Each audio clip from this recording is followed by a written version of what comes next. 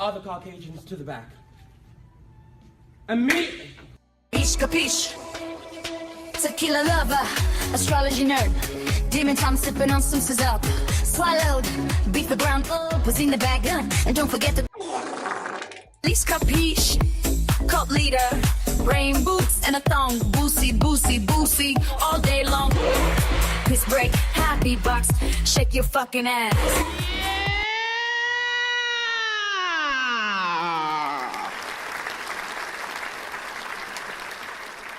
Hi, stinkers. How are y'all doing today on this wonderful and amazing and wonderful Tuesday? I forgot to get a napkin. Hold on. Okay, here, y'all see it. I grew it I woke up this morning and I just had a head full of hair and I said, oh dear, what am I going to do with it? So,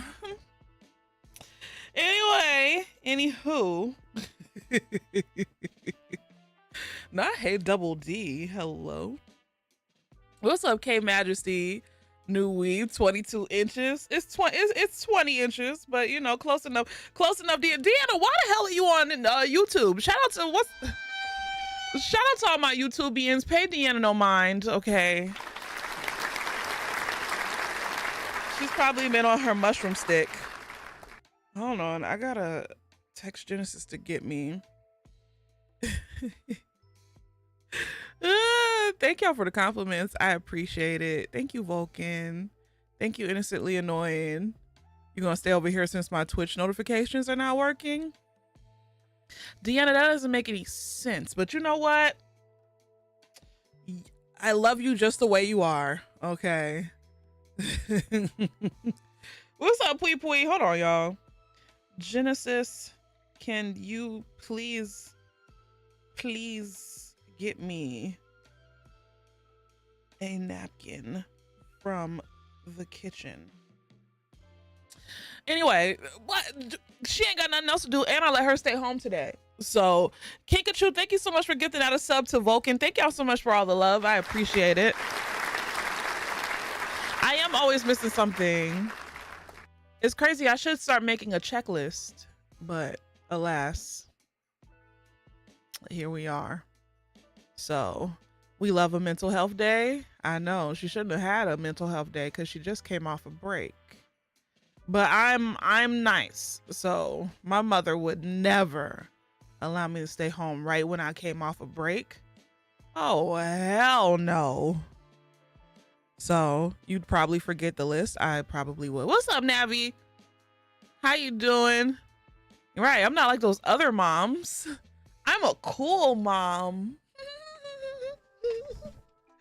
What is Barrett still streaming? Or is that nigga gonna end his stream? I said gruh, not the other one. Is he gonna end his stream and then get on call? He doesn't like streaming with me anymore. I don't know why. I'm so confused. But we know now we know Slur Queen. You was one of 3 people at work today, so you get it. Oh, oop, everybody's spilling it. Everybody's spilling it. Nobody really wants to go back to work because in like 2 weeks we right back out. Well, not we, but y'all. In 2 weeks, what y'all have? It's Christmas. Literally, Christmas is like in like 2 weeks. You leave for vacation, and literally you leave for vacation. Where you going? Where you going, Dr. BT? Leesh the other day. I don't say slurs. Leesh today. I don't. What's up, Marcus? North Carolina, and you'll have your computer. Okay, I was about to whoop. Stream was about to be canceled, and everybody was gonna have to thank Dr. BT. I'll be like, I can't stream until he gets back, y'all. And everybody will blame you. Trin! What? I didn't call Cobalt anything. Trin, thank you so much for the 38 months. Thank you so much for 38 months of love and support. I didn't call Colbeasington anything but a blue demon. That's about it. A blue demon. That's the only thing. He has this lie going around that I say slurs that I'm not supposed to say, which is never the case. You know, I only say the ones I can say. Anthony, please. BT. No, not yet. Not yet, BT. It's coming though. It's coming. Trent, I said Faye Gote, so I didn't even really say it. I was like, who the hell is that? Who the hell is that? I thought it was like a singer or something. Mr. Pause, please. I thought, I was like, who's this new singer? Because y'all are the ones who love your Charlie XCXs and your whoever the hell else that pops up, Charlie D'Amelio. So I thought that was like another one of them pop stars that I don't know. So what's up, Chell? Not okay, babe. Mouthful Tizzle. It should be a singer. I'm pretty sure somebody has that name. You know, it's either a singer or a drag queen or something like that. I'm pretty sure. Cause that's pretty legit. So yeah, Charlie D'Amelio. I don't know these people. Yeah, who's Charlie D'Amelio? Yeah, but is she a pop star? Oh, I don't know. I don't know nothing. You could have said anybody else but Charlie D'Amelio. I just heard the name in passing. Oh, she's a TikToker. Oh, see y'all, I'm so out of the know. Thank you, Jet. You didn't have to give me all these. Take them. So I won't have to ask you again? Yes. But yeah, Charlie D'Amelio, all she could do is just these dances, then she can get like. Is that the girl whose camera be like all up in her face and she be like, No, that's what that little stupid thing that she does? That's where she moves her lips. I think that's someone else. Who is that? This is not tissue paper. Yeah, that's Bella Porch. Oh, okay. Bella Porch did that thing. Yeah. All right. See, I don't know nothing. Thank you, Genesis, for telling me, and thank you for the paper towels. I appreciate you. Thank you. Is that one ply? No, there is paper towels. I always need paper towels over here because I drool. Because my mouth is so wet. I ain't even gonna lie. I hate putting on wigs. Mac, are we drinking? There you go. Oh, I gotta say something to you, Mac. It's not inappropriate. I promise it's not inappropriate. This time. Oh, what was I about to say? Shit, Mac distracted me with alcohol. Shit. Oh, I was talking about my wig. The wig looks good. Doubt. I'm not gonna say anything inappropriate. Forrest and Kai, thank you so much for the resubs. I appreciate it. Thank you for the love. What's up, Barbie? I hate putting on wigs. Well, I like putting on wigs, but I hate, having to do the whole glue down process or whatever. So I was like, I gotta find a way to just do it and just, So I did the spray method where you just spray it on there and just use a blow dryer or whatever. And it works. It's pretty good. But this thing looks like on camera, this looks like it's growing out of my scalp. It looks like I just grew all this hair yesterday, like literally in my sleep. I love this wig, y'all. I didn't buy it on TikTok, but I saw it on TikTok. And I was like, what I like to do is I like to see things on TikTok and try to find them on Amazon. So I found it on Amazon and I just had to have it. What's the name of this wig? Because I knew y'all was gonna ask. I actually saved the card. Here she is. It's a sensational Y-part textured lace wig with kinky edges, and it's because it's gonna be backward on your screen. It's Y-part kinky wand curl, and this is what it looks like. Take a picture. take a picture. Okay. So that way y'all could, you can see it. But yeah, I love it. It's pretty full. Hold it up again. I'm not holding it up again, Mac. You're horny. Anyway. Same, can't beat the shipping. And then plus I pay for Amazon Prime. I'm getting my money's worth. I've ordered stuff off of TikTok before. Like I just ordered that flat iron that keeps crossing my page, and I needed a new flat iron anyway, so I bought that off of TikTok. And Made by Mitchell had a sale over the weekend, and I've always wanted to try his makeup, so I did buy the Made by Mitchell contour case or whatever, because it was only like $15. So I was like, you can't beat that. When it's normally like 30, he had like a really good sale. If you missed his sale this past, if you like makeup and you missed that Made by Mitchell sale on TikTok, you missed some goods. That was a good ass sale. Oh, when I tell you, it took all of my power to I was like, I'm here for one thing. Do not overdo it. Oh Lord, not the TikTok shop beating you down and finally I've bought a couple of things off of there before, you know.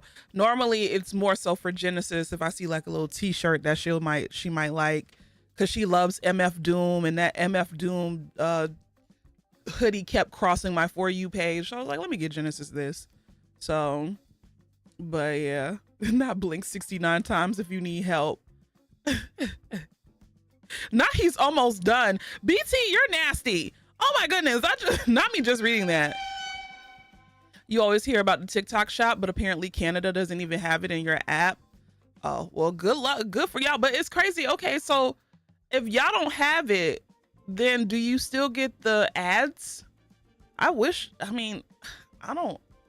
they would take it away, to be honest. Your mama be wearing that TikTok shop out. But yeah. Y'all still get the ads, but y'all can't. I would be pissed. You hear me? You still get the ads, but you can't buy shit? What in the Oh my God. That's crazy. But no, apparently from what I heard, because my aunt has a friend that works kind of higher up in Amazon, the rich one that I was talking about yesterday or the day before yesterday.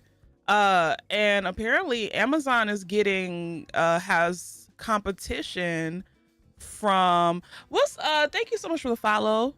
Welcome to this mess. They're getting competition from Walmart. Walmart has been like, it's crazy because what's up, Soul? What's up? Is it Finnegan? How you doing? I hope I said it right. Yeah, Walmart apparently is going neck and neck with Amazon. They have their own version of like Amazon Prime, and it's better. From what I heard, it's better than Amazon Prime. It's to the point where like you can order something, and it's also depending on where you live, but you can order something off of Walmart and it'll come like the next day. I know Amazon Prime kind of has that too, but y'all know Walmart. There's a Walmart on every corner. Okay. So Walmart eating them up at the end of 2024. Walmart is letting third parties sell them. So yeah, I could see how they could give Amazon a run for their money. So yeah.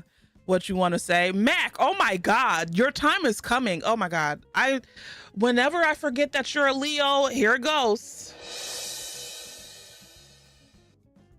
Calm down. Gosh.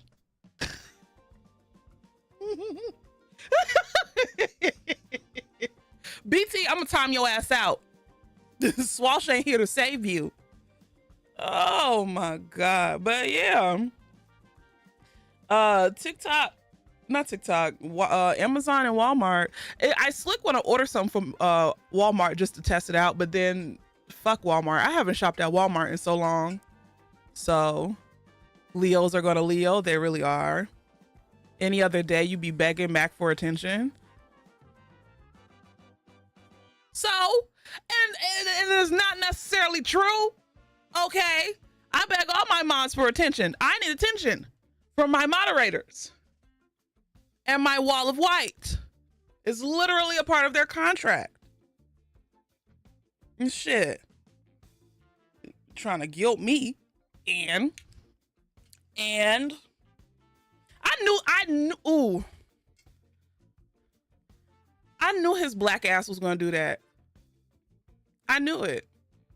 I knew he was gonna raid me because he doesn't stream when we do this, but okay. Not need attention from a therapist. Speaking of, I gotta find I have to apply for healthcare. Stinking ass Georgia has their own healthcare hub now. I was so pissed. I went on healthcare.gov. I said, oh, come on. Oh, God. I'm so fucking pissed. Thank you. What's up, Quinchard? I'm so sure it's working so well. I've been procrastinating, but I do have to go on there eventually. But I just know it's going to be some bullshit. I'm so pissed. Caitlin, thank you so much for the 36 months. I appreciate it. Thank you so much for 36 months of love and support. Not your return for the demonstration. DDS. Oh my God. I forgot about it, but I don't have the toilet paper, but I do have napkins if you want the demonstration for how I use one-ply toilet tissue. So imagine this is a long sheet. Imagine. This is a long sheet of toilet paper. So you take it off the thing and you just... Shut the hell up! Damn!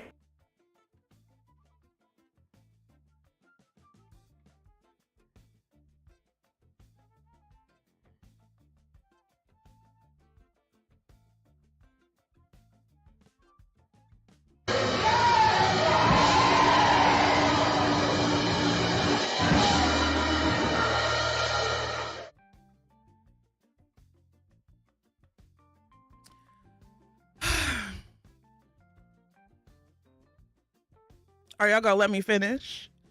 Anyway, you take it and you just kind of like, let's say this is my hand. So, well, this is my hand. Let's say this is my hand. Dummy, this is your hand. If I have nails, I take the toilet tissue and I wrap it around my hand like so, right? And you just wipe, right? But when I don't have nails, what? And honestly, really, truly, I'm teaching some people how to wipe with nails because some of y'all don't know how. Y'all be sitting up there like this with your nails poking through the goddamn, your nail poking through the goddamn toilet tissue. It's crazy. It's crazy because Glozell and Matrix, thank you so much for thank you for the 26 months. I appreciate it. Thank you.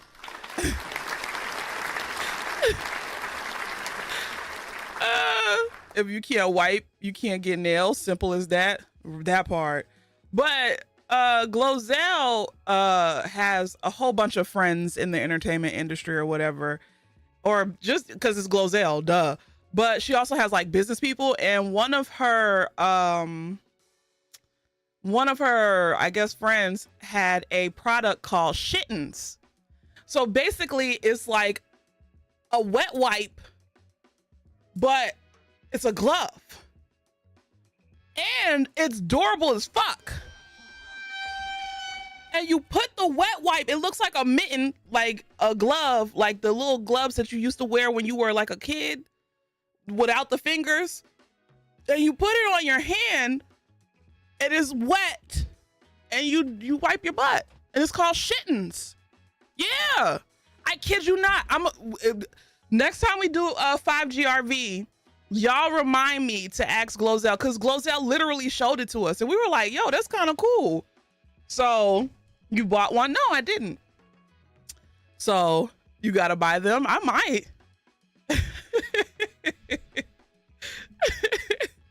Yeah, it's called Shittens. What's the number one reason when Leesh has long fingernails? How do you wipe with those nails? And y'all silencing her for shame. The number one question, exactly. Thank you, BT. Thank you. See,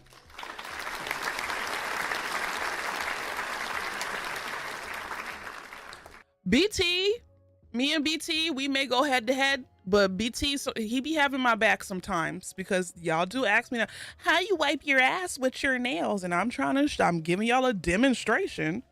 And y'all don't even want to know. It's wild out of this world. So do we reuse the shittens? No, we change it. We change it. It's just, you could just flush it down the toilet once you're done. So BT getting his nice ones in before he goes in on you. Of course. What's up, my liqueur? How you doing? Teacher Leesh. People are talking, are taking some serious notes. I'm just saying, because y'all know my nails be long. I normally do long nails, and I've been wearing long nails for years, and that's how I wipe my butt. So I feel like the demonstration could be a step-by-step. I'll make it a YouTube short. How to wipe your ass when you wear long nails. I'll make it a YouTube short. So is it actually flushable, or is it wet white flush? I do not know. That I do not know. So honestly might do well. I'm just saying. What's up, Yaz? Watch it go viral. And I'll do the whole thing. Have you ever been asked as a person who wears long nails, or have you ever wondered how people with long nails wipe their ass? Here's a step-by-step guide. Here's a step-by-step. Let my algorithm be a shield. It's not going to be. Show that wig again. Hold on. Hold on. Let me move. Screenshot it. Hold up. Can y'all see? Screenshot it. This is the wig. This is her name. What are we naming her? You could do the short and get a bidet sponsorship. I have a bidet, but it's not. Thank you, Violet. Mac, please. I have a bidet, but it's not connected because I have an old toilet because I live in an old apartment, and I cried because I literally spent $80 for a bidet seat that I can't use. But best believe when I leave this apartment, that bidet is going with me. Fuck out of here with that bullshit. So I'll put that whack ass. I needed a new toilet seat, lid, because the one I had before, the lid kept coming off. Like, because I like to close my toilet seat when I flush. So I needed a new one anyway. So I was like, let me just go ahead and get a bidet. And so I got the bidet. I was trying to hook it up. And then I found out the hard way, you know. And I can't. So... But I'm definitely taking that shit with me. Hell yeah. You should call the wig Sweet Peach. Or no, because I was going to say Peach. But remember when I first got popping on TikTok, I guess it was around the same time as this one lady named Peaches. She was a little bit unwell. So nah, we can't do Peach or Peaches. We had to ban the name. We had to ban the name in the stream. What's up, Miss Pinky? She passed? Oh, she passed away for real? Oh, damn. Lord have mercy. How about Samira, or is it Samira? I don't know. We were banning hardcore. Yep. It's been years. Wasn't she from Alabama? I have no idea. I didn't even really see her content. So when people were coming in here calling me Peaches, I was like, what the fuck is that? What the fuck is Peaches? And so Swalsh is a little bit more in the know than I am. He told me what it was. And I was like, oh God, dear heavens, no. I was like, oh no, wait, take it back. Take it back. I'm so serious. There's not something to lie about. Damn. Shit. Well, R.I.P. I guess. I guess. If it's the person I'm thinking of, very problematic. You don't even look like her. 10 times out of 9, it was a white person who, you know, for some unknown reason, racist white people think everybody looks alike. The amount of times I get called Lizzo, which is not an insult to me, but you know, it's just because I'm, you know, fat and black. So it's like Lizzo, and I'm like,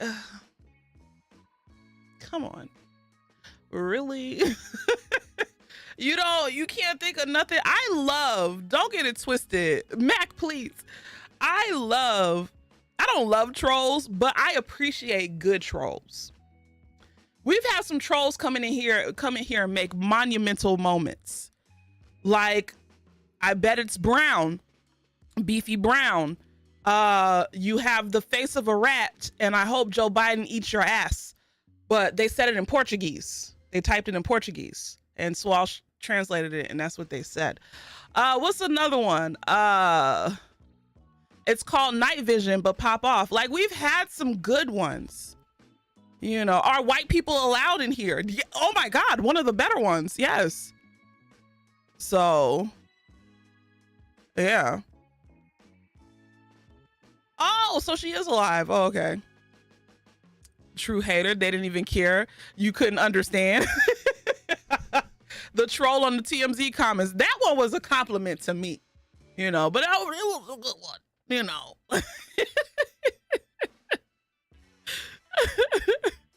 Are white people allowed in here is peak? Listen, that one was funny. I was like, why the fuck would you ask me that? Are white people allowed in here? That edited picture of Leesh and Joe Biden was funny. To y'all. What's up, AM? The are white people allowed in here was crazy. And it's wild because I didn't even know until after the fact that that person was like literally being sincere.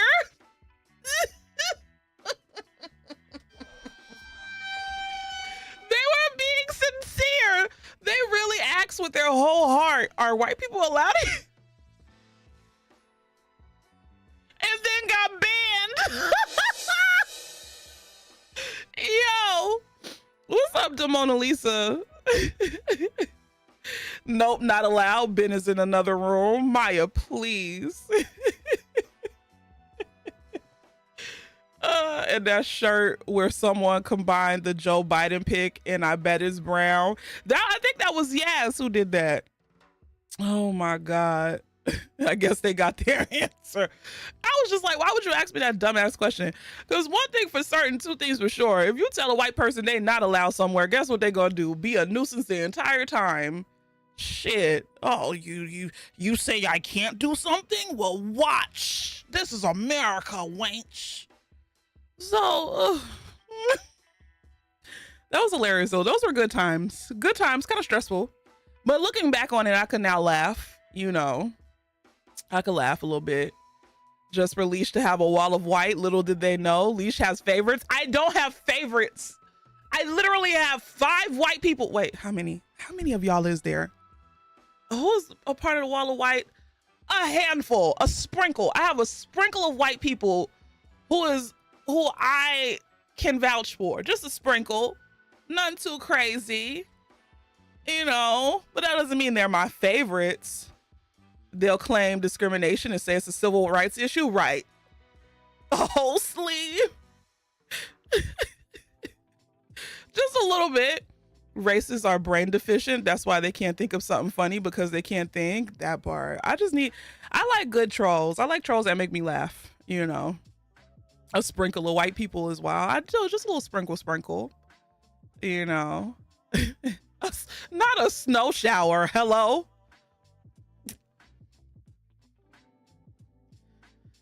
Thank you, BT. Oh, dear heavens. BT is one of them. BT is literally my emotional support white. We're going to get him a vest and everything. And then who else? We got Swalsh, we got Mac, Tran, Ash, Tape.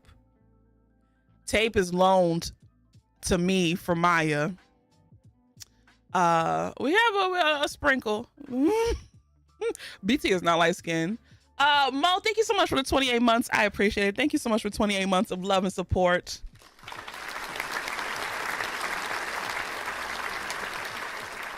Not Maya doesn't share. I'm just saying it's a loan, you know, Maya. I'll give Tape back eventually. So yeah. Not as Giving Tuesday after all. Please. The list gets bigger every year. It's okay. No more white people can join my wall of white. That's it. Because I'm tired of y'all calling me a bed wench. I'm done. Okay. What's up, Queen? How you doing? It's not okay, sure. Queen Poppy, really? She rented a white person. I'm crying. Christine, how you doing? You came to lurk before you went to bed, and I look so gorgeous. Thank you, Christine. You look gorgeous. Shoo. You look more gorgeous. One thing Leesh is gonna do is acquire some new whites. Never. Mac, thank you so much for gifting. Thank you so much for gifting out a sub to No More White People. I appreciate it. I can't. Not you shutting down DEI too? That's crazy. That's wild. I would never do that.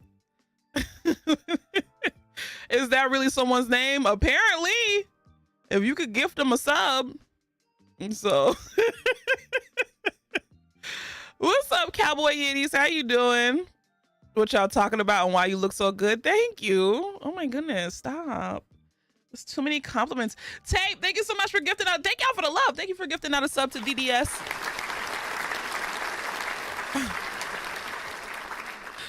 That's wild. Mac's got to be making accounts, probably, knowing Mac. Oh dear. You should see some of the names that pop up in Cupton. They are hilarious sometimes. Oh my God. I haven't seen Cup stream in a minute. Cup is normally one of my go-to people in the daytime when I just need to have somebody on in the background. On Mondays and Tuesdays is Matt because he streams early. And then like during the rest of the week is Cup. Well, Cup be busy. I'll listen. I have a handful of idols, but my number one idol / friend, because thank God, you know, I got to get to know her. But one of the people whose career that I just love and look up to is Cup of Noodle. Because the thing that I love about Cup's career is that she really don't have to be on socials like that. I can't wait until I get to that point where I don't have to post for real. I could just shit on like just play around. You know, Cup is always sponsored by some big ass brand. I know. So yeah, man. We call each other twins because we have a very similar lifestyle. In the past, our pasts were a little bit similar. But you know, we're saved and sanctified now. Cup is goated. Exactly. Yeah. Cup, story mode, of course. Christine. My Christine. And who else? Of course, Jazzy. You know, Jazzy really don't have to get on socials like that if she don't want to. I like people who can, you know, get the bag without having to play the game for real. You know, that's what I want. I'm tired. I don't like social media like that. The more I do it, like now that it's become a job, I'm trying to divest, but you can't divest because if you divest, then you know you don't get sponsorships. I have to start getting back on my Zoom. I have to start posting more on TikTok again. But honestly, at this point, I'm kind of trying to like see what the hell's going to go on with TikTok. Cause I ain't trying to put my all into it. And then next thing I know, the shit is gone. You're on Insta game though. I see you. Yeah. Instagram treats me well, I will say. Because I post a lot of reels, so isn't that you now? What? I have to post on socials. I don't do it as much anymore because I'm tired. TikTok about to get banned next month. We'll see. I'll give it a month. Yeah, I'll just, start posting crazy for the last month that it's alive. So they getting bought, so they should be good in a couple. Who's buying them? Hold up. Keep Leesh out of the restaurants, please. I ain't trying to go back, man. Ah, man. It'll be good little quick money, but my mental health. My mental health. Keep Leesh off the pole, please. My knees aren't as good as they were in the past. I'll be up on that goddamn stage. All you'll hear is bones popping and me wheezing and like, girl, all you doing is a little two-step. I know. Give me a second.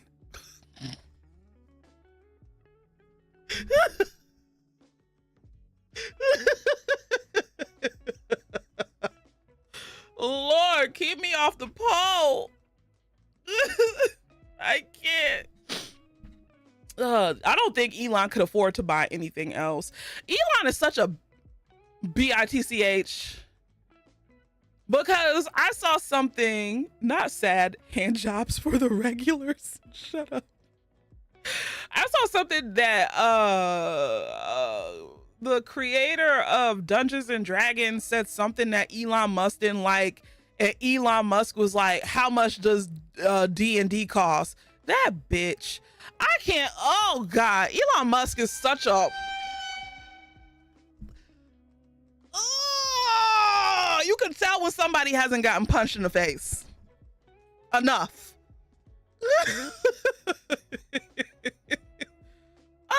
Really?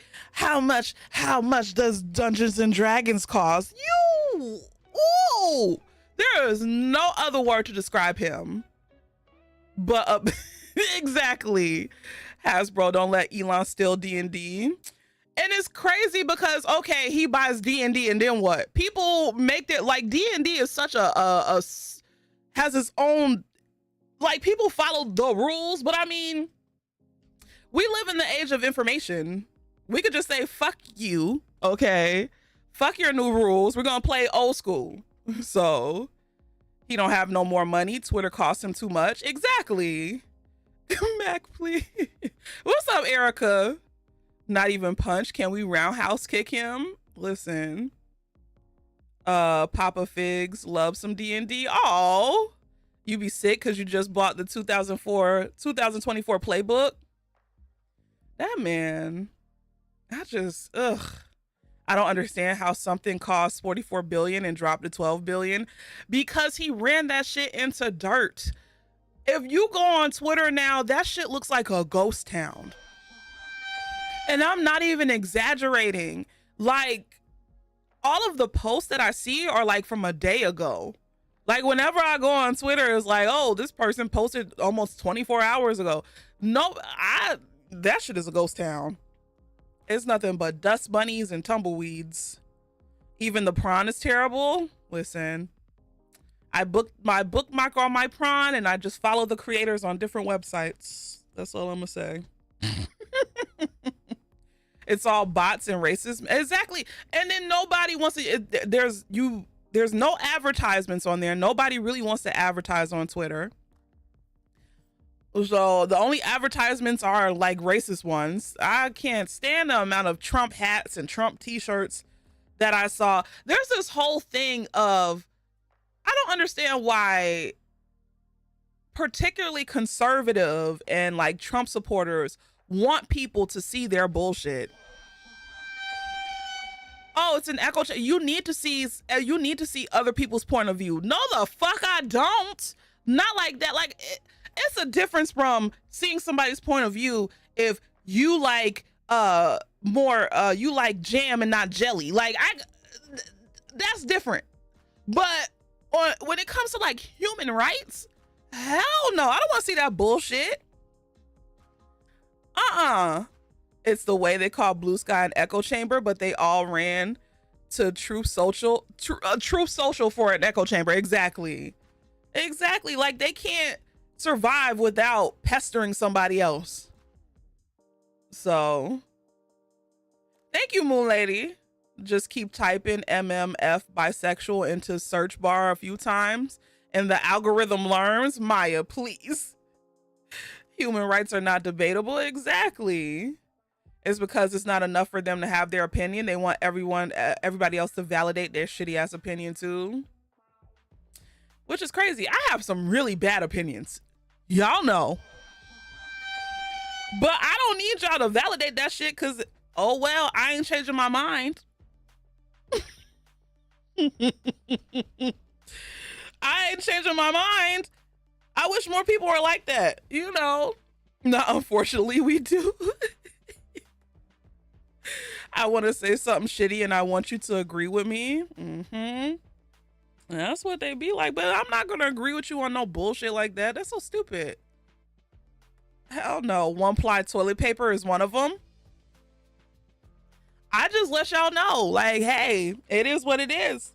Y'all ain't going to get me to change my mind, though. Y'all boo me. Listen, I stand on many a hill and die on it. All right. She said, at least I stand by my bullshit. I do. Y'all boo me a lot. I don't give a fuck. I think they need the validation that their parents just didn't give to them. Especially Elon Musk. Because didn't his father hate him?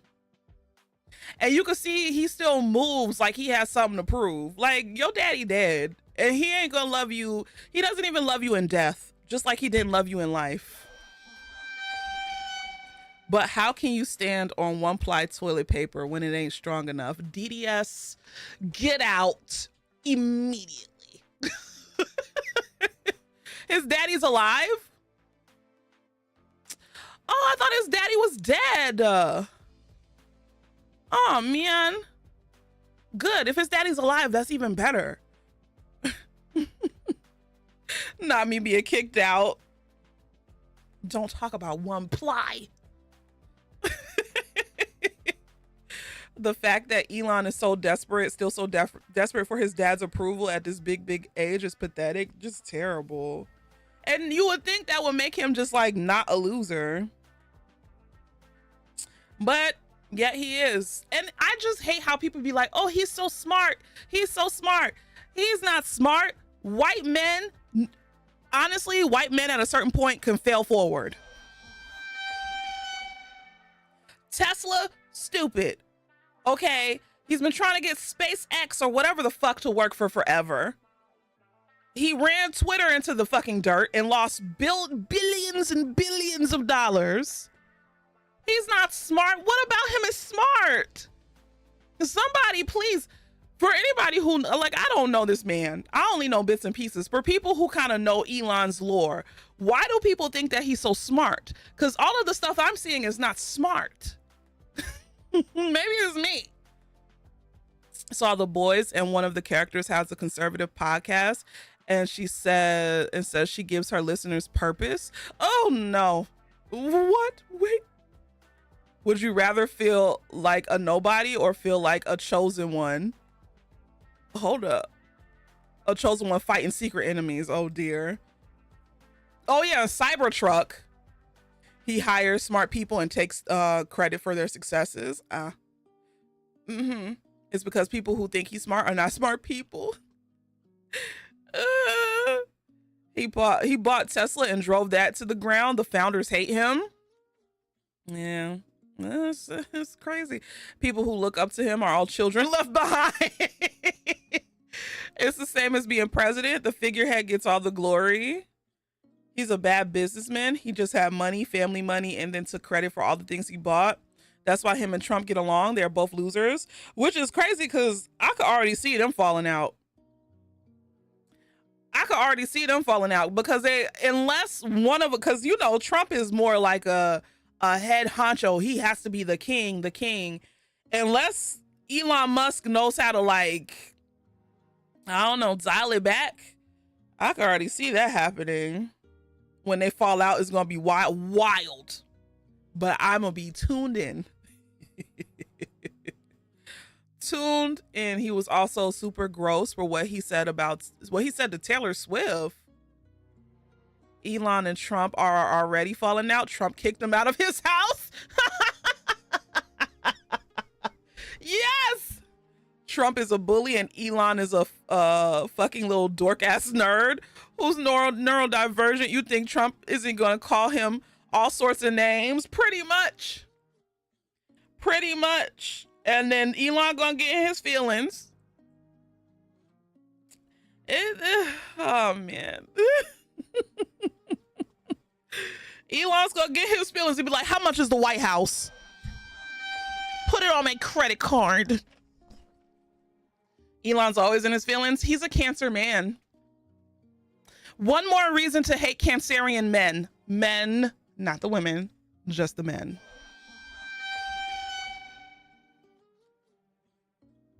So, I just wanted to put that out there. Nah, I'm in my feelings. BT. I could see Alante buying the White House just because Trump will let him. Listen, y'all. I was talking to my mommy when we were out of town, and I was like, at this point, I know that we're all going to suffer, but I'm going to find so much joy watching the people who thought they weren't going to suffer right along with me. I think that's the only thing that's kind of keeping me like, it's the spite. It's the spite of it all. You know, they thought they were going to be, they thought nothing was going to happen to them. I can't wait to see them MFers go, oh my God, what have we done?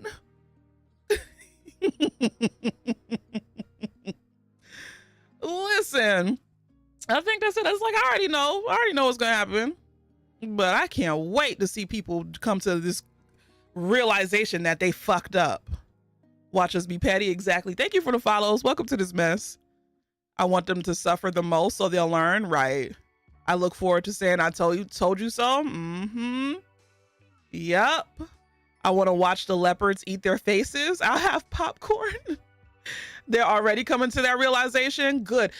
The amount of people who Googled, can I change my vote after the election was over? All you can do is laugh, man. I just live here. I just live here. Now China is threatening to withhold import materials. God damn it. Well, I gotta where do computer parts come from? I gotta hurry up and buy a new computer before I need a new PC. Maxine is on her last one. No! Oh no! Maxine, hold out, baby. They're gonna talk about the cost of everything going up and still try to blame the Democrats. Exactly.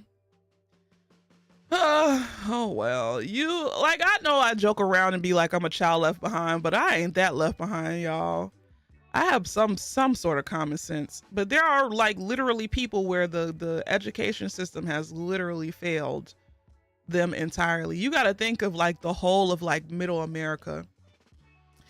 Middle America has some of the most terrible, they're all like the lowest of the low when it comes to like education or whatever. And you really got to think like these motherfuckers really be dumb. And it's like not, I don't blame them, but then I do blame them because we all have the same little mini computer in our hands, in our pockets. You know, anything that I want to learn, I Google the fuck out of it or YouTube it. So Marcus, you can't go to bed. Not you trying to sneak out. It's concerning, right? Common sense gets less and less common. Exactly. Y'all need to sue George Bush, right? Your state was blue, surrounded by a sea of red that night. It was horrifying. Listen, is that mini computer in your pocket? Or are you happy to see me? Max, shut your ass up. Okay. Where's Baron at? Oh, he's in there waiting for me. Poor Baron. I mean, we're still seeing how truly dumb that Cheeto is because he jokingly threatened to annex Canada as a country if they don't abide by the tariff he plans. Ugh. Why? Okay, my question is, and it's not even really a question because I know the answer because it's America. America's stupid. But why? How can somebody who's never held public office run for president of the United States of America? You're literally the ambassador of our country. That part just never sat well with me. Because wealth, it just is so stupid. Out of all of the positions, I understand, like, let's say if you want to get into politics and you do something small, you run for like your local government and then you build your way up. The fact that this MFer was just like, oh, I'm a terrible failed businessman / celebrity and now I'm going to run for president. How can a convicted felon ever even run? Right. And if that's the case, then there needs to be a whole lot of things that change for convicted felons. The right to vote, the right to better jobs. Because if a felon could be president, how come felons can't have good jobs? So I'm just saying, shoot, let's get them. Let's make sure they don't remain felons. That's my whole thing. So the fact that the VP was the most qualified candidate ever and lost is wild, right? That part. So can I tell you, Leesh, I met the U.S. ambassador to Russia when I went abroad in 2019. That was his last day. Damn. That's crazy. Damn. Y'all, we're going through some interesting times, but I've already been through my 7 stages of grief. You know, the anger, the sadness, the denial, the what is it, bargaining, all of that. I've been through it all. I am so at the acceptance stage. It doesn't make any sense. I'm just like, whatever.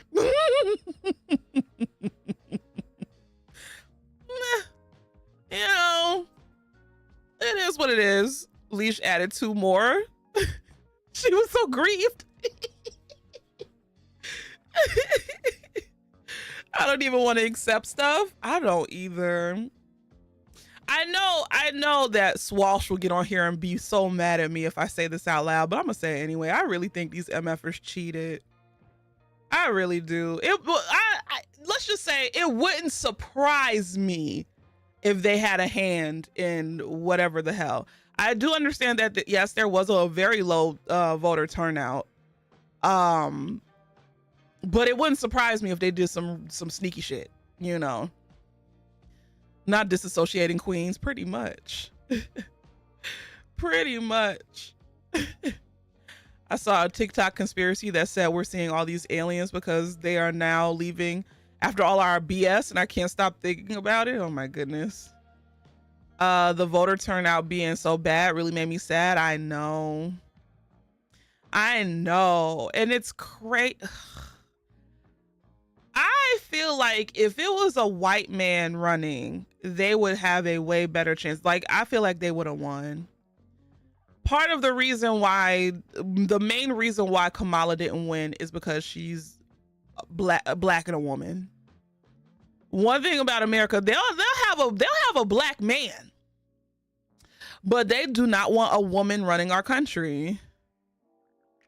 And it's crazy because she's a literal career politician, and she knows the law.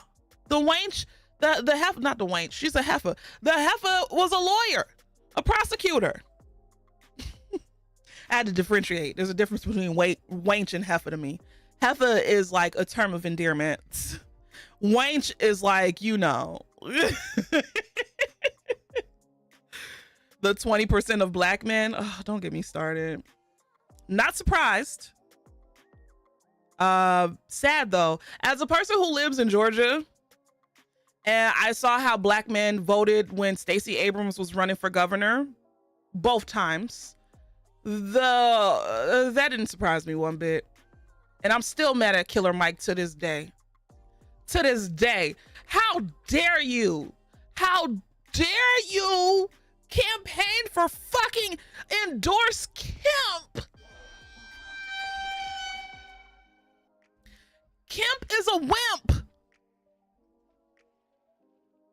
But that's Mr. My dad's a cop, so I see both sides. Shut your ass up. Oh, Killer Mike. Killer Mike is a grifter to the end.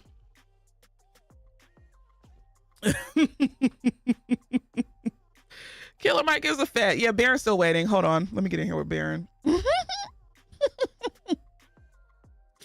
Oh, God. Oh, it's still connecting. Hold on. I think when he had that photo after getting shot, that sealed the deal. Right, that part. I'm jealous of Mexico because their new woman president apparently is giving women over 64 pensions. You know, and what makes it even stupider, I saw somebody was like, oh, what happens when Kamala is on her period and then she's going crazy or whatever. And then somebody was like, Kamala is a 60-something-year-old woman. What period?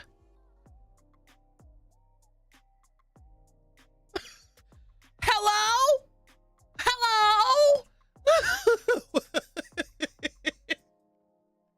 What fucking period? Hello? Yo, I can't. Oh man, Stacey's campaign was such a breath of fresh air. I wonder if Kamala had some of those people on her campaign team too, because I don't know who's calling the shots with the campaign. I feel like the campaign, she did good for the time that she had, but I feel like the campaign overall was rushed. If she had more time, I do also kind of blame Joe Biden because it's like, you knew your ass was sick. So if she had more time, I feel like she could have done better. But everything was so rushed, but she did good for the time that she had. It's just, she didn't have enough time to convince people. And one thing I agree with Bernie Sanders when he said this, like, you know, Democrats need to start back focusing on the working class. You know, they're too busy wanting to be a bipartisan, what is it? Bipartisanship, whatever the fuck that is. They want to be bipartisan. They want everybody to work together. Fuck that. Republicans don't care about being bipartisan. Bernie pulled no punches. He told 100% the truth. They had to drag his ass into a stepping down. Right. I've honestly stopped getting surprised. So long as these decrepit and mentally ill men continue to run the country, we will not recover. No. And now everybody's like, they want Gavin Newsom.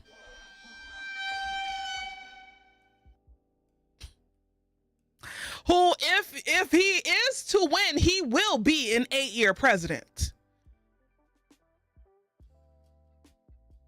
Because Gavin Newsom is, you know, he has the looks and he's crazy. I know people in California, y'all are like, hell no. But it's looking like that they're trying to, because his term is up in 2 years, correct? So it's looking like people are already starting to do the thing. So, what's up, Baron? Hello, monkeys. What the fuck? What was that? Baron. Yes. Oh my God. Are you drinking? I was debating on whether or not I have drinks, but I don't like the way they taste, but I might drink them anyway. Drink. Damn. It's been so long since we streamed together. I know. You look nice. Thank you. I would say the same about you, but I'm no liar. Well, that's my time, y'all. Yeah, you goddamn MFer. That was for, what was it that you did? What did I do? You the Carl meme from Aqua Teen Hunger Force. Why are you bringing up old shit. That was forever ago. Yeah. I remember Pepperidge You always Farms. bringing up Remember? old shit. Yeah. Pepperidge Farm my nuts. Let's shut up. I was like, wowzers. You put it in the That was Discord. 30 years ago. There wasn't no damn 30 years ago. God, I didn't even remember. That's how long ago it was. Shut your ass up. I The hate chat you. don't even remember. Leesh got the spite of a Virgo. I am a Virgo rising. I surely am. Right, and the gorilla with the wig. Exactly, K Majesty.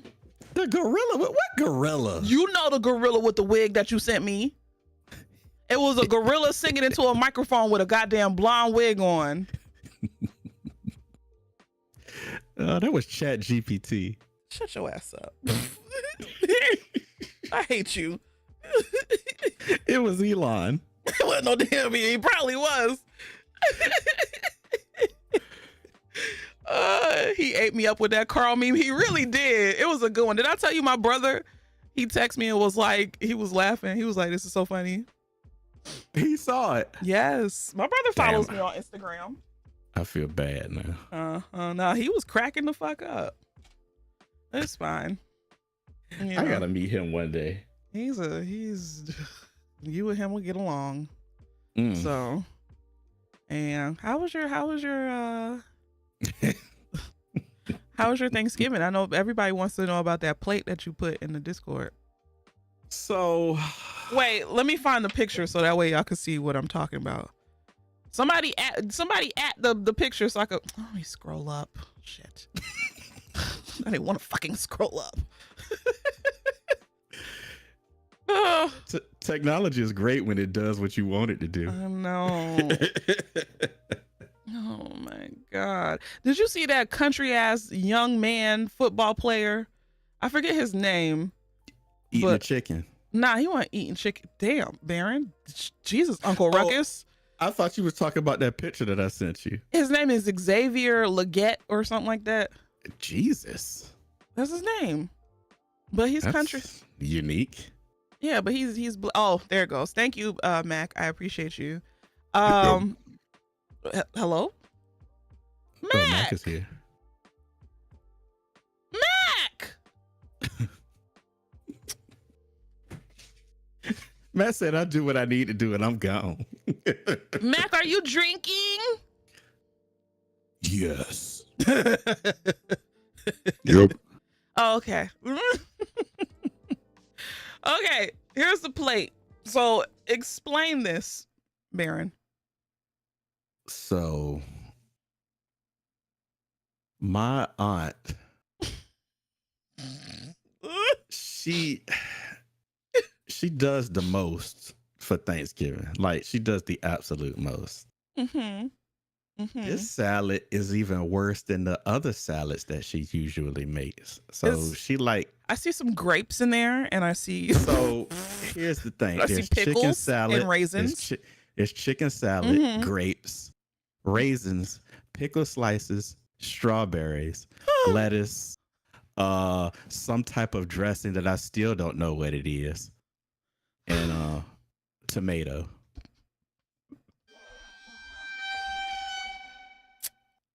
And that was the first course. Is that a strawberry in there too? Yes. Yes, that is correct. Did you try it? Did it taste good? I ate the lettuce. I ate the grapes. And I threw the rest away. The grapes were delicious.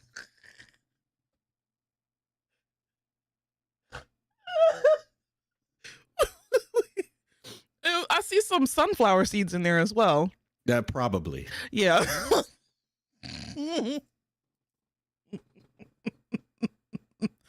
That was the first course. At least she put it on her. She had her good china out. I see. She did. She did. Yeah, I see that. Yeah. I didn't even get any turkey. Was it bad? Was it dry? Well, no. At that point, I was just done. So the second plate, we had dressing. The dressing was mushy. Me and you had the same. We both had terrible Thanksgiving experiences. Your mama didn't cuss you out, did she? No, not this time. Good, but good. I had I a hope that random. never happens again. I had a random cousin give an anti-gay rant. Oh boy. Yeah. And the food wasn't seasoned. The only thing that was good was the meats, and that's only because my dad made them. The meats weren't even good.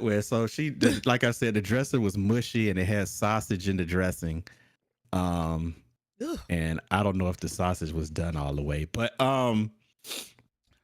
she had macaroni and cheese, and I'm like, you mean to tell me you went to the store and you couldn't find macaroni noodles? Oh no. What I'm noodles? sitting there like I'm like this is ziti noodles. I'm like, what is going on here? At least she could have. Oh. Well, I mean, at least the macaroni and cheese was edible. Okay. She gave me some ribs, which were burnt. I think your Thanksgiving was worse than mine. Dry as sand. What else? Some type of beef that I didn't even try. She was like, "Oh, I didn't give you some turkey. What's the turkey?" I said, "You know what? I'm good." Said I'm great. I'm great. So who all was there? Me. There weren't a whole bunch of people there. It was a few friends of her side of the family, and my cousin. My other cousin, he wasn't there because I guess he and his wife and son, they're still in the Netherlands, so they didn't come this time. Pretty sure they had a better Thanksgiving. I'm sure. What about your sister? She just got a new job, so so she can't go nowhere. Right. Not you would have pulled out the blicky. BT. Goodness, she doesn't want to host Thanksgiving anymore. She brought out the good china. It looks like she loves this. She loves this. Yeah. She loves this.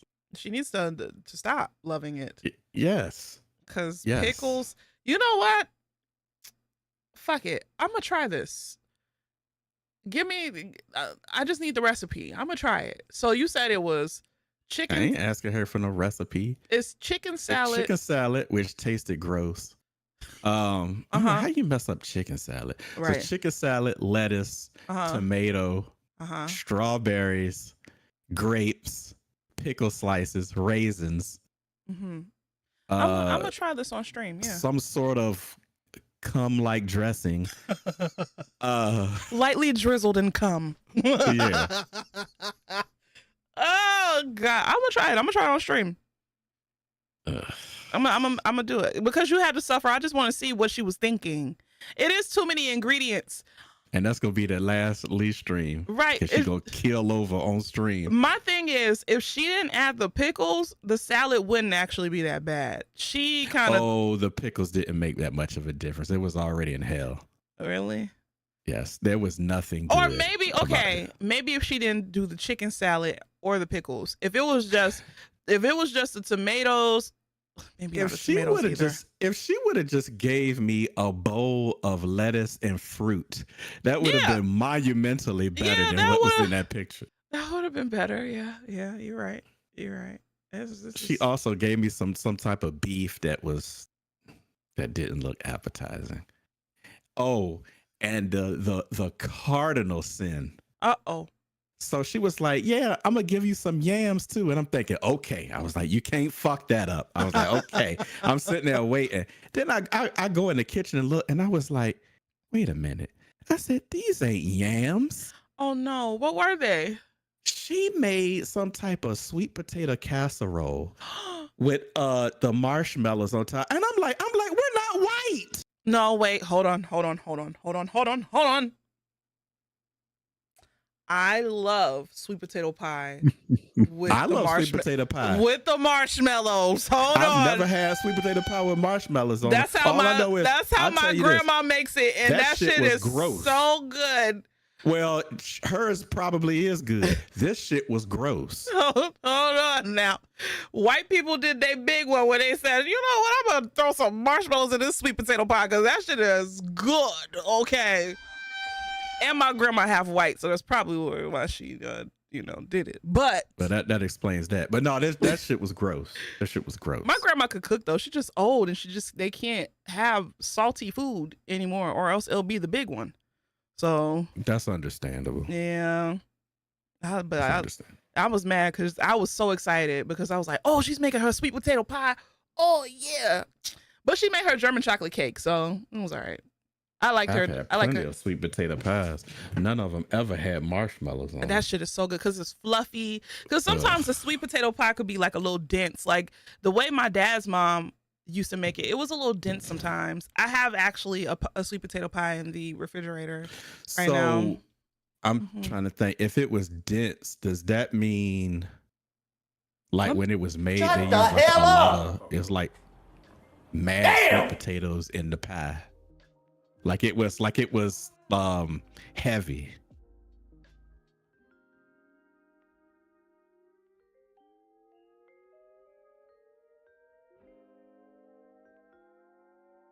Desserts. You know what? That's fair. That's fair.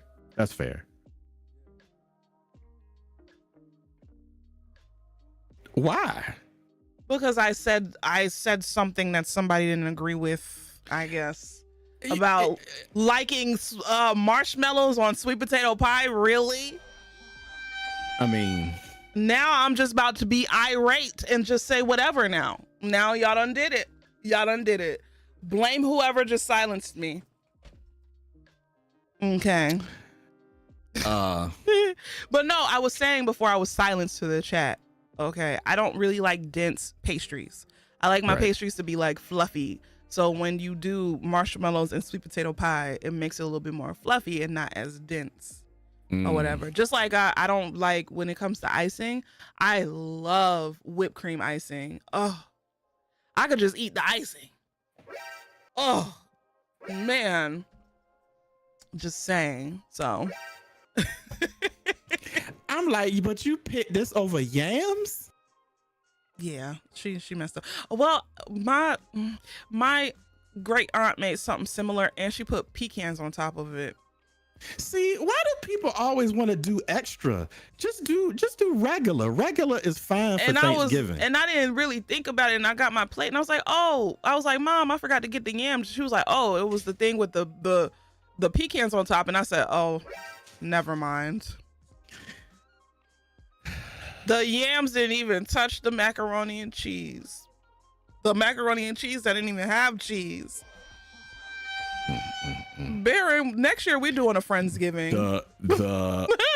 I was tempted to go to one this year, but it didn't work out. But the sweet potato casserole was touching the mac and cheese, and it didn't matter. Everything was so congealed it could touch, and nothing got cross-contaminated. Oh, that's crazy. We both had shitty Thanksgivings. That's why. It was bad though. I knew it was gonna be bad. I already knew it. But you told us about this aunt before. Mm-hmm. And My uncle. This is really the only time. Well, it's not the only time I can get to see them, but it's the most convenient time to get to see them. Yeah. And I was at my mom's house the night before. I knew what I was gonna get into. I got up in the middle of the night and made me another plate of her food. I said, let me get this last plate of good food in, because she made like a little Thanksgiving thing because I brought my niece and nephew over there. So we were all over there. Your niece and nephew came up, but your sister didn't. That was nice of your sister. Well, my sister brought her. She met her ex in Greensboro, and they like traded off there, and then like take these damn kids here. Yeah. Oh Lord, Baron went out and ate in the car last Thanksgiving. Oh yeah, how you remember that, BT? God damn it, your memory. Speaking of which, so I'm sitting there. Oh, and my cousin had me wheezing. So Oh no. my aunt went in there and she got out some type of pie, apple pie, something like that, and she was like, "All right, y'all, here's some of my homemade pie." And my cousin from the kitchen was like, "You got that from Costco?" Not her having a patty pie. And y'all know me, immediate wheezing. Immediately. God, just spill her tea. It's like, you know that's a goddamn patty pie. Why And you then lying? I told her, I went in the kitchen, I told her, I said, "You wild for that." And she said, "What do you mean?" She said, "She's never baked anything in my entire life." I said, "The points were made." Oh.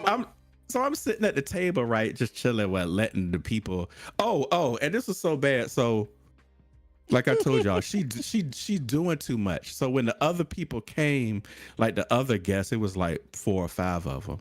She was like, "All right, I'll make y'all food." She was taking forever to get their food. So it got to the point where I got up and I was refilling their drinks and all of that. I'm not the host, I'm the guest. And I'm like, you know what? These people sitting up there thirsty, and the lady kids up there talking about, "So mama, I'm hungry." I said, "Lord," I said, what time did y'all start eating?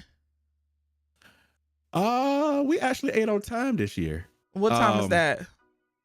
What was it, like 3:30? See, you want to know what time we ate? 11 o'clock. No. Listen, 5 o'clock. That's not great, but that's not the worst I've heard. That's too late. That is kind of late for Thanksgiving. For Thanksgiving, the whole day you're supposed to be eating food. Well, I'm glad we didn't eat the whole day with this. Oh, food. well, yeah. So we sitting there, and then all of a sudden, my aunt put a bag in front of me. I said, "What is this?" She said, "This is some food for you to take home." I said, "I didn't ask for that." And she said, "Come on now, come on and take some of your aunt's cooking home with you." I said, "All right." Baron. I took it first rest stop I got to, threw it in the dumpster. And went inside and ordered something from Wendy's.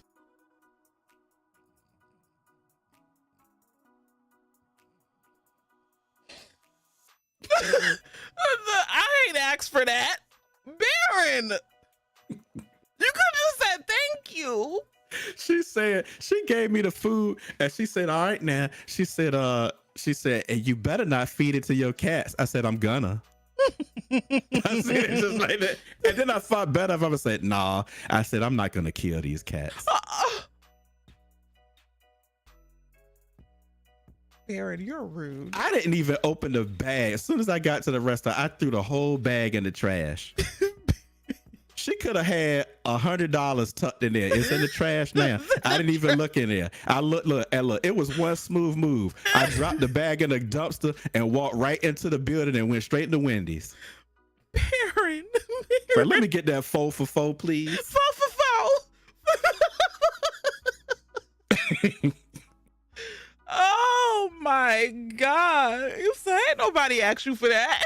Right. That's so rude. Oh man. It's rude for her to assume I want to keep eating that poison. Why do you keep going over there? Just go over there when she's not cooking. That's next year. That's what I'm gonna do. Yeah, you keep subjecting you literally, BT remembers because last year you did the same thing, and guess what? I didn't go last year. The year before. It was the year before. Okay. Yeah. Oh my, Friendsgiving 2025. I was gonna say we're gonna have it at BT's house, but he lives in Illinois, and ain't nobody going to Illinois in no goddamn November. Hell no. We'll find a spot. We'll find somewhere, because oh God, no, absolutely not. Friendsgiving. The whole time, the whole night, I'm texting my mom and my sister, telling them what's going on, and my mom, she texts me back talking about some Jesus. Lord, find a cruise. Cruises are expensive around this time. Oh hell yeah. Yeah. between now and January, they're gonna be through the roof. February is the best time to take a cruise, but then isn't that like hurricane season or some shit? So Nah, that don't start till like. oh, that's in the summer. When is it? Yeah, Oh. yeah. Well, February is the best time to travel, period. Everything is, I remember working in the airport, like the flights be dirt cheap and whatever. It's right after the holidays. So May to November. Oh, okay. But yeah, well, I think we went on a cruise one time for like, not Thanksgiving, but like either the week before or week after. But this was a long time ago when I was still a young, hot tender. Yeah. I didn't have the relations or anything on the cruise before y'all, you know, start making assumptions.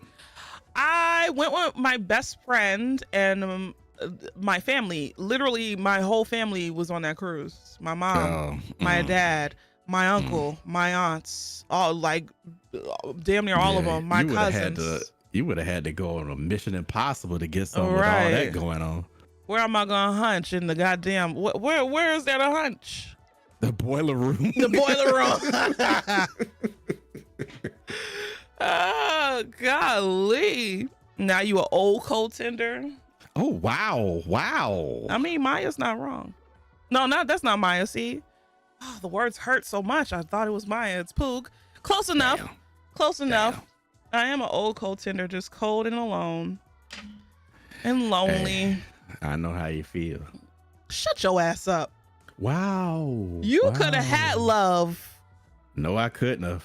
Well, not the love. Not with them stipulations. I know. The rent is too high. Just go get a vasectomy. That's what you could have done. That's what I should have done. I told you what happened when I brought that up to her. You should have just went and got a vasectomy and be like, She got "You want upset. kids? Okay." But then no, that would have been mean.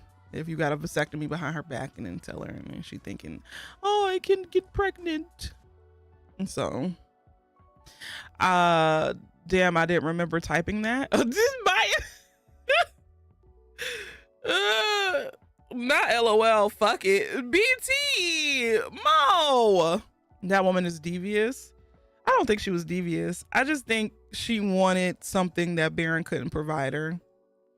And then when she realized that, you know, Baron wasn't changing his mind, then she just wanted the dingling. But then by that point, Baron was just like, yeah, nah. He was like, yeah, nah. You ain't gonna get me caught up in no trap. You should have just went and got a vasectomy. Sure, I still might this time. I mean, might as well. Right. You probably shooting blanks anyway. Well, I can't trust that. I need to make sure the gun is empty permanently. Next person, if I get with a man, they definitely have to have a vasectomy. Well, I mean, I have birth control, but it's the principle of it. Snip, snip. Every time I come around your city, snip, snip. Listen, I don't want to chance it because I had a child while I was on birth control. It wasn't the IUD, but it was that goddamn Nuva ring. Oof. Yeah. Apparently that shit got a whole bunch of people pregnant. Oof. So Leesh want him to shoot the club up. Listen. Oh, I started reminiscing. Is it time to drink? It's time to drink. Let's drink. Yeah. Jeez. Show me your 8,008, Rachel. Anybody in here named Rachel? Don't tell me. But if your name is Rachel, I do apologize. Because that should have stuck in my head. You were staring into I really was. That was lifetimes ago, y'all. Poog, your name is not Rachel.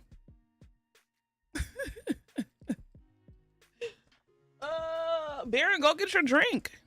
Okay, hold on. While Baron gets his drink, I guess I could tell Mac what I was going to tell him. Mac, are you still here?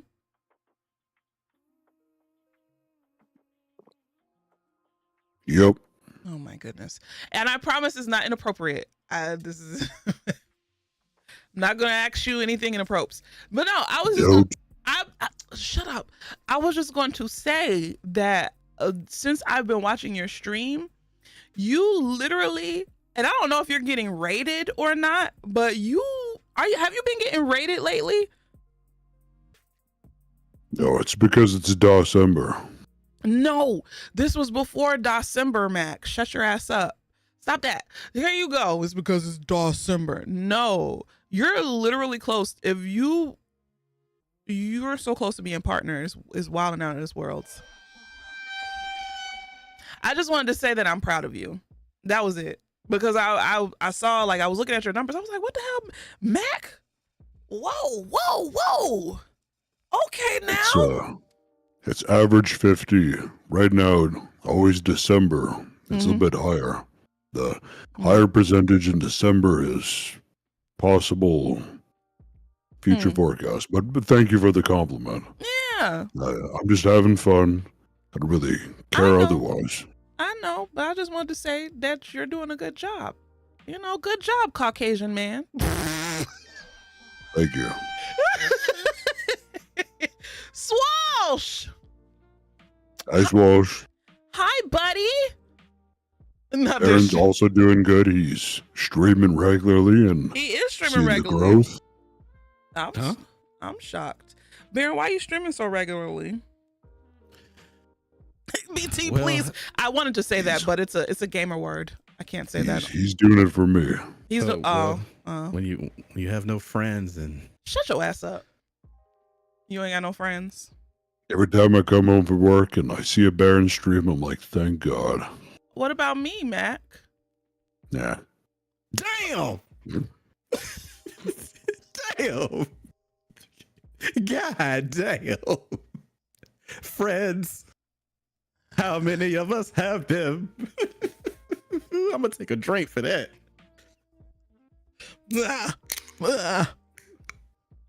Go to hell. Goddamn white devil. Yeah.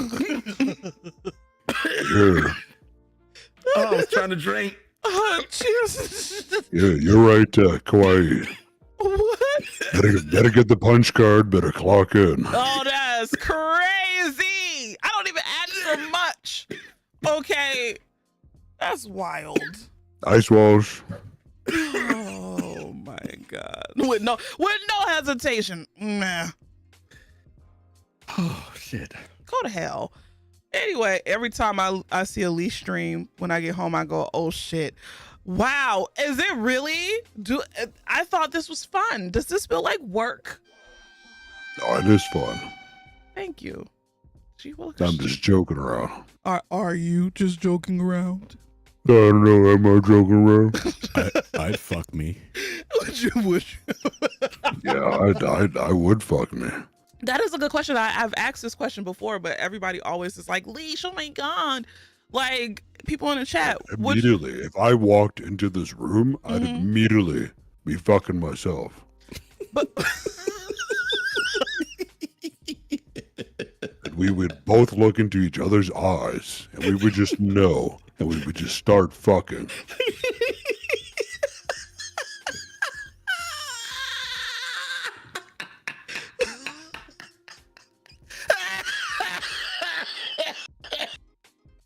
Actually, you know what?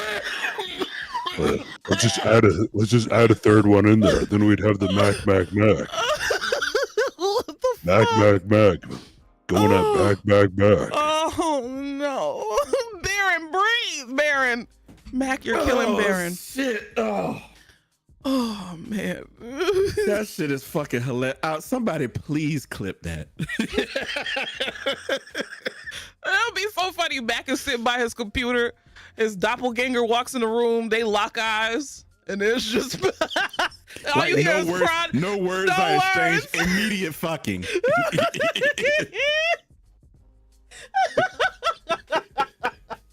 All you hear is furniture moving. They moving shit out the way. Not even no moans, no grunting or nothing. Nothing, just a silent- furniture moving. That's all you hear. No music, nothing. No, nothing. Just furniture moving and the clock ticking. That's all you hear. It's one of those old grandparent clocks, too. Oh God, please. I can't. Oh Oh, shit. Hold on. Anybody that says otherwise is lying. I know. I've said this before. I would hunch myself. Definitely. Ain't nobody else gonna do it. But no, I would definitely hunch myself. I'm attractive. And I'm a good lay. Well, I don't know about anymore. I'm unseasoned. I was seasoned at one point. But now I'm just like, my bones hurt. My joints hurt. My knees hurt. Everything hurt. So I'm probably not a good lay anymore. Just work through the pain. Damn. Not work through the pain. Hello? Jesus. Are you a good wench to bet with? Not no more. I used to be a top performer. Now, I don't know. Not as much. Who knows? Damn, not a top performer. I Jesus. did. Listen. But you used to put in that work. Well, it depends, you know. But for the most part, were you a top? It just depends. It depends on the person, you know. If I was with somebody who was like a little bit more reserved, I would take charge. But for the most part, Oh my.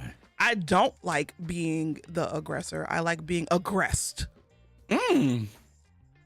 But I like being aggressive. I do, but I will aggress if I have to. You know, it'll be fun. Not a bratty bottom swash. I'm gonna time your ass out. This is not a conversation. Right. This is not. Shut up, Mac. This is not a conversation for baby angels. Leave immediately. If you're a baby angel, get out. You took that test and you told us. Okay. And when you took that test, what did it say? Mac? I like to be chased, and I like to give resistance, and I like to put up a fight. Why you got Leesh sounding like Mike Tyson?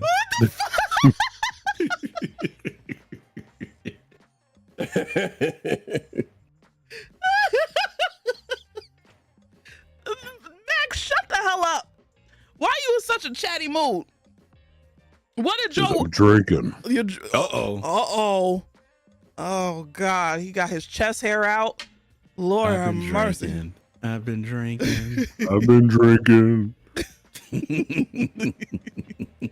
She's basically into race play. No, I'm not. Whoa. Well, like I said, I would never allow no Caucasian man to call me names, but There really shouldn't be a but after that. no, I'm saying I want to hear this. it would be the other way around.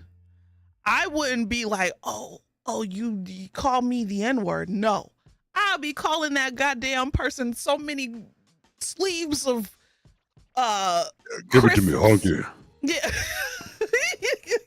So many sleeves. Sleeves of crisps, you know, so many other words. Goddamn cracker better be cracking my back. Wow. So it would be the other way around, okay? That Put a was little bit of cream in this coffee. Hey, yo. Mac. You're dirty. It's time to make some Nesquik. I haven't had Nesquik in so long. I used to like the strawberry Same. kind. I'm gonna stir it around. I love strawberry milk. My grandparents, for some reason, would keep getting the banana kind. I love banana milk. The banana Nesquik was gross. To this day, if I break it up around my sister, she just look at me and shivers. I love banana milk. That was one of my favorite. I love a banana milkshake. Didn't even know that was a thing. Yeah, You never had, but you unfortunately. never had banana milk, Mac? No. Oh well, sucks to suck. So banana milk is good. I do suck. Mac! Titties. Oh my Yeah. God! Oh dear! Get Y'all- that mouthful of roast beef. Don't Oh, whoa. don't befriend bald people. Okay? Yes, befriend us. No. If Do you it. see a bald person, just go the Become other way. indoctrinated. Don't befriend. Don't befriend baldness. We have the meats. Oh my god. They're all freaks, especially if they're around a certain age. If they're bald in their 40s or close to 40. Mac, how old are you? I don't know. Close to my age.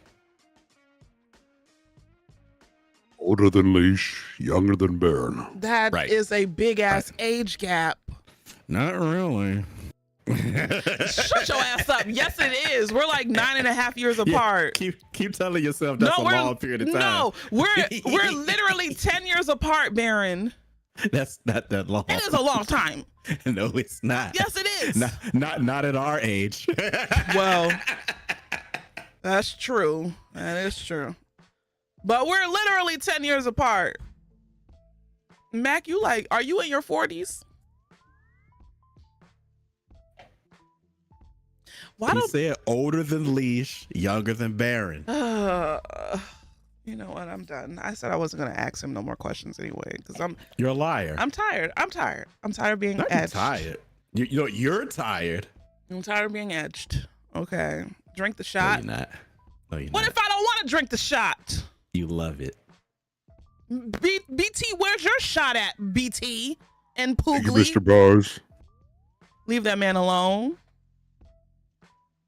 I don't bother Mac like that. Do I bother you for real, Mac? No. Thank you. I only bother him on stream. That's it. Because,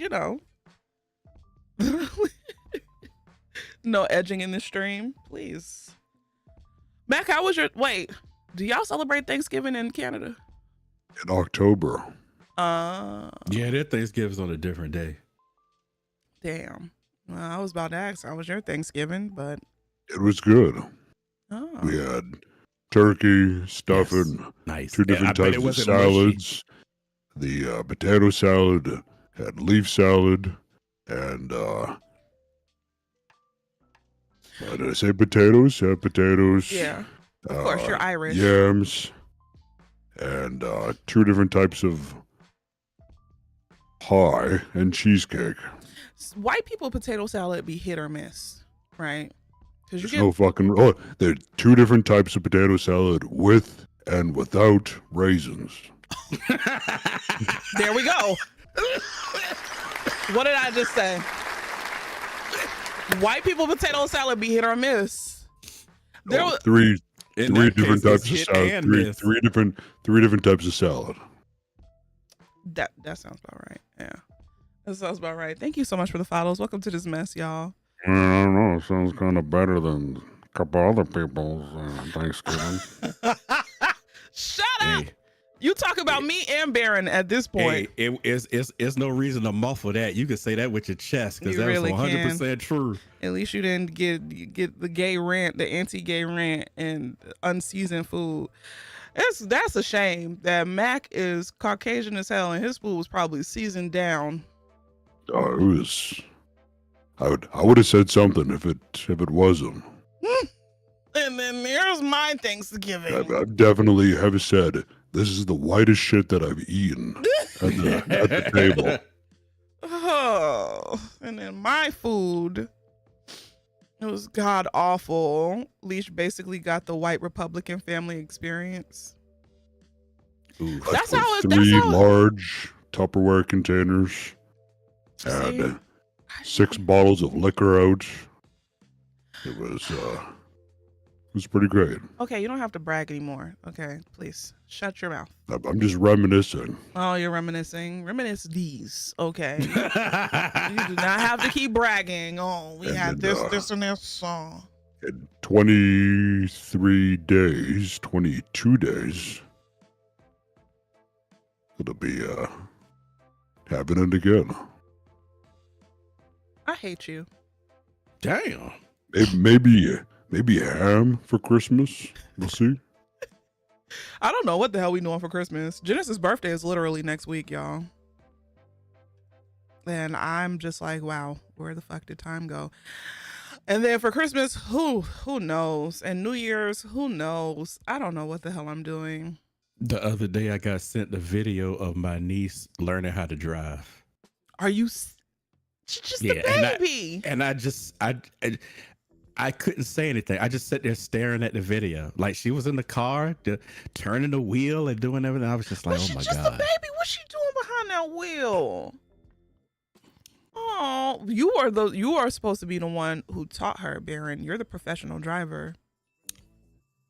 Yeah, but I leave that to her dad. And that's the thing that her dad probably wanted to do. Oh well, yeah, that's fair. That's his first child. So Oh, you know, that's fair. But still, Uncle Baron needs to come and polish up the driving skills. oh yeah, best believe I will correct all the mistakes. Cause I was bringing my nephew to his dad's house, and while I was driving down the street, my nephew was like, Uncle, why are you driving so slow? And I turned and looked at him, and I was like, slow? I said, we're in a residential area. Yo, and he was like, well, he said, yeah, that makes sense. He said, but when my dad drives down there, he's flying down here. And I said, yeah, that sounds about right. I drive slow. If you've been in a car with me, you know Leesh Capeesh drives like a grandma because I don't play those games. I used to speed a lot when I was younger.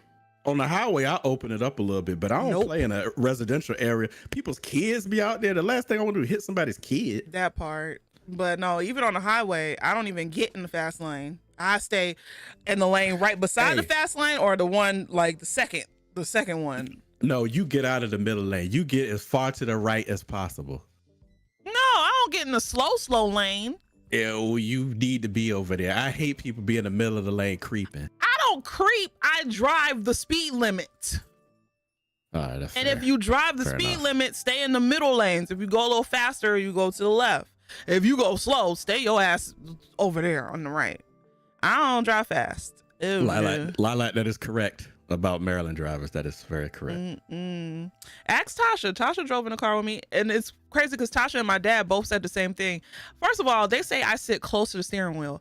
I don't sit close to the steering wheel. My titties are just big.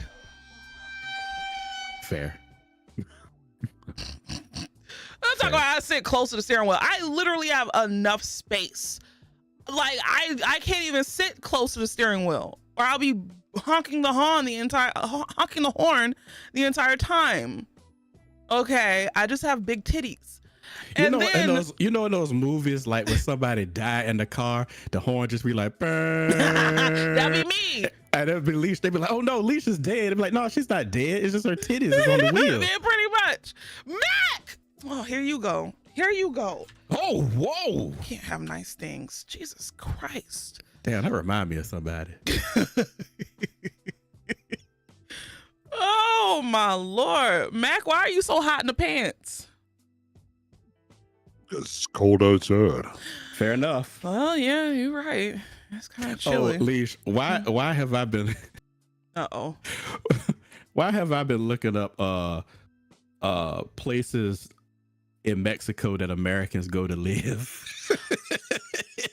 Why you playing? Like I've been doing a serious search on it. Why you playing? I was already telling my parents, depending on how our what is it, in 2 years we have to vote for our governors. If we can't swap the Senate, we're gonna have to think of plants. I was like, Mom, Dad, we gonna have to really sit down and talk because I can't, or we gonna have to figure something out. I don't know. I keep saying I want to move back in with my parents, but I don't actually. But I do, but I don't. But I told them the only way I'll move back in with y'all is if you fix the basement, because I can't stream in my old room because the walls in that house are paper fucking thin. And, yep. And you can hear people through the vents.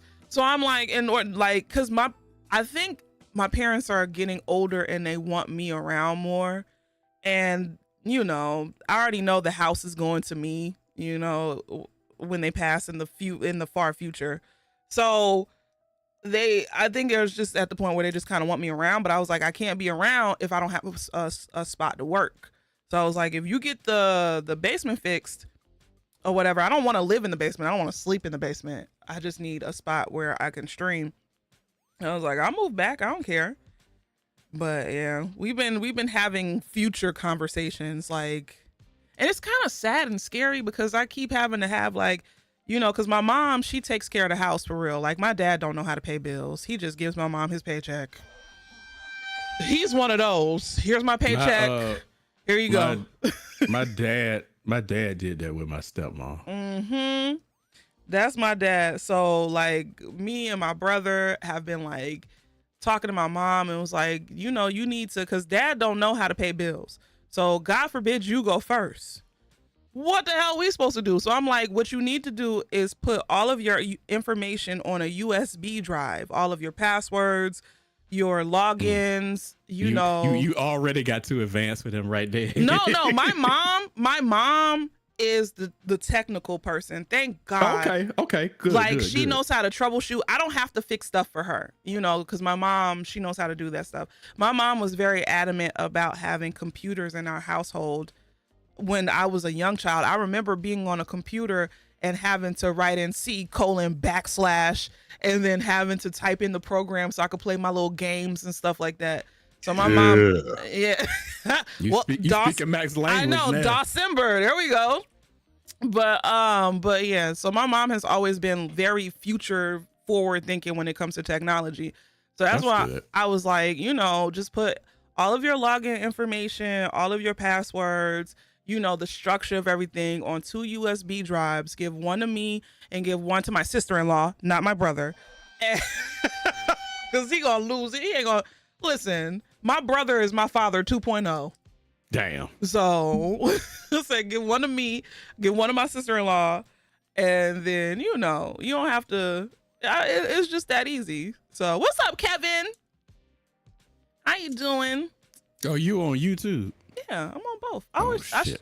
stream on both now. I don't care if I get demonetized anymore. I don't as often. It seemed like I'm under the belief that that whole demonetization thing is like automatic. It is. And then like if you appeal, then like a person will go look at it. Yeah, that's how it works. And it's just bullshit. But I mean, it is. But most of the time, it's like I'll appeal it, and they'll be like, "Oh yeah, you're good." So I rarely get, you know, got. So one of your old roommates is a mortician. While it's a hard conversation, talk to your parents about death plans if they don't already have them. Exactly. Yeah. The only thing I know is that both of my parents want to be cremated. That's it. But I need to know all of these other things. Oh, you said cremated. That reminded me of another story. So the what's up, Big Mix? Before Thanksgiving, the weekend before, my uncle had his 90th birthday party. Oh, snap. So it's a bunch of family I saw there, like cousins that I haven't seen in like forever or whatever. So I drop my mom off and I go to his house because I know they're gonna have some libations over there. So I go over there and we sitting around, you know, cackling and talking shit and all that. And so my one cousin, he's a minister. So he randomly, he said, when I get buried, I want to get buried in this. And he showed like this ministerial robe or whatever. And it's whatever. And he showed, and we all looking at it. And my uncle taps him on the leg and he said, you know what? Don't even worry about it. Don't even worry about it. And he like, what you mean? He said, you don't even worry about it because you're going to be cremated anyway. I fell out laughing. The 90-year-old? Yes. He told his son, he said, don't worry about it. You're going to be cremated. Oh my goodness. Get a safety deposit box for a written copy. That is also a good idea. Yeah. Oh, the raid. Oh, looky. We got a celebrity up in here. Oh my goodness. It is Aura Wowzers.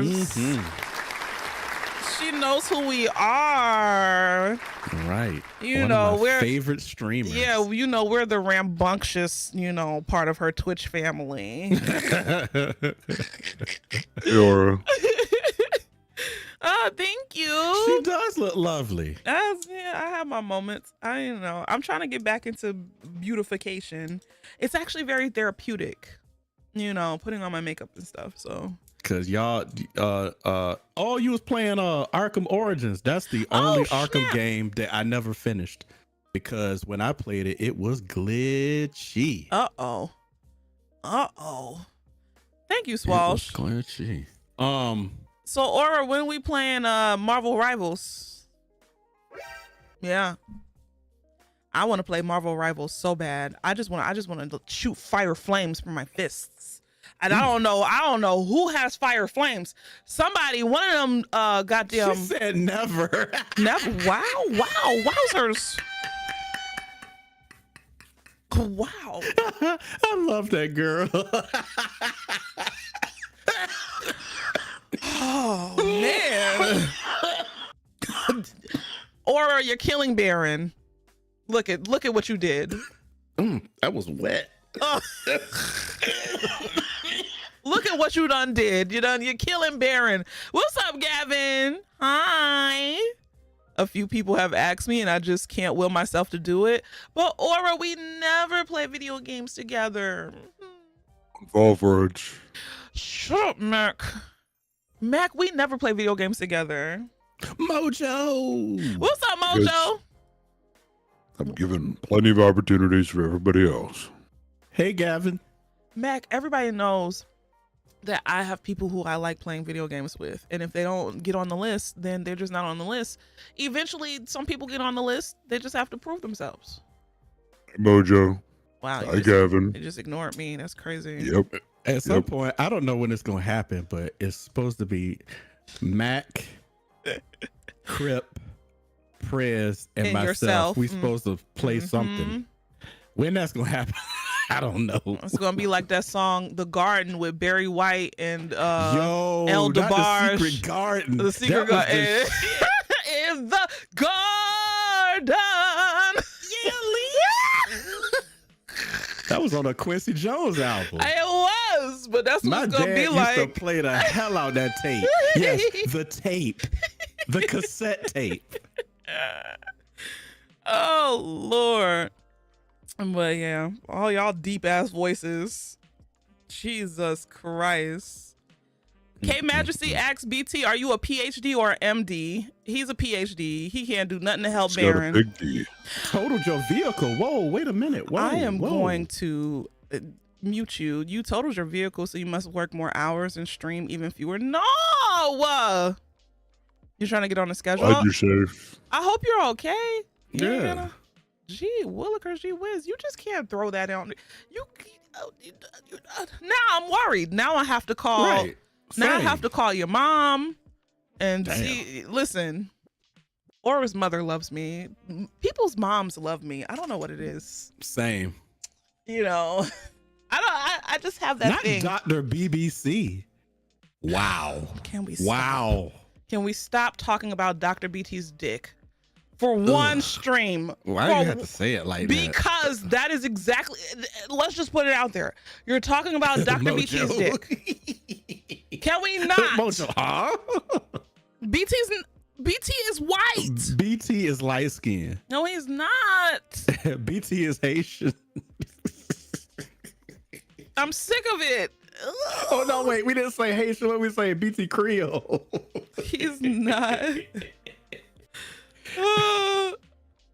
Okay, you're good. You're good. That's good, Aura. Mac, please. Oh my God. Jesus Christ. I'm about to drink some ginger beer. Baron, I bought 2 big ass boxes of ginger beer. I love ginger beer. I love it too. It was on sale at Costco's for $10.99. Well, I didn't buy it. My parents bought it. And my mom was like, "Oh, you could get 1 box." And I hit her What with the brand is that? I didn't see that. That looks different. It's Fever Tree. Yeah. This is the fancy one. No. But my mom was like, you could get 1 box. And I said, I can't get 2. And then she cussed you out. No, she didn't. She was like, go ahead and get the second one. So, and that's what I did. I'm still low key mad at your mama for doing I'm still that. low key mad at my mom, but we did have a good conversation at the Thanksgiving thing. But yeah, it didn't go anywhere, but it was still a good conversation. Because my mama is my mama. She just needs therapy. Once she gets therapy, oh well. Not you calling me a brat. I mean, with my parents, yes. The hell? I don't ask them for much, but when they took me, we went to several different thrift stores. We went to 2 Dollar Trees. Not two. And then we went to Costco's. You think I'm gonna put in that work and not get anything for my time? That's fair. That's fair. Shit. I got in That's Costco fair. and I ran it up. Cheers. 2 Dollar Trees. God damn it. Y'all ready for another shot? I was talking to my sister another time. I was at my mom's house like a couple of weeks ago, and I got there and I asked her, I said, what you got to eat in here? Now I was fully prepared for my mom to be like nothing, because I already had my phone out to get on some app to order something. And so she was like, she got up, she said, well, let me go see what I can fix my child. Oh, because she and missed so your sister. I texted my sister and I said, all I did was ask her what she got to eat, and she done ran in the kitchen to fix something. And my sister was like, of course she did, because her favorite child is home. Your sister's like me, because my brother is definitely my parents' favorite child. Definitely. Well, see, here's the thing. I'm not the favorite. My sister just thinks that. So my mom will intentionally do shit to fuck with my sister. Your mom knows she could pick on your sister. Yeah. She know that shit don't work on me. That sounds familiar. Me and My your sister, soft-hearted. me and your sister will get along. Oh yeah, I tell my sister that all the time, and she think it's hilarious. We would. New car on the way. Let's go. What are you gonna get? No, don't tell me. Tell me in a DM. Shit, tell me. Bear, I was about to ask you, Barry, you drive a hoopty, don't you? Fuck no. I bet your car 10 years old. Shit, nope. My car is 4 years old. Oh, big money, big money. Okay. Well, excuse me. I was using that COVID money. That part. You got a new SUV. And we sold my grandparents' house. Oh, damn. Okay. Excuse me. You have no clue that's all your parents' decision. Fair. So let's drink. Mac. Yep. Put in the sipping command so everybody else knows to drink. Duh. All right. Didn't you say you had to clock in? Cult Yes, activities. ma'am.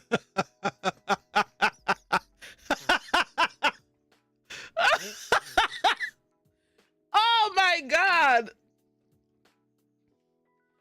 I will say, my ancestors just smiled. Oh, Kevin's on Twitch. Yeah, Kevin's on Twitch. He's on both. He only comes over to Twitch to catch Pokemon, and he goes right back to YouTube. Yeah. Everybody say hi to Kevin and be nice to Kevin. You know, he's Kevin, sensitive. you're welcome in my stream. Oh my God. You gotta the 2 times a month I stream. Oh my God. Like a period. I only come like once a month. Oh, so. shut up. Yep. See, Kevin's right back on YouTube. He just goes on Twitch, catches Pokemon, go right back to YouTube. He does not. Y'all scared him away. I'm sorry, Mojo. I apologize. Not address her as the boss from now on. No. I treat my Caucasians with kindness. Isn't that right? Are we going to Swash's graduation for real? No, I'm dead ass. I want to go. Okay, it's done. Yeah, I have Swash's phone number. Find out the dates and I'll block it out on my calendar. It's Hell a done yeah. deal. Yep. I'm dead ass. I'll fly Spirit. Get off. Leave them babies alone. Being a nuisance. I can't wait. Yeah, I'm talking about you. Y'all, I can't get y'all tickets. Okay, we could just be in Boston, Swash. G Willikers, G Wiz. We could just be in Boston. You know, just it's one of those type of graduation where it's like you can only get like 6 tickets. Boo, hiss, boo. Yeah, Swash. That's like, I mean, at Swash least went go to run a up in there anyway. fancy school, you know. It's not like you went to a HBCU, which would be hilarious. Wait, But- Swash, where you go? Harvard. Swash is gonna get you a ticket. Well, Hold on, Baron. Give me a second. isn't BT an academic? Like, can't you get in there anyway? If Dr. Bizzle Tizzle gets to go to your graduation and I don't get to go, we're gonna have some problems and we're gonna have some words. Look, at the end of the day, as long exchanged. as somebody from the community is at the graduation, That is fair. So you go to Northeastern, it's fake prestigious. That's fair enough. Baron, give me your kids. Oh, whoa. Who said that? Who said that? Who said that? Please clarify. Who said that? It was Mojo? Wait a minute. Mojo! Oh, the cats. Oh, okay. That's what I thought. Okay.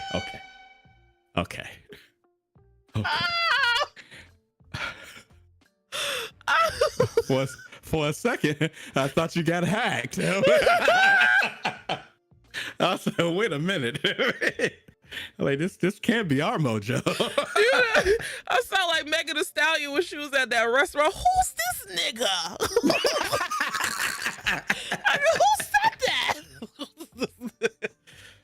Oh man. You had me concerned for a minute.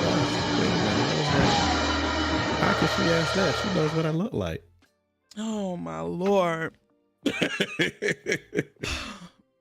Lord have mercy. My cat's been all up under me. That always happens when I go out of town and I come back. So they've been extra nice and extra sweet. I can leave to take out the trash and come back and they be up under me. And they get, well, you go to, like, you leave the house and come back. I'm in the house damn near 24/7. Goku used to be like that back when I actually had to like go into work, you know. But now that I'm in here, he's like, ugh, you again? Ugh. I mean, for the most part, they generally just like to be in the same room I'm in. Well, yeah. Every now Those and are then they'll get babies. real. They begging for pets. Well, I shouldn't say they. Only one of them is begging for pets. But It's the little bad one yes, with the eye. yes. Mm-hmm. That's your favorite. Yeah. No. That's your favorite. No. Mhm. Yes, That's it the is. one I gotta beat the most. And that's one of his cats has he's blind in one eye, correct? No, he's not blind. The vet said, I forgot what she is a name for whatever it is going on with his eye, but she said it usually comes if it's like a difficult birth or whatever. Mm-hmm. And he's got one of his eyes is cloudy. Now, whether he's blind or not in it, I can't tell. Well, he might be. He I mean, he could be. I don't know. Yeah. The vet said there's a procedure that you could do to fix it, but she was like, honestly, she didn't think it was worth it because if they do the procedure, it could come back. Well, yeah. So I was like, nope. I was like, I ain't spending all this money for something to come back. I was like, he all right. And then he's a cat. Cats have like he got one eye. That means he got super senses. Cats are wilding out of this world. He'll be all right. He a super dumbass. Oh my! Yeah, I'm talking about you. I'm talking about you. You are so mean. Leave them babies alone. They love you. You they mama. They do. Mm-hmm. And don't let me sit on the couch and watch something on TV. One curled up on one side, one curled up on the other side. That's, oh my God. Goku and Boo have gotten to the point. Okay, so normally one of them sleeps on the edge of my bed, right? So Goku, I don't know, because Goku used to be so. Wait, I'm sorry. Wait. What? I just saw a Mojo. My boyfriend's dog was supposed to die 10 years ago. He was a stray. Supposed to, so you're, what? Your boyfriend. Out of nowhere. Your I don't boyfriend. know what contest that was supposed to be in. I just saw my boyfriend's dog was supposed to die. Mojo just. There's no context with Mojo is Mojo. off the chain tonight. Baron, give me your kids. My boyfriend's dog was supposed to die 10 years ago. Mojo, come on now. Hello. What kind of cats does Baron have? I was about to. No. What you about to say? No, say it. No. Because I know it's gonna be funny. Say it. Not Aura, stop it. No. I was about to say a slur. It was about to come right on out. Oh, child. It's you, Baron. It's you. You do this. I've been showing everybody that clip. Really? I've been showing all my high school friends. I've been showing them that clip.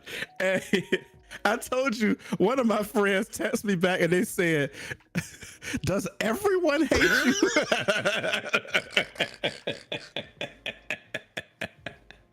I didn't even mean to. Normally, when I say that, I mean to say it, but that almost came out. Every person has the same immediate response when they see that clip, and it's always not the hard ER. That's what it is. That wasn't my finest moment. But look, to be fair, I've also showed them the Jolly Green Giant clip too. Well, yeah. Ho ho ho, Green Giant, head ass. Please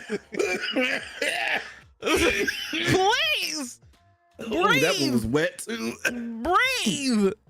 Oh man, it came from a place where Leesh's heart is supposed to be. It wasn't my finest moment. I don't know what happened. The spirit of something. Some distant. Oh, wasn't that sweet? I started coughing and the cat came up next. Oh, that's sweet. There's nothing you can do, cat. If I die, I die. They say cats will eat you. No, I don't know about these. No, they said that it was whoa. Jesus. Every stream. Their automatic food thing is plenty of stock. So by the time they get to the point where they might eat me, the police might come to see what's going on. Excuse me. Because best believe, if my job don't hear from me for more than a day, they gonna send somebody to my house. That's fair. Take an antacid. It's the ginger beer, y'all. No, but there was this firefighter who was like, because firefighters get called for everything, not just fires. And he was like, every time he went to go to a house with animals, he was like, more often than not, he was like, no, damn near every time. If a person had cats, the cat would eat you. If the person had dogs, the dog will wait. Like you literally had to be dead for a long time. But it was the dog will wait until they start to starve before they. But they said cats don't give a fuck. It's like, oh, just meat.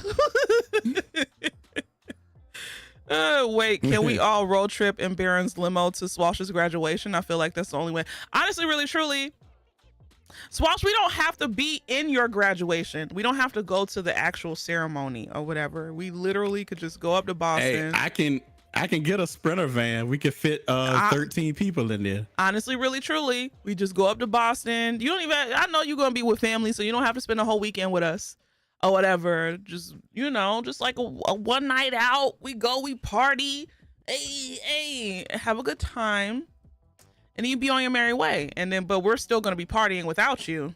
Just don't get FOMO. It would have to take Swash to graduate for me to go back to racist ass Boston. I've never been, so it'll be my first time. Boston is the most progressive racist city in America. ever. It's so wild and out of this world. You're just trying to survive next semester. It's okay.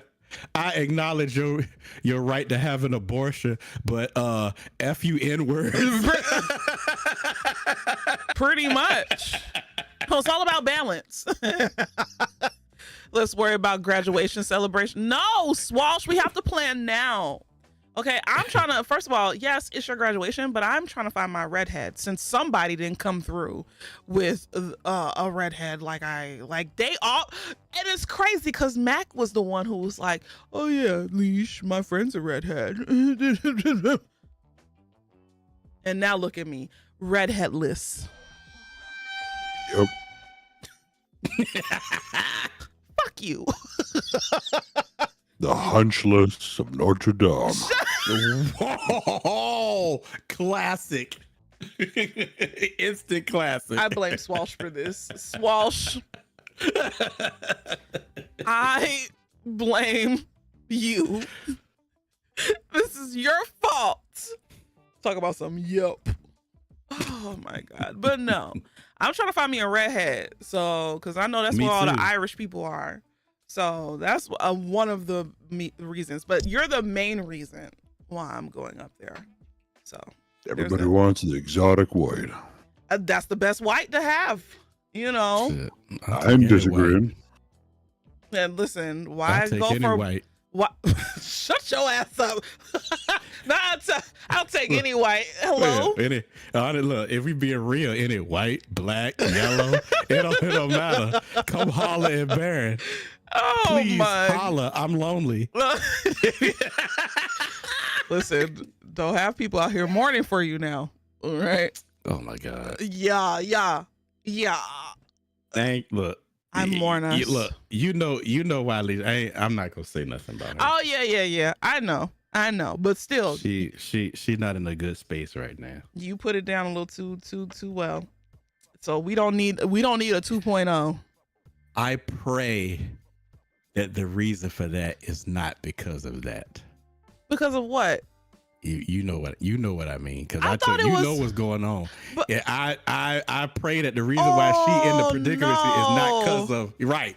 You get it. You get But it I now. thought it was like a physical. Oh no. I honestly don't know what is going on. Her sister just filled me in.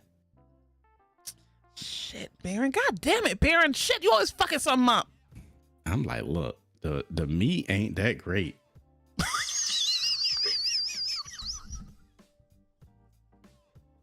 It's not that great.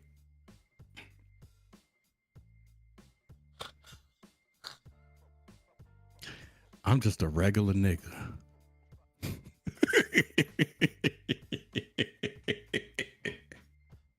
I'm regular as hell.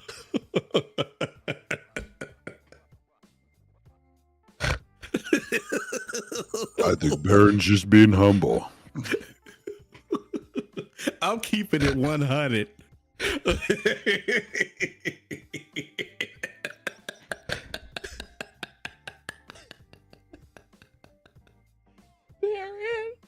Y'all, this is me at least IRL. This is us IRL. Yo, when me, you, and Nessa was at that bar, we were cutting up. We were cutting the fuck And then we up. added Leela on the second day. Oh, yep. And it got even worse. Oh. Baron. I ain't never heard no man say that the meat ain't even that good. Look. Listen. Look. Hello. I'm too old to put like what did my grandma say? I'm too old to put on airs. Fuck that. I'm keeping it real. Well, it must have been good enough. God damn it. Thank you, Valerosa, for the 5 months. I appreciate it. He did sound what his whole. He said the meat ain't even. It's not. It can't be. Oh. Look, my name is Rufus Xanatos, not Lexington Steel. Some of y'all younger people not gonna recognize that name. That's fine. That's fine. It doesn't matter. Will you shut the hell up? I can't. I need another shot. It's Tuesday. Fuck it. I'm drinking. 75 days soft starts tomorrow. Mr. Pauls, what's so funny? I can't. He said, my name is Rufus Xanathos, not Lexington Steel. Mr. Pauls, what's so funny? No, I want to meet can't. Mr. Paws because I can't know, wait to meet Mr. Paws. I know Mr. Paws. We about to get lit, and then Mr. Paws about to put me on to some good food. Hell yeah. That- We gotta do a trip to LA. Wait, I want to go back to LA so bad. Mr. Paul live in LA, right? Yeah. Well, California. Man. Close enough. Yeah, close enough. Yeah. But I want to go back to LA so Now bad. it's 'cause of already food. been clipped. I'm hot. Look, I'm you sweating. can say so many things about Twitch, but one thing you can't say is that clip feature. Is lethal. That shit is on point. They have clips on YouTube, but they don't. For real. Yeah, but they don't have like a section for them, so it's kind of like you got to go out your way to find them. Unlike on like Twitch. So where- if you make yeah. a clip on YouTube, does it automatically go to shorts? No, it doesn't. You just make a That's clip for the stupid. streamer to see, and then I don't know what the fuck. Yeah, YouTube's a little weird. I wish they would update like a lot of their streaming features, but they're still very much a video platform. So I like I'm streaming waiting for on there YouTube to buy Twitch. Yo, Well, no. I don't think they. I don't think they could because of what's that law? Let's be can't be a monopoly. More precise about it. Let's be more precise about it. Mhm. YouTube wouldn't buy Twitch. Google would buy Twitch. No. I'm still wrong. Alphabet would buy Twitch. What the fuck is an alphabet? What are you talking about? Alphabet did Google did what Facebook did. So Google made a parent company for their overall whatever, and they call it Alphabet. Just like Facebook made Meta over all of this stuff. Oh, okay, I get what you're saying. So Right. there's right, Facebook. Right. Google did it first, though. Google Facebook did it is before under Facebook Meta. did it. Right. And so Alphabet, Google is under Alphabet. Right. Gotcha. Right. Right. It's a subsidiary, right? Mm-hmm. Or something like that. I don't know business enough. Not that type of business. They could do it because they technically it's a video. What would Violet, what would if they you say consider- Google Stadia 3 times, Janae's gonna wake up and start ranting. Please, please. Blah, blah. Google Stadia was banned from the chat for a very long time. Please don't get Janae started. I will say one of my friends is currently going through it, and she had the nerve to tell me on the phone if she saw this one man's dingling one more time, she would crash out, and I choked on air just like Marin. Just imagine somebody just keeps sending you their penis. Like, hello? Please. Go somewhere. Or I'm going to chop it. I'm going to snip it off. That's why, I mean, I don't know. Maybe Matt, please. Matt, please. For the love of Jesus Christ, I hate your guts. I have only sent when asked. And that's how it should be, but not everybody thinks the way that you think, Aaron. After hard. Apparently not. So, hello? Never soft. Never soft. Y'all Nobody wants to see that. y'all are really going here. Really? Nobody wants to see. I don't want to see that. Right in front of my salad, y'all are really just. Well, right here, please, in front of my salad. I don't want to hear about your. You're like Barry. You're like a Ken doll to me. You're. There's no private parts. Shit, I ain't no Ken doll. And you close enough. Boing, oing, oing. Almost threw up. Threw up in my mouth. Rufus has the meats. You have the meats, but they ain't all that. No, they're not. They're not. They're not. Barry, They're absolutely not. I can't. I cannot. I'm gonna tell y'all right now, ladies. Barrett is mad regular. But I mean, it's all about perspective. It's all about perspective. You could There be ain't somebody's nothing good special time. about this nigga. No, please. It's all about perspective. You could be somebody's good time. I guess. Get you one good auntie, you know, who don't want kids, and you know, put it down. Give it a good hip, one good time. You'll be all right. Get you somebody like Adina Howard. You know Adina Howard got divorced. Oof. Y'all never heard the story I of can handle that. Exactly.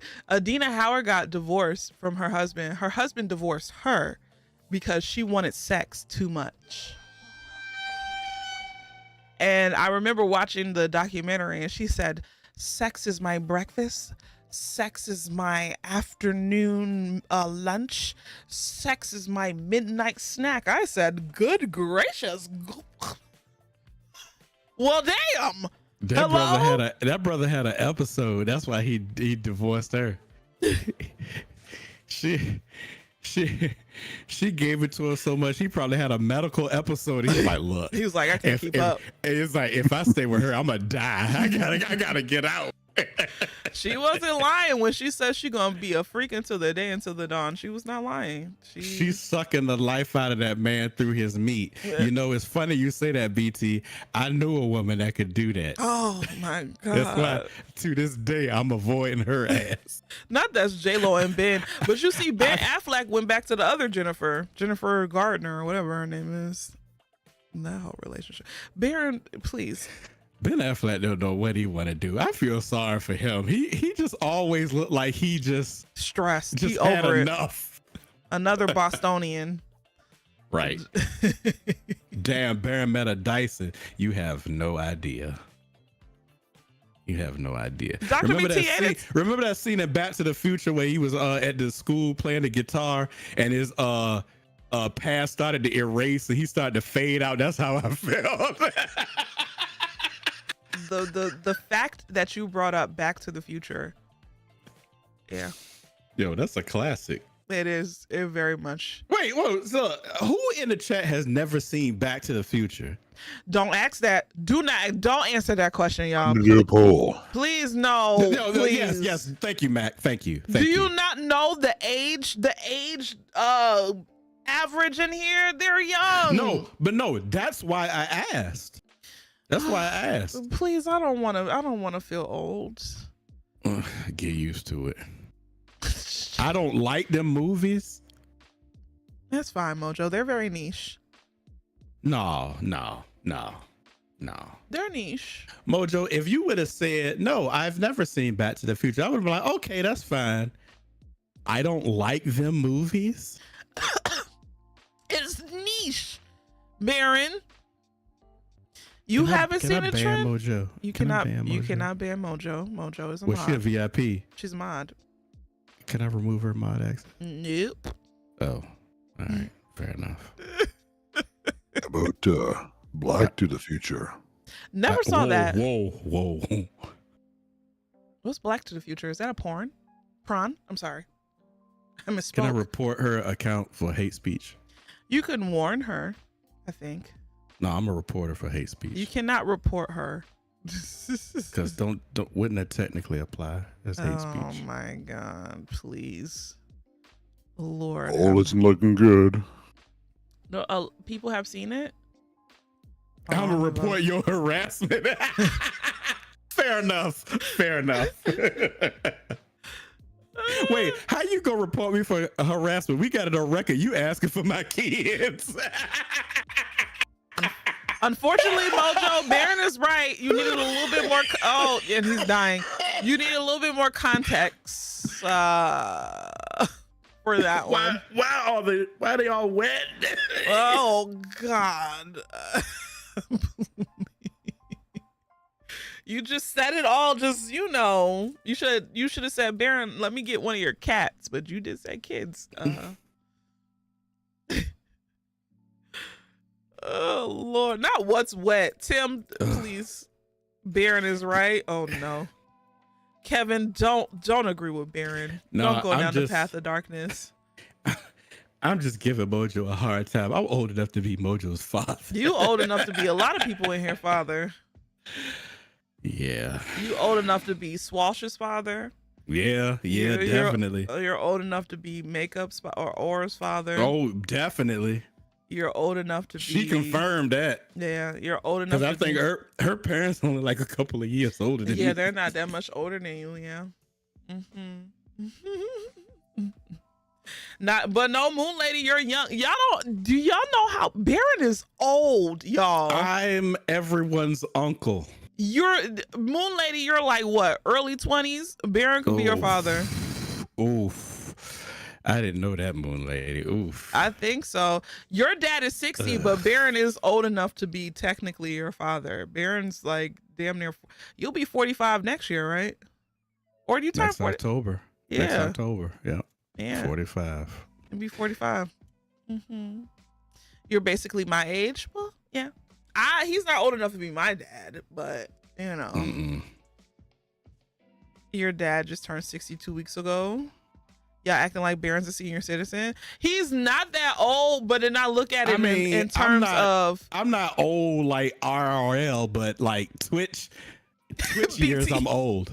If you're 27 or younger, Baron could be your father legally. I mean, technically, really, I mean, yeah.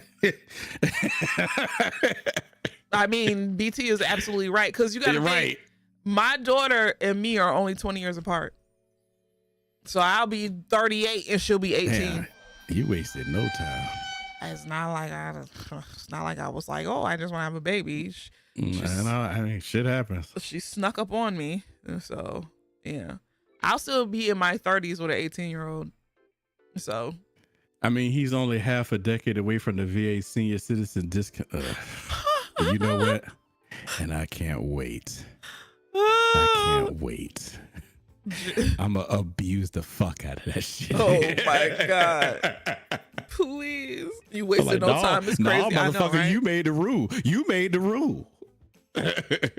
I'm actually, oh shit. Barry could be my father. That's crazy. Who said that? I might be. Baron, did you have any scares before?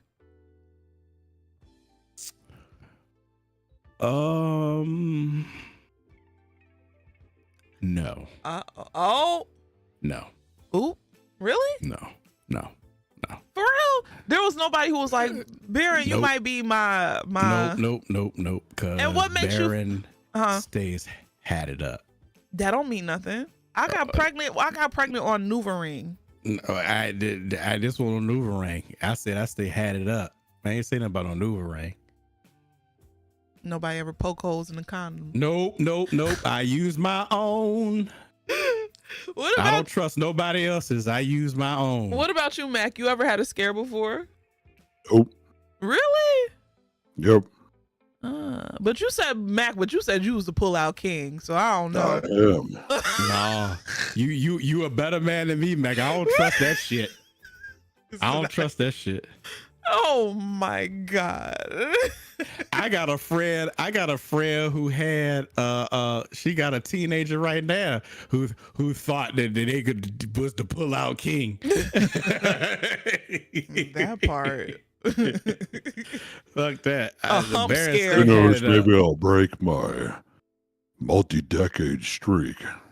Multi-decade streak of not having kids? Or not pulling out? Mac, not Olympic level pull out game. Damn. I know, right? Mac, you want children? Oh. No. Oh. No. Oh. Mac said no. Oh, okay, never mind. He was like, hell no. You mean so you was talking about pulling out. Oh, okay. Oh. He said that abruptly. And you know me. Y'all know when I ask Mac a question, it takes 7 to 10 business days for him to answer. He said he answered that shit quick. The men in my family are extremely fertile. I don't play with that shit. Fuck that. That's fair. It's crazy because every man that I've been romantically involved with, for the most part, like not on like, oh, we're just hunching or whatever, but like been in a relationship with, have all been twins or have like heavy twins in their family. Which is crazy because I was so scared Genesis was going to be a twin. I thought you was going to say every man you've been with demanded to go in raw. No, hell no. Absolutely not. Because I know guys like that. There's some men I wouldn't even. That. There's some men I wouldn't even put my mouth on their pee-pee because I'm just like, yuck. No. BT said I thought that too. No. Hell no. But look, you know why I said that and BT said that? Because as men, me and BT know that there are a lot of guys that are like that. All right. Let me just stick to Fuck the that. tip. Just a tip. Nope. No, hell no. Fuck that. I had a chick tell me one time. And they're weird, right? What? I ain't, first of all, I ain't never gonna be out here begging for the tip of no PP. Hell no. Because I didn't have any protection on me at the time. So I was like, well, I guess it ain't gonna happen. Because I was like, fuck that. I don't gamble with them odds. I said, fuck that. And she was like, just a tip. I said, Heifer, do you know that's the point of no return? I said, it ain't gonna be just a tip. I said, you getting all this. She better than me. You wanna know what I would have did? I would have did what men do when you on your period, but you got a mouth though. I mean, at that point, that already happened. I mean, What do you mean? Your mouth still work. I mean, at that point, her mouth already worked. Oh, come on now. I mean, look, we being real. We being real. You right. We're adults. We're adults. Not delete the VOD. Mojo, please. Mojo, you're an adult. Come on. We're adults. We're adults here. Oh Lord, your mouth still work. Don't talk about just a tip. I ain't begging for no tip and no penis. Hell no. You got a mouth. I mean, she was fiending. Oh, Jesus Christ. I poured this shot and I forgot when I poured it. Baron, I wish you nothing but merriment and hunching in your last 35 years of your life. Oh, I thought you were going to say 3. I was being nice, you know. Yes, you were. I was being nice, but you know. Anyway, cheers. I have to take a piss, but I'm trying to hold it because I'm not trying to break the seal. If I break the seal, it's a wrap. Yep, she gonna piss every 10 I'm minutes. a piss all over the place. So this heifer pour shots like look on. Go to hell. Yo, I can't BT. wait to meet BT because that shit is gonna be debauchery. The day I'm telling y'all this, the day I meet BT in person, I'm gonna just start pop locking. Oh my God. No, and he'll know what to do. It's gonna be a dance battle. He will know what to do. He'll know what to do. Not pissing a metal bucket on stream. I'll get banned so quickly. I mean, as long as they don't see it. No, hell no. That's fetish content. You know what? You're right. Leesh better pray liquor won't get impacted by the tariffs. Swash, why would you say that? Leesh could barely finish the sentence. Because I'm just so like, why would that even come out your mouth? You're just manifesting it at this point. Wow. You know why that's not gonna get affected by the tariffs? It might, because tequila comes from Mexico. You know how much at this point in 2024, you know how much alcohol is produced in the United States? But not tequila. Not the tequila I like to drink at least. I wouldn't be surprised if there was a distillery that made tequila in the United States. Tequila ain't tequila unless it's made in El Jalisco. I mean, I don't want no. If you want American ass tequila. Ew, fuck that. I don't want no American ass tequila. Well, United States of America, because technically we live in North America. No, you're right. But I don't want no United States ass of America. BT seen this before. I'm gonna put a link in the chat. This was gonna happen when me and BT link up. Oh no, Leesh can't stock up either because she need a Diddy baby oil roomful. Pretty much. I mean, BT is roasting me, but the roast is correct. I need a lot of 4 years of tariffs. 4 years. Oh. BT say absolutely. You know it. Not your 2 favorite gins are made in America. You're safe. Maya, I should time you out, but I'm not going to. Make you sin. You better not time out Maya. No, I don't want her to be my favorite. I don't want her to be my first time out. You know, I try to time out a white person first and then follow up with black people. Damn. Oh my God. I try to, you know, solidarity, you know. Power to the people or whatever they say. Anyway, cheers on Shenanigans.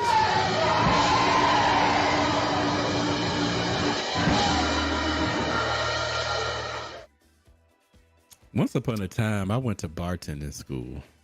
I did too. Tears from 2016 were never removed. Oh, well. That's true. That's true. Well, Yeah. yeah. Shit. Y'all call me old. This lady that was teaching the bartending in school, she was old.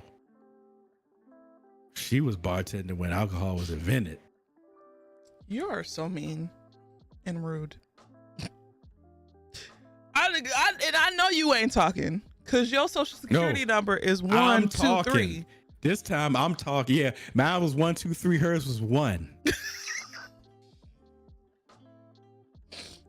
Wowzers, Baron. It's crazy though. It's crazy though. So she had been teaching bartending school for so long. This old heifer, she knows how to make everything. Everything. You could just name some shit. She could just make it. She could just make it. Like, she don't even have to think about it. You want to know what? That was my fear being in the restaurant industry, is becoming a career, because it's so easy to fall into it and that be your career because of the money. Old motherfuckers are my favorite bartenders. The money. Now, like, I would never say I would never go back, but it would have to be something like the job ain't gonna stress me out. I would never go back to a job that stressed me out, like my job at the airport. Nor should you. Yeah, like if it's just like a little gig that I got on the side and, you know, I work there a couple days a week and something like that, that's good. But I could never go back to a place where it's just like fast paced and then, you know, management don't want to help you out, and then like it was just too much. I like bartending and even serving, being a waitress. I liked it when it was like, just, you know, chill. You made a good little bit amount of money or whatever. But then the career people, then most of them be having like 2 or 3 jobs. I can't do that. That was my fear, you know, getting stuck. Because I understand it. Because money quick, you get cash most of the time, you know. So I did the multiple job thing once. I won't do that again. One job is for one person, unless you really want 2 jobs to stack money. I remember it got so bad. I was in my kitchen and I fell asleep while I was pouring a glass of water. Yeah. Because I remember going to the refrigerator, and then the very next thing, I remember standing in a puddle of water as I was pouring into the glass. The glass was overflowing. You know how many times I used to drive home from work and almost fall asleep in my car? Fall asleep while driving. Like, it's crazy. Thank God I'm alive to tell the story, but I remember just driving home and because I don't work 2 doubles back to back. You know what, Gavin? I could see you being a good bartender. Oh, I definitely. I could see you being a very good bartender. Gavin got the gift of gab. Yep. I could see that. Yep. Yeah. But the money is too good. It's too easy. It's too easy, especially when you're in a good spot too. I'm not the best with money. I am, you know, if I see it, I want it, I'm gonna buy it and whatever. But when I was a server, bartender, or whatever, I used to talk about not being good with money because I knew, like, oh, I could buy this today. I go to work, I'll make that shit back plus. Right. And the IRS knows too. well, it depends. It depends a lot of, I'm not going to put their tea out there, but it depends, you know. But yeah. I know exactly what you mean. Yeah, right. Because there are several years when I was driving a taxi that the IRS knows nothing about. Shout out to service jobs. Yeah. You got to talk to my little boo thing because they're going through that right now. I'm just saying, in the game. This is all what's the word? This is not real. I pay my taxes. Baron pays his taxes. We pay our taxes. I love paying taxes. It's part of my A lot of personality. servers do coke. Mojo, you own one tonight. I mean, but Mojo's not wrong. I know Mojo is not wrong. A lot of servers have substance abuse problems, and honestly, to get through the stressfulness of that industry, yeah, I can see it. Like, a lot of them are alcoholics. A lot of them do a lot of hard drugs. You know, it's crazy. I didn't really drink as much when I was a server. I didn't like being drunk, and like, I used to have a homegirl who used to sneak alcohol into the airport because she was that much of an alcoholic. She used to put vodka in a water bottle and put the water bottle in her pants by her coochie. What was that movie that Denzel Washington where he was the pilot that was drinking? Yeah, she used to put the alcohol by her coochie and it used to get in, but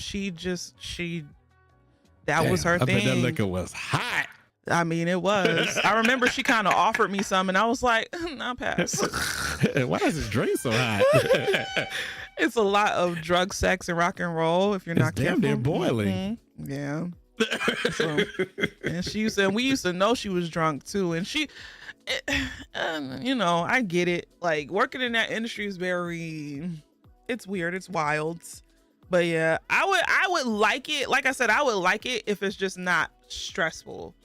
You know, if I'm like in a little bar, it's like a little diner or whatever, and a couple of people come in, cool, and I still make a good amount of money, cool. But I don't want to be in the weeds. Being in the weeds, and I like to connect with people when I serve or whatever. I like to talk. I'm a yapper. So it helps the time go by. You can't tell. I'm a yapper. You can't tell. But that's how it was. Like, I like to talk to my tables. I like to talk to my customers and stuff like it. It helps the time go by quicker. So you're the fun one. Yeah, you kind of have to be. You have to find like a little bit of fun and a little bit of joy in service in order to survive. Because if you don't, you'll be so just bitter and mean-spirited and just and think everybody owes you something. And that's one thing I was trying not to do, because it's like, you know, like, yeah, if you're gonna come to a bar or to a diner or to a restaurant, the thing is you tip. It's not like it's not a guarantee. I get it, but like you could eat at home. Like, we all know that most servers and bartenders make below minimum wage. We know this. Mm-hmm. So if you go to a diner or a restaurant or whatever and you want service and you don't tip, you're just borderline an asshole. And not even borderline, you are an asshole. And for the people who are like, well, that's not my responsibility, that's the job's responsibility. Okay, well, if it's not your responsibility, cook the food on your own or go to a McDonald's or something else where you don't get serviced. Or is they that can simple? Go to hell. And that too. Like, there's other places, get stuff to go. Like, you don't have to, if you choose to go and sit your ass down and be served by a person, and you anytime I've had Europeans tip me because they know that tipping is a thing in the United States, if they can do that. I worked on the international concourse in Atlanta Jackson, Hartsfield Jackson, Atlanta Airport. Well, we used to have automatic gratuity because it was written into our contract. Because I worked for a job that had a union, thank the Lord. But the Europeans and all of that never complained because it was like, oh, we get it, you're American. So it was like, and then sometimes they would tip a little bit extra, like, here you go, you deserve more. So we used to get like an automatic 18% gratuity or whatever. So yeah, like, if you know what the deal is and you still it's not my responsibility, you're just a jerk, bro. Like, why even go out? Like, I get if somebody gives you bad service, but then there's also people who look for anything to be bad. Oh, she didn't fill my water this one time. Like, So yeah, it just depends. I can't roll with people who do weird shit like that. That's a quick way for me to unfriend, unfollow, block. Act up in a restaurant. Act up in any service job. Act up. Unfriend, unfollow, blocked. I'll never go out with you ever again. So not tipping at a restaurant is diabolical. Exactly. Extremely diabolical. As a broke college student, I would still tip what I could, and that's all. Like that's all that matters. Like a lot of the time, servers like we know, we could kind of gauge by what you're ordering, what the hell you're gonna tip. So, like it's not like you have to do the most. So, I always tip well, even when someone is being shitty, because you just never know if somebody's having a bad day. Same. Honestly, like I might not give the most, but I give a little something because hey, I know.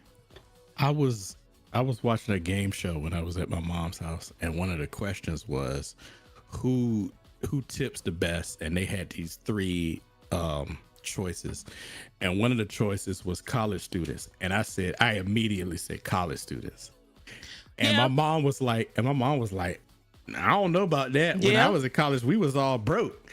And that don't mean nothing. I said, so were we. But with the group of people I hung out with, is if you went out, you tipped. Rich folks are stingy. If you didn't want to tip, you don't go out. Yeah, I gotta pee. I've been holding it. Go pee. Go pee. BRB.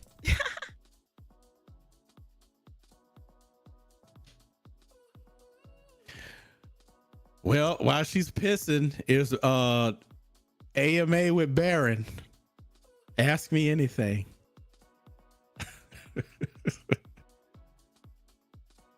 I will try to answer your questions.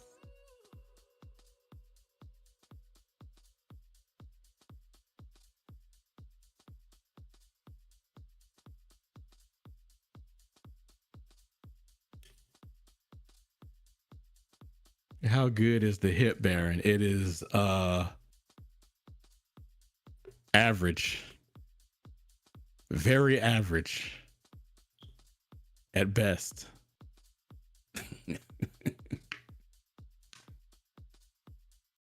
So what happened with them two old people in the back of the limo? I've been banned from answering that question. Baron, do you wear socks to bed? No, I do not. Where did you go to college? I went to Virginia Commonwealth University.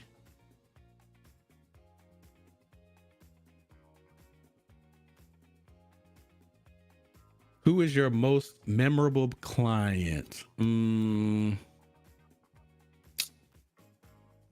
Stephanie Mills is up there.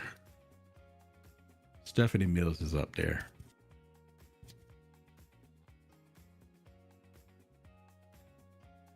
Leesh brought up Killer Mike earlier. I picked him up like a couple of months ago.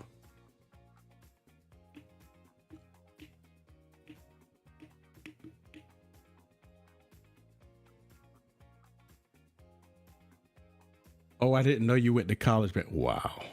Wow. Wow. Wow. Wow. What's your favorite game? Well, if you talk about video games, it's the Mass Effect trilogy. Does Baron like Wicked? I want to see the movie. I haven't seen it yet. I want to see it. And this is from a person that hates musicals. What did you say? But I do want to see Wicked though. Why is everybody saying listen to your elders? What did you say? I don't know. Ain't no telling. I'm doing an AMA right now. Well, Baron, are you 1/4 massa 3/4 coon? Who said that? I did. Oh, you don't count. What? Obama Not number one Mass Effect streamer. Obama was a mulatto. Oh God. Oh God. Baron, let's drink. It's Tuesday. I had Taco Bell today. Uh-oh. No, it was so R- bad. Rip the toilet. Oh, I already did that way before okay. stream started. Oh, okay. Yeah. So, is Max still here? Yep. Oh, snap. Mac, are you still drinking? Yep. Are you okay, Mac? You need a hug? Yeah, I'm doing fine. You No, sure? I don't need a hug. You don't Well, need a hug? You're not. It depends where the hug's coming from. I knew it. I was waiting for it. Yeah. Matt said, hug me with your mouth. I walked right into that one. That was my Matt own want to fault. hug some titties. Shit, Rufus want to hug some titties.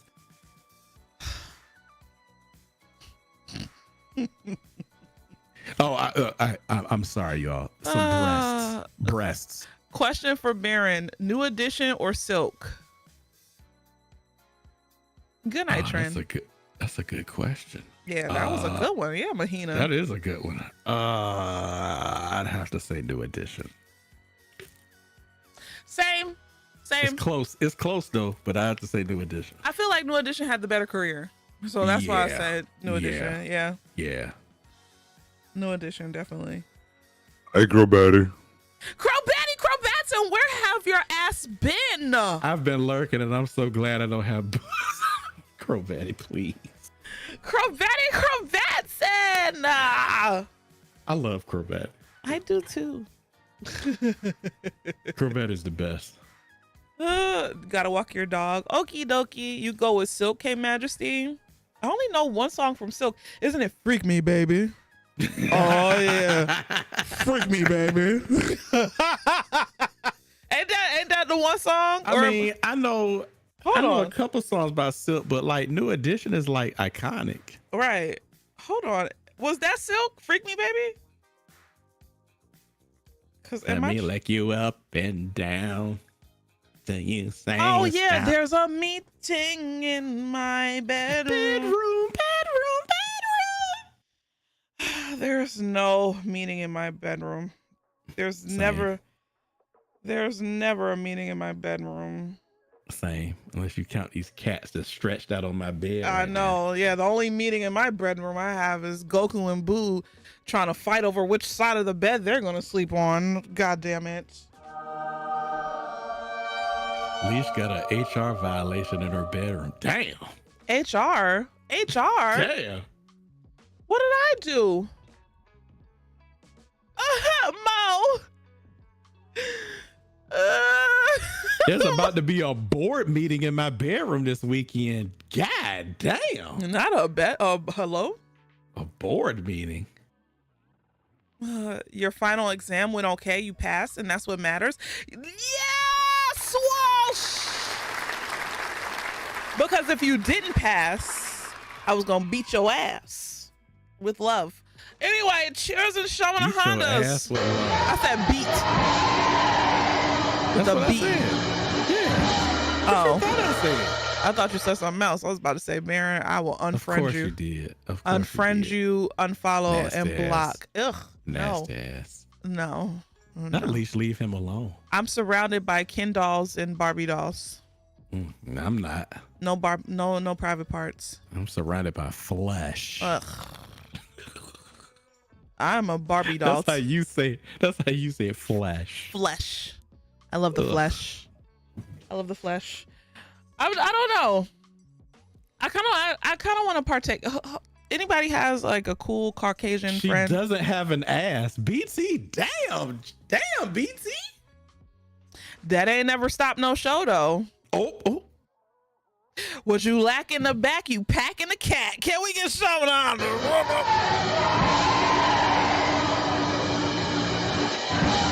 That Baron is in love from I'm beyond. spilling it.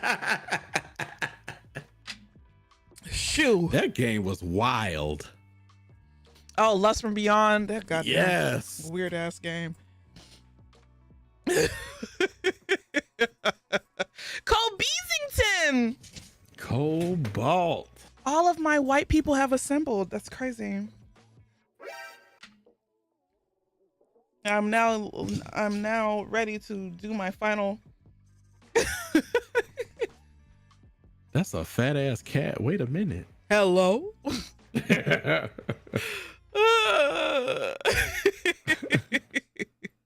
Nah, Ash, don't you go and lurk. I knew you was gonna do that. Not gonna lie, the entire reason I have fun watching Lust from Beyond was because Leesh did not want to keep playing it. Wow, y'all really like to see me suffer. That's wild and out in this world. You do it to yourself. I do. It's my own fault. So I have paid so many points for Leesh to play that game. Damn. Me coming into Caucasians assembly. Yeah, Chell, you already know. Just so many white people in here. Chell. I guess they're just trying to, prove that they're the good ones. And I mean, that's fine. As long as they are. And that's all that matters. Chell's one of my favorites. The last time you did this, you got called a bad word. Keep it up. Wait, what did I do? The last time you did this, you got called a bad word, Baron. All I said was I was gonna be streaming with Chell from now on. Yeah, and then you got called a bad word. Keep it up. How is that the same as me saying Chell is my favorite? Or one of my favorites? Okay.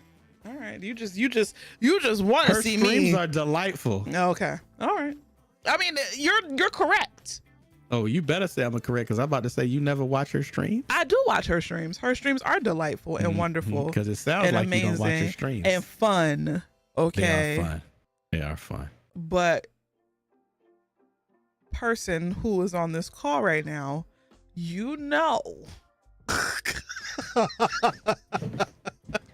I mean, it don't take much for you anyway, because you slur ready. Because maybe if you wasn't such one. Such what? Such a one. Hello, monkeys. Disgusting black creature. Please, Keanu, please say that in the movie, please. Please. If Keanu Reeves say that, that would be the greatest movie of all time. I would literally, because I haven't watched any of the Sonic movies, but if it They're can, actually pretty good. I heard, but if it was ever to come out that he said that shit, I would be in the front row cackling. Okay. Me too. It is kind of weird though seeing Idris Elba play a doofus. Knuckles isn't a doofus.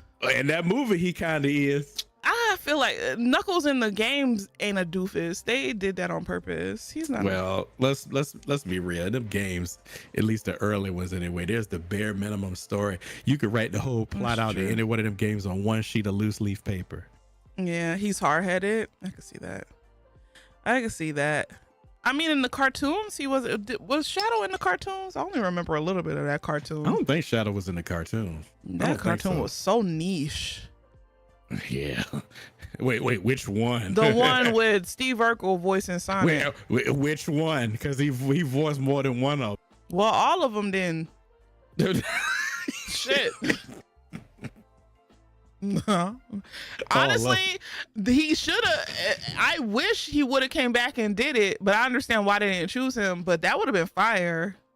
I mean, the dude that they picked was pretty good. Yeah, but it would have been fire if they would have let him be Sonic. No, it would have. Just to give him like a good little payday too, because them Sonic movies, I know they banking.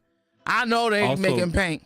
Also, Baron Wicked was pretty good. It goes faster than you think, especially with the. Oh no, I have no problem with that. I'm very interested in the story. I just typically don't like musicals, but that one I'll. Yeah, you love Tails. Give it a pass for. You're gonna have to fight Swash, because Swash loves Tails. The little, what is he? What is Tails? A squirrel? What the fuck is Tails? A fox. Oh, he's a fox.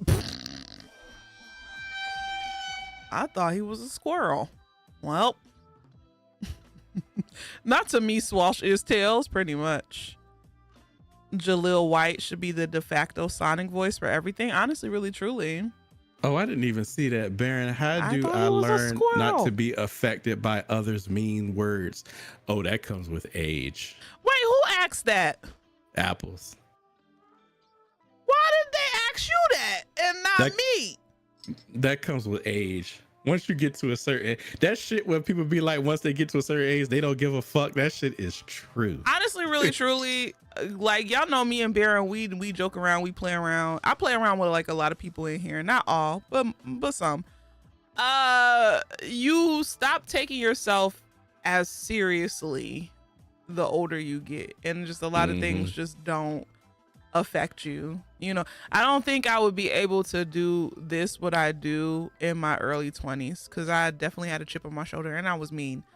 And y'all might think I'm mean now, but I'm not the. Shut your ass up. Not like I was mean, like for real mean. Like I'm play mean. So. But this is playing. Yes. So just imagine. Jesus Christ. I was a bitch on wheels, y'all. So on wheels. So yeah, the older you get, the more you just don't care what people say. You know, I'm kind of happy I found this when I did, because now it's just like, you know, what can you say? What can you say about me that I already? That's the thing. What can you say about me that I already don't know? Right. I know myself better than most of you all would know me. Right. Better than all of you all, honestly. So it's like, what the fuck you gonna say to me that I already don't know or haven't observed? What the fuck? So, not you being mean. I was mean. I was a little mean. I ain't gonna lie. But you live and you learn and you grow. You do better, you know. So Leesh used to beat me with her belt. Swosh, can you stop? You are white. Can you stop saying I beat you? You are white. We'd all have to watch. Damn. Mac, please. Yeah, like one time somebody called me ugly on Threads, and I'm like, really, dude? That's the on best Threads? That's wild. Yeah. That's the random. best you got, bro. Hello, I don't know. BT eat you up all the time. It's different. I don't know. It's different. Like if we have a rapport, like if my thing is like, if I know I could joke back with you, I don't care what you say to me, because I know if I say something to you, you know, it's a give and a take. So like y'all be like, oh, BT eating you up, BT eating you up. Not really, because it's funny. It's not like it hurts my feelings or nothing. Right. It's all from a place of like, we're going back and forth. Like I know whatever BT says is not meant to like really get me. Like, oh, I'm gonna say this to really. No, that's not the type of time that we're on. BT's just very clever, thank God. Yes, very clever. He's just very clever, but it's never like on no weird shit, you know? So not BT eat you up though. Swash, I will time your ass out. So I can't describe the relief I feel that I know if something really cuts deep, I could be like, that was playing too much, and have that respected. Exactly. But you have to say it to me though. Because if you just keep it inside or tell other people, I'm gonna say this right now. If you keep it inside and you tell other people, it is not my problem. You better let me know. Or let somebody close to me know, so that way they can give the word to me, so I could be like, all right, cool. But even then, don't even let nobody close to me know. Let me know, because if you keep letting people close to me know, I'm gonna be like, what the fuck? They acted like everything's okay, and I'm gonna get pissed off. So yeah, like I'm very much the type of person who will be like, you know, I said something wrong, my bad. You know, I don't get it right all the time. I ain't perfect. But I do my best to respect people and their boundaries. Just like for instance, me, Mo, and Deanna. That whole situation where I be flirting with Mo or I flirt with Deanna or whatever. But me, Mo, and Deanna talk to each other every damn day. So if if I stepped over a line, I know that one of them. Yeah, yes, we talk every day. Must be nice. It must be nice. Yeah, because you don't text me every day. They text me every day. So I respond. I don't text you every day because you don't respond. I respond to them. It may not be every day, but they still text and I respond.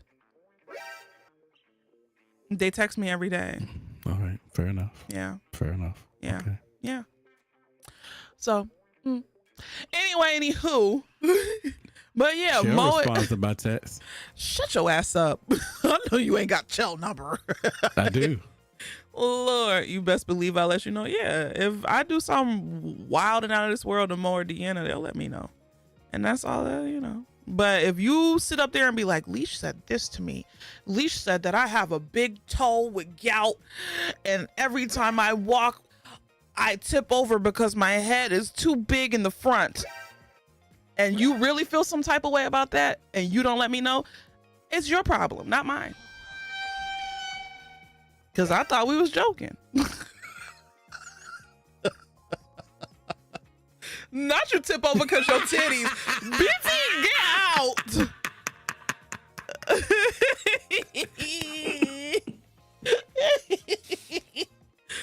Oh my God. Lord, don't harbor no shit. Because I'm never going to be like, well, fuck you and your feelings. No. Because I know I play too much sometimes. You know, I know my sense of humor could be a little bit mean to some people, because it's not mean to you, Baron, is it? Baron, is my sense of humor mean? Baron, is my sense of humor mean? Shut the hell up! Damn! Damn. Not mean these. Get off.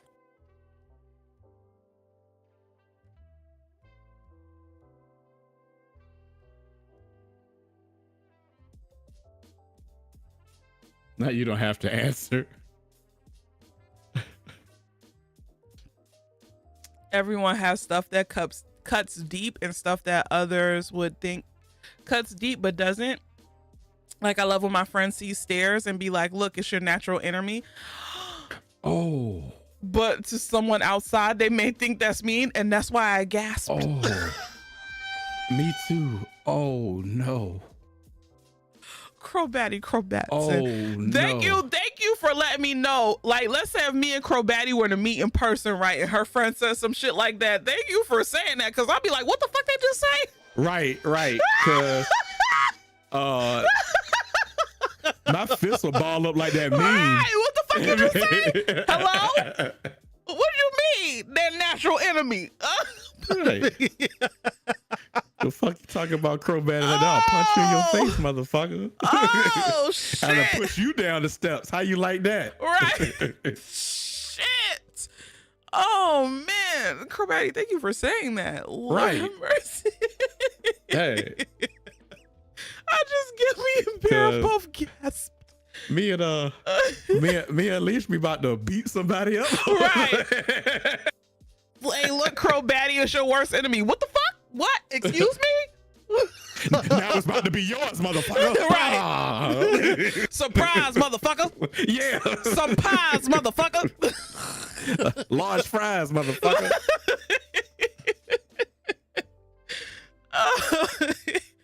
Oh my God. I take a lot of shit to heart, but even I can joke around with people who have gotten really comfortable with. It's just kind of part of being here. Yeah, you learn and you grow. One thing I do like that Will Smith said after he smacked the fuck out of Chris Rock was I have to put that in there. But no, this is literally what he said.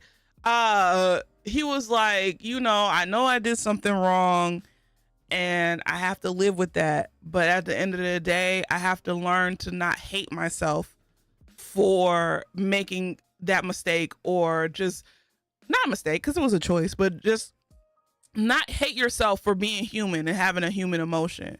You know, yeah, you hurt somebody, but you can't, and I don't want to sound like weird about it. Like, you do have to apologize. You have to do the things, and you have to learn to not do that no more. Like, Will Smith, you walked up on stage, you smacked somebody in front of millions of people. You can't do that shit no more.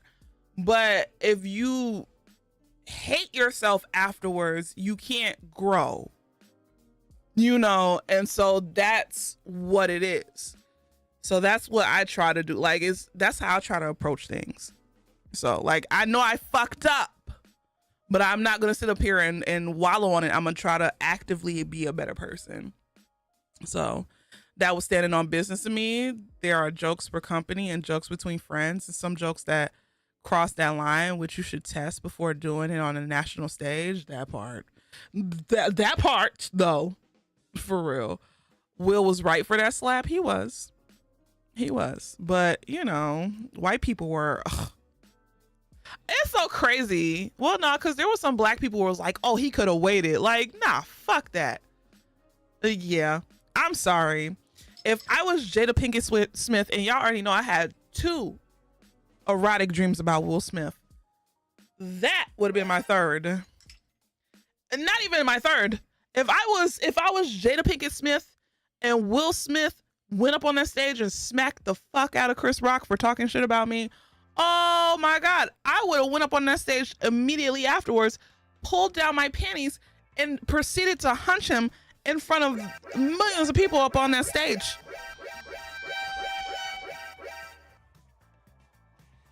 They would have got a show that night.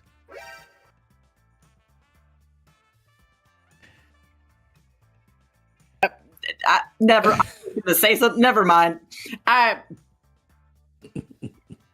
Y'all silenced me already. You can't silence me anymore.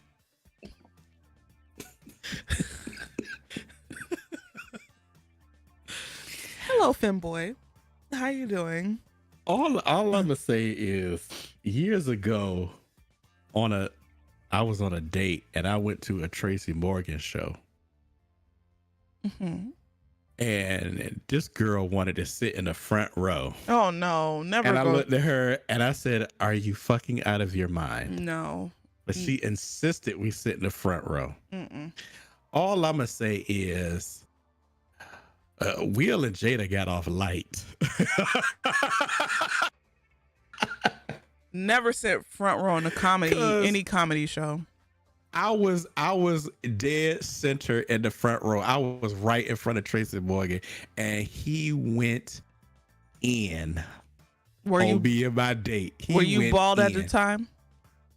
No. You weren't even bald at the time? Oh, I was not. Damn, Baron, do you have a picture of you with hair? I do. I have a few. Can you send me one? I will not. Why? That Baron doesn't exist anymore. Can you just send me one picture of you with hair? I will not. I just want to see what it looks like. No, you will not. But not why find not? the footage. I will delete every picture of me before 2010. That's crazy. That man's not funny. Who, Tracy Morgan? Oh my God, that show was fucking hilarious. I love Tracy Morgan. He was halfway lit too during the show. I love Tracy Morgan. He's funny to me. You know, it's very hard for me to laugh at comedians. And then I was married to one. Well, you were married to a shitty comedian.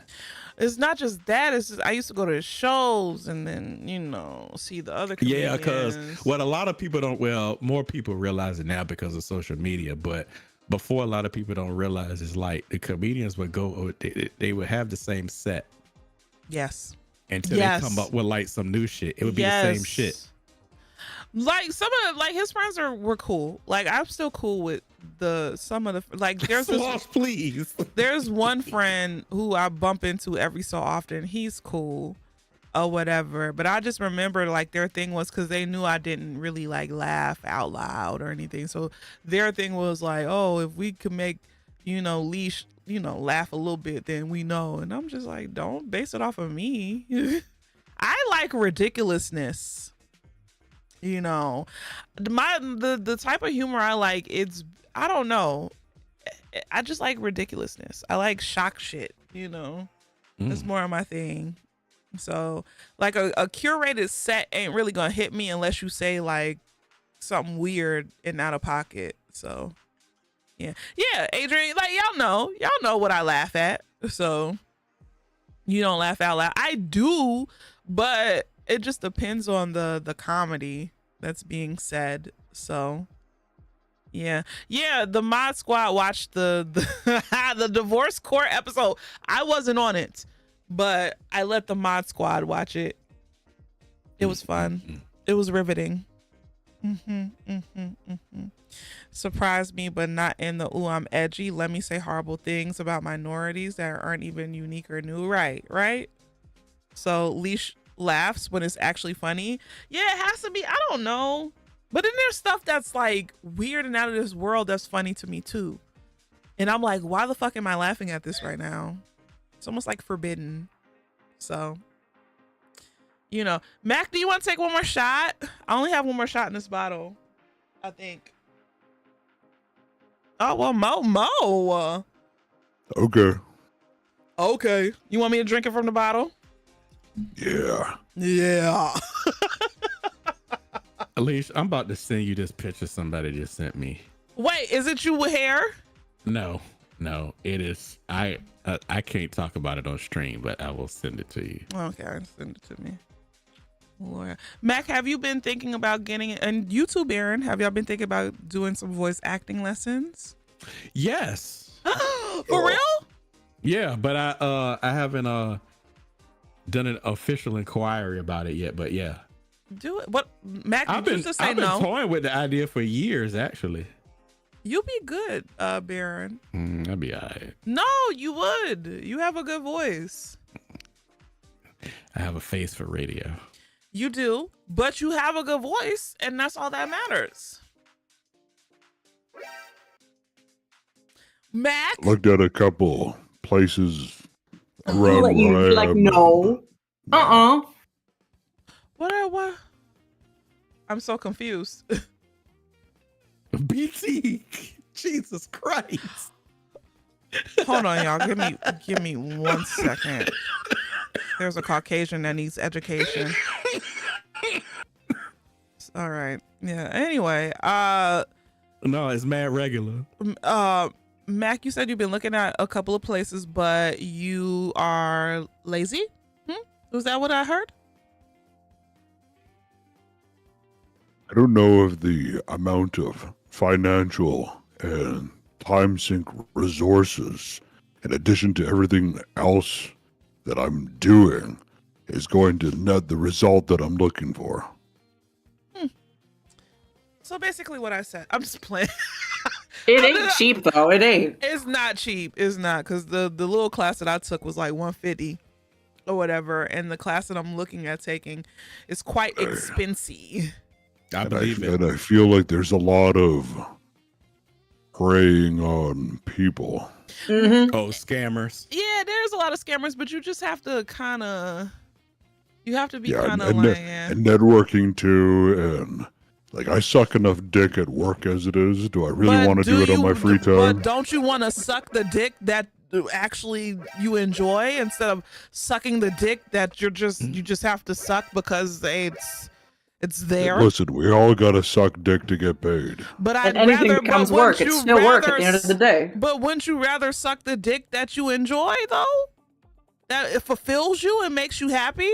Or you just want to suck the dick that's just like, whatever, it pays the bills. This dick pays the bills, whatever. Dumpster dick pays the bills.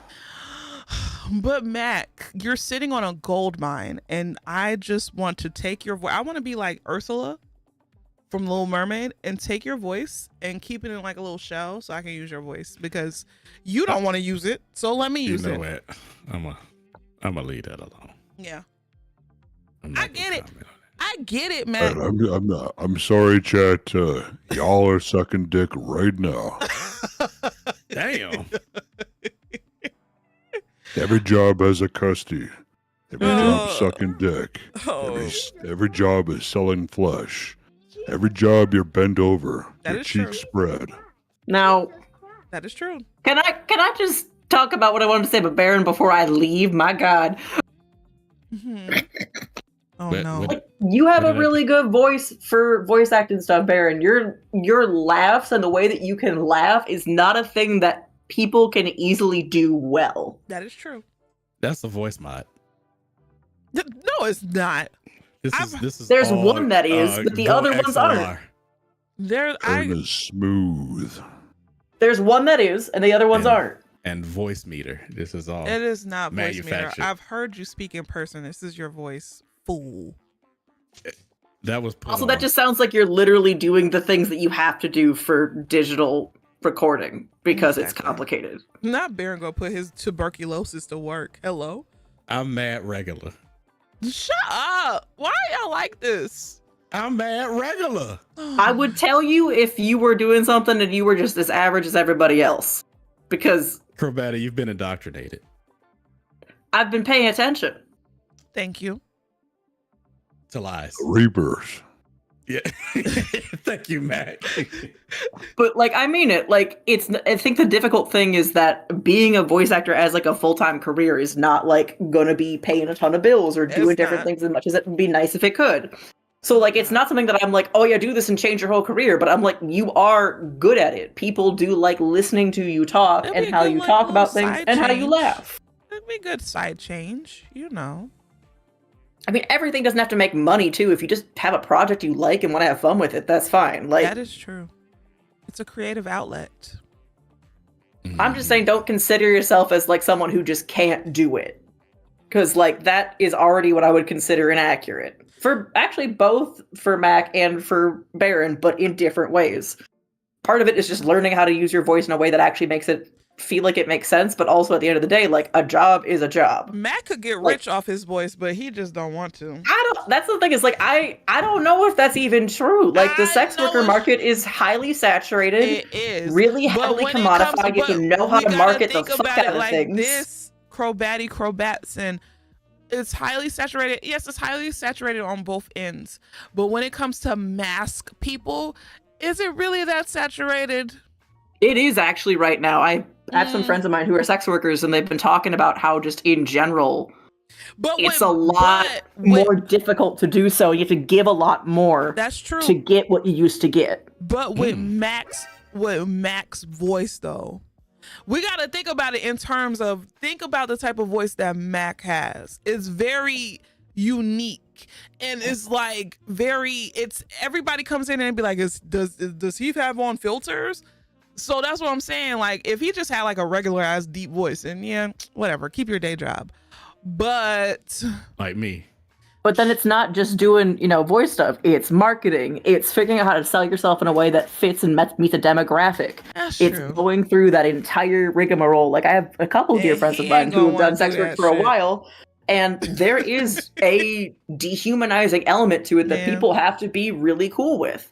And a way where you don't get to, end with a funny joke or something. You're doing this to fit other people's wants and expectations of you.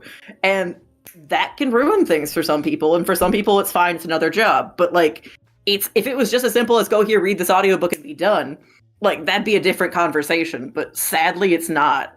And that's kind of the thing that's just difficult, is there's not right now, there isn't a way to just like do sex work and advertise in a regular way and have it magically pop off, or worst case scenario, it super pops off and then you become a like hyper vigilantly aware person, and that Yeah. can be its own thing. Like Mac walks around with this voice, and this is his voice. Mac, do you put on your fake voice all the time, or do you use your deep voice? My name's Mac voice. I use my customer service voice at work. Only at work? Oh, okay. Okay. At work and specific circumstances where I need something from somebody within a position of, if it's like If you want to ask somebody for something, but you don't want to use your voice, you use your customer service Yeah. voice. Yeah. Mhm. Okay, I see what you're saying. Because your regular voice sounds so like, it doesn't sound Thick. no, hello? Mac voice thick as fuck. Thick ass voice. I mean, you are like a Because basic when I- in terms of like when I timbre. talk That's like, like this, yeah.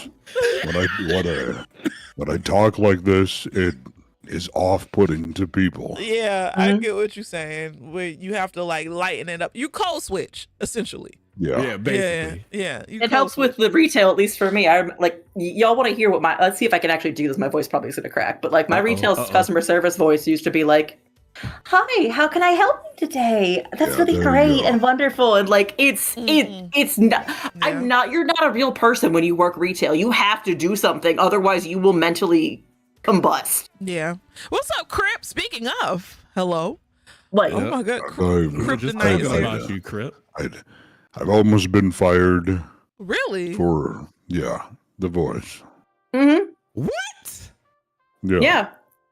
Because it's aggressive, confrontational, Oh, customers, Yep. That's unfriendly, coded language. customer service. Nah.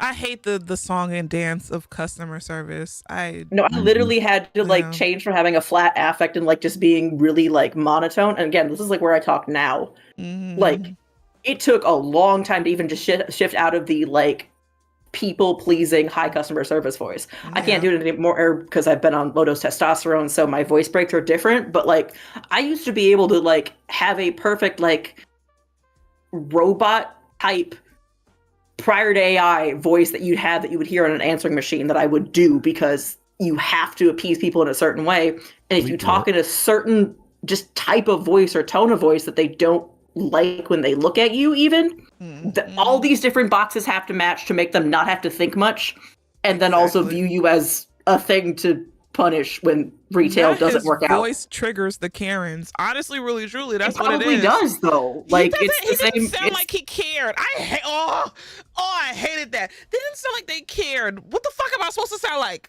Hello? I don't care. What the fuck? I'm just here. Would you care if you was in my shoes? Oh, I used to hate shit like that.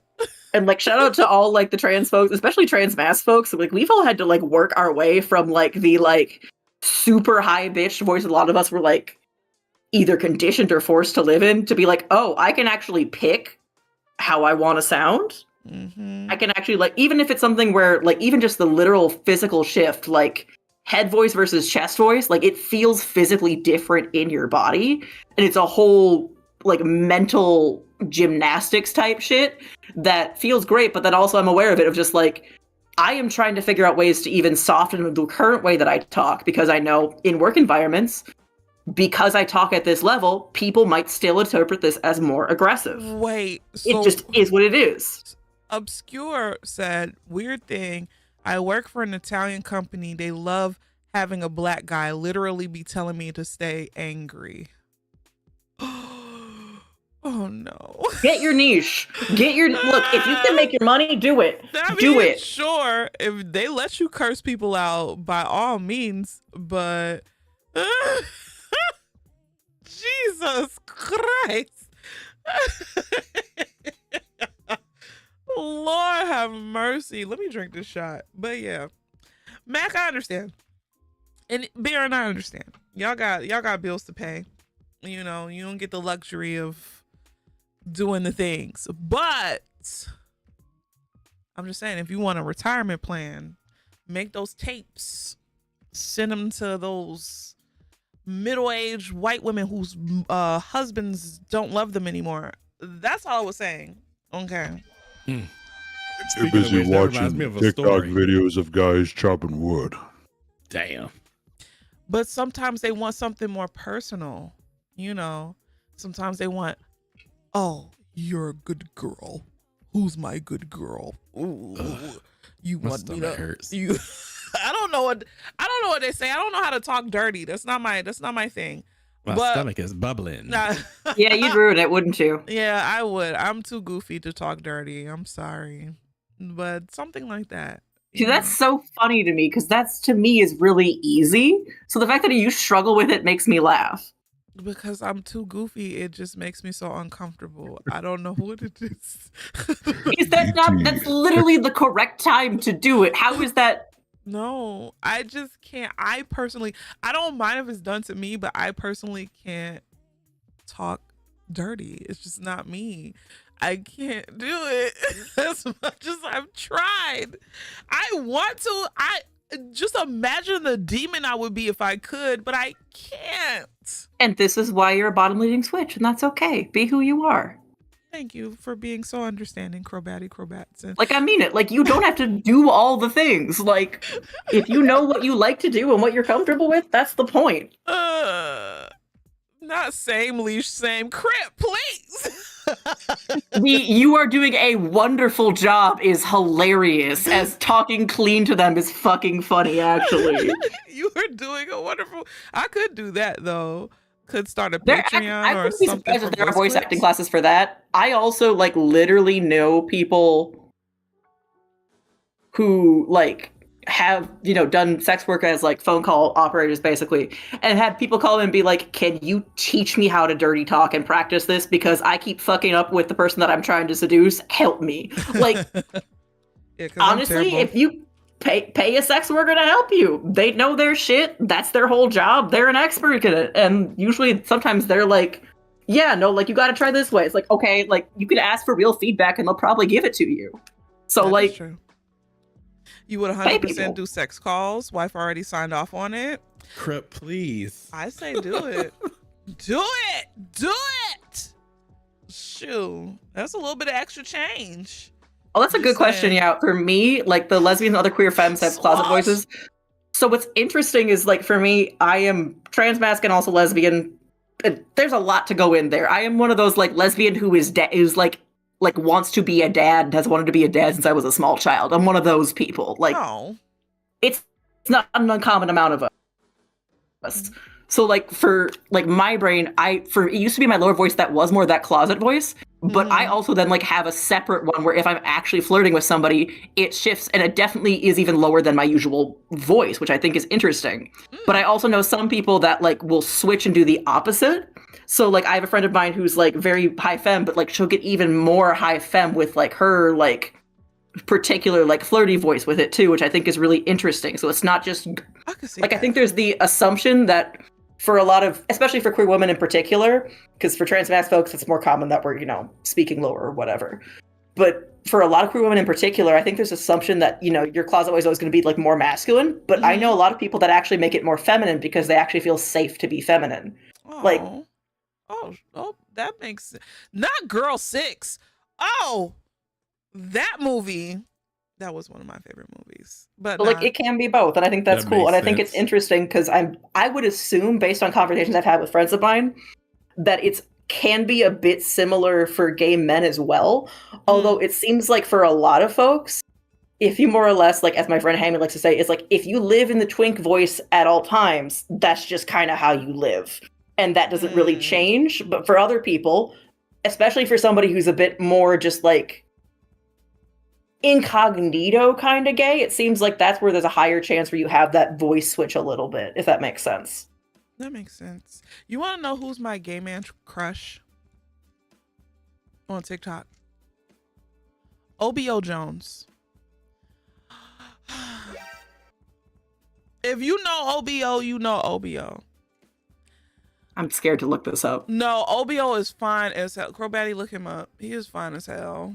I am a whole lesbian, but okay. Look up OBO Jones and and it's crazy because I remember one time he made a video and he was like, yeah, y'all, I'm just naturally flirtatious, but I don't want y'all. He's talking to women.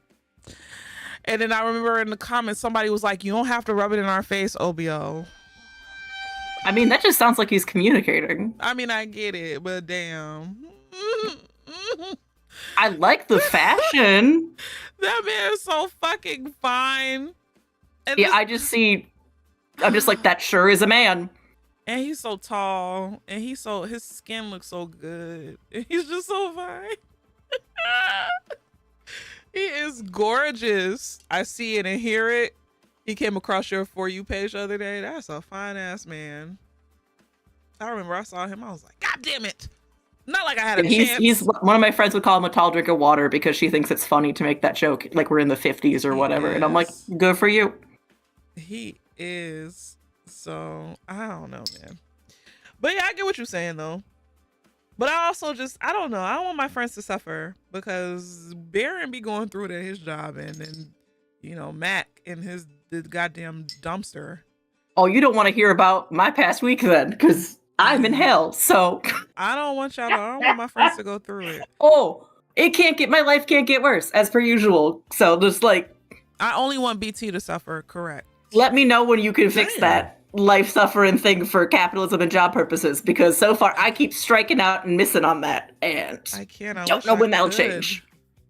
I wish I could. No, I only want BT to suffer because he has his doctorates and he thinks he knows, and he thinks he knows everything. He does know everything. Shut up, Baron. God damn it. He needs to suffer. Anyway, let me take the shot. Anyway, cheers and Shaman. He can't have gluten. Like, isn't that enough for the moment? Right. Thank you, Swash. BT does know a lot.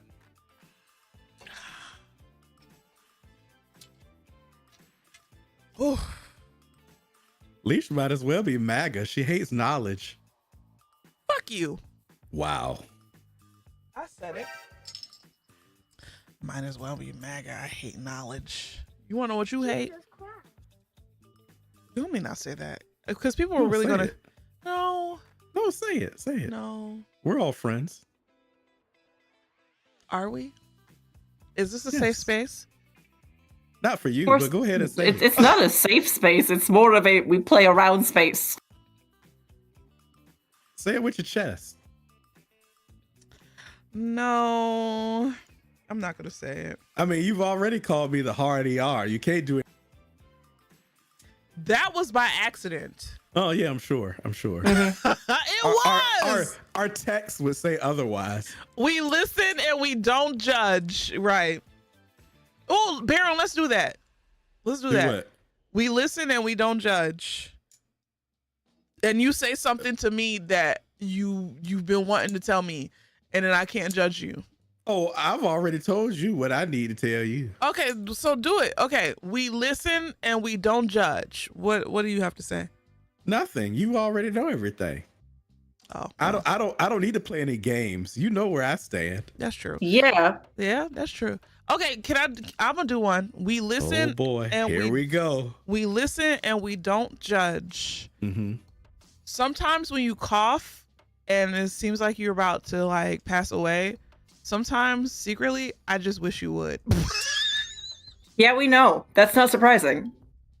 We listen and we don't judge. I'm not shocked by that. That's exactly what I would expect from you. Like, I'm sorry if that's shocking to you, Baron, but to me, I'm just like, water is wet. I'm just kidding. Baron, I'm just kidding. Why are you quiet? Baron. Well, he didn't judge. Baron, speak to me. No, we can let her roast and cook for a minute here, actually. Just rotate the little spigot of hell. Wait, did he leave? No. They kicked me out. Who the hell kicked me out? Oh God, Baron left. Ahaha. That's the noise. There you go. Oh, Baron, come back. Baron left.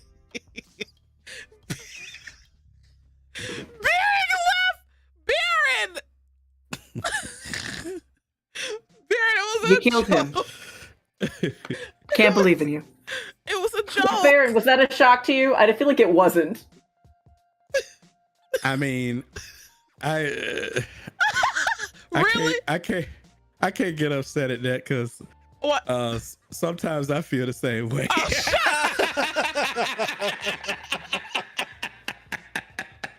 now, Leesh, what? Listen. You're like the two cats who hate each other, but then We're literally once the fire pit is on, both of them fall asleep and their little feet are touching. It's the same energy. We're the two old people from the Muppets, some two old men. Oh, what is it? Walthorpe and I forgot their names. Yeah, the ones who argue with each other. In the balcony. Yeah, they argue with each other, but let them hate something together. Ooh, child. And they ride or die for each other too, which I appreciate. It's the same shit. We're literally the two old men in the Muppets. Yep. They roast the fuck out of each other, but if they find something they both hate, oh, you better watch out. Okay. Not fuck this heifer. Swalsh! Another warning. Hold on. I've been giving Swalsh warnings. Hold on, give me 1 second. What do these warnings mean? Nothing. for being so rude and not baby angel like once again. Yeah, I've been giving you warnings. It says Swamp has been warned. I don't think mods can see warnings. Oh, fuck. If you've ever sent me a warning, I have not gotten it. Oh, maybe I should stop sending out warnings because maybe That's just been your internal Twitch diary to send to the ether. So other mods could see the warnings, but not the mod that got sent the warning. Wait, actually? Yes. That's wild and out of this world. Can you have one? I need to look at this. Hold on, I'm gonna warn you, Moon Lady. Hold on, Moon Lady. I want a warning. I want to be part of the club for 2 minutes in a way that doesn't actually matter. Hold on, let me do Moon Lady. Warning for being a Yapper Supreme. That's for Moon Lady. And then for... Also not PvP. I can't warn people on YouTube. I'm so sorry. YouTube people, I'm gonna try to love on y'all because y'all... What does YouTube have? Nothing. I literally look to see, because you know how like we catch Pokemon over here and there's other things that they could do. Like I'm literally went down a rabbit hole trying to find stuff for YouTube that helps with chatting, and there's nothing. And so YouTube don't give a damn about chat interaction. They don't give a shit about that. We don't give a shit about basic moderation tools. I want to throw them into the sun. So the sun. That's why I be like, oh, I have beef with YouTube. Like I tried it and it just makes me viscerally mad to try to do shit on there. Oh yeah, the moderation on YouTube is ass. One thing I will say is that even though Twitch had its problems in the past, they have improved greatly their moderation tools or whatever. And looking at other moderation tools like on TikTok and on YouTube, it's just like, oh my God, this is so primitive. So yeah, I've been trying to find little stuff, but there's nothing. And that's why I've been keeping my ear out for it too, because I have a friend of mine who's just switched to YouTube full time, more or less. And it's just like, please, it's jacking shit. It is. That's why I'm just like, whenever I see YouTube people aren't talking, I'll be like, talk to me, talk YouTube, talk, because I want them to. Oh my God. No, well, not like, shut up. But that's why I'm like that. Like, oh, YouTube people are being quiet because I know that there's nothing else that they can do. I'm just like, shit, say something. God damn it. and like YouTube chat for me will break so frequently. Okay, hold on. I'm sending you your warning. Warren Crowbatty for being a librarian. I don't even know how to spell librarian. I mean, that is a warning, because me being a librarian and working hard to do shit doesn't mean jack shit in this world, so why did I choose this career path? I don't even think I spelled librarian right. You can entertain me with a rose. My rose is broken, TJ. It's close enough. I can't tell. My brain doesn't care. Spelling isn't real anyway half the time. Okay, I did actually see that warning. Okay, so mods can see their warnings, I guess. Okay. But I feel like it's not every time. Oh, okay. Because I was warning Swalsh and he couldn't see it. So I bet I didn't spell it right. I don't know what the fuck I spelled. I know one of my friends was trying to moderate basically her mod for being a lovable but chaotic twink that sometimes we're just like, okay, maybe the fact that you have this sword is a problem actually, because we can't do anything if you say things in chat. Like, we're learning. But like, YouTube is weird. Wasn't working. I get why they're not really investing into the streaming side, because they don't have to. If we really look at it, YouTube is not a streaming platform. It's a video platform. Whoa! I was trying to gaslight you to stop doing it. Oh, so Swalsh, you could see it. Aha. Now I have to ask my friend Hammy to be like, could you actually do it? Because he might have been doing the exact same thing and fucking with all of us. That would not surprise me, actually. Swalsh, you couldn't gaslight me for long. You don't have it in you. You don't have that dog in you, you know, to gaslight. Swalsh will give up. I'm a good lie detector, except I'm also not. because I just assume people. I take people at their word far too much. Although I get better once I know someone, I can like figure out like what their like cues for when they ain't saying shit. Like the I feel like if I had come in here at the same time that Mo had come in here, I would dead ass fully believe that Mo was your baby daddy, and it would have taken me probably like a year to not get it. That makes sense because I really went hard on Deanna and Mo. Only like I get it because it was like because I believe what was it? I think what started it off was that I was like, oh yeah, Mo, I'm gonna keep because after 9 months I'd be like, oh, we got a stream baby. And I kept Mo's and not Deanna's, and they're married, and so I just made it a whole thing. I remember the Deanna debacle because you said weird things about her child in a way that was mirroring the American Indian acts that did bad things. Please, just make Look, me feel it's hilarious. terrible. I do have to bring this back because it is funny. It's funny to me because I know you didn't mean it, but other people do mean it. And like in my life, I've met people who do that. And they're like, no, it's fine to do that. And actually, I think disabled people shouldn't be allowed to be born or exist, or kids that don't conform shouldn't be. So like for me, I'm like, it's funny. Because you actually don't mean it, and now, but that look can at be what funny BT is because saying. of my trauma. Look at what BT is saying. Wow, Leesh is being anti-indigenous. Oh, I mean, there's that. There's the. I mean, like, wow. Growing up as a disabled person, you have adults telling you constantly that if you were their child, they would have aborted you. Like, it is what it is. Oh yeah. Wow. Yeah. Wow. Yeah, that's the thing. That's the thing. Yeah. Random strangers on the street will see me walking back in and be like, wow, if I were you, I would kill myself. And I'm like, hi, it's a Tuesday and I don't know you. Yeah. Like, it is what it is. Like, it's in some ways, like, I'm sure lots of people have people who are visibly, like, dealing with racism have had someone come up and be like, you're black, and say 17 slurs to you for no reason. You're like, I am literally going grocery shopping. Perfect example. I used to work, those people who used to sell stuff outside of Walmart, like random stuff. I had that job for a summer job back when I was in college or whatever. And I'll never forget, I was in the middle of y'all got to think of Georgia. Everybody thinks of Georgia as Atlanta, right? But if you go an hour out in any direction, you're in the West Bumblefuck. Okay. Now I had one of those commission jobs where I used to have to go and stand outside of businesses and sell shit. And there was this one time I was outside. Yes, there was this one time I was outside of a Walmart and some random lady was coming up to me or whatever, and we were just talking or whatever, and she was like, yeah, I had something that broke down, and you know what they say, you have to N-word with the hard ER, rig it. Oh yeah. And it's crazy because I kind of laughed it off because I'm like, oh God. But I was with my trainer at the time who was this white girl.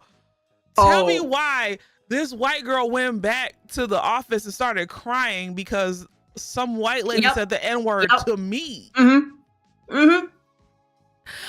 like, hello?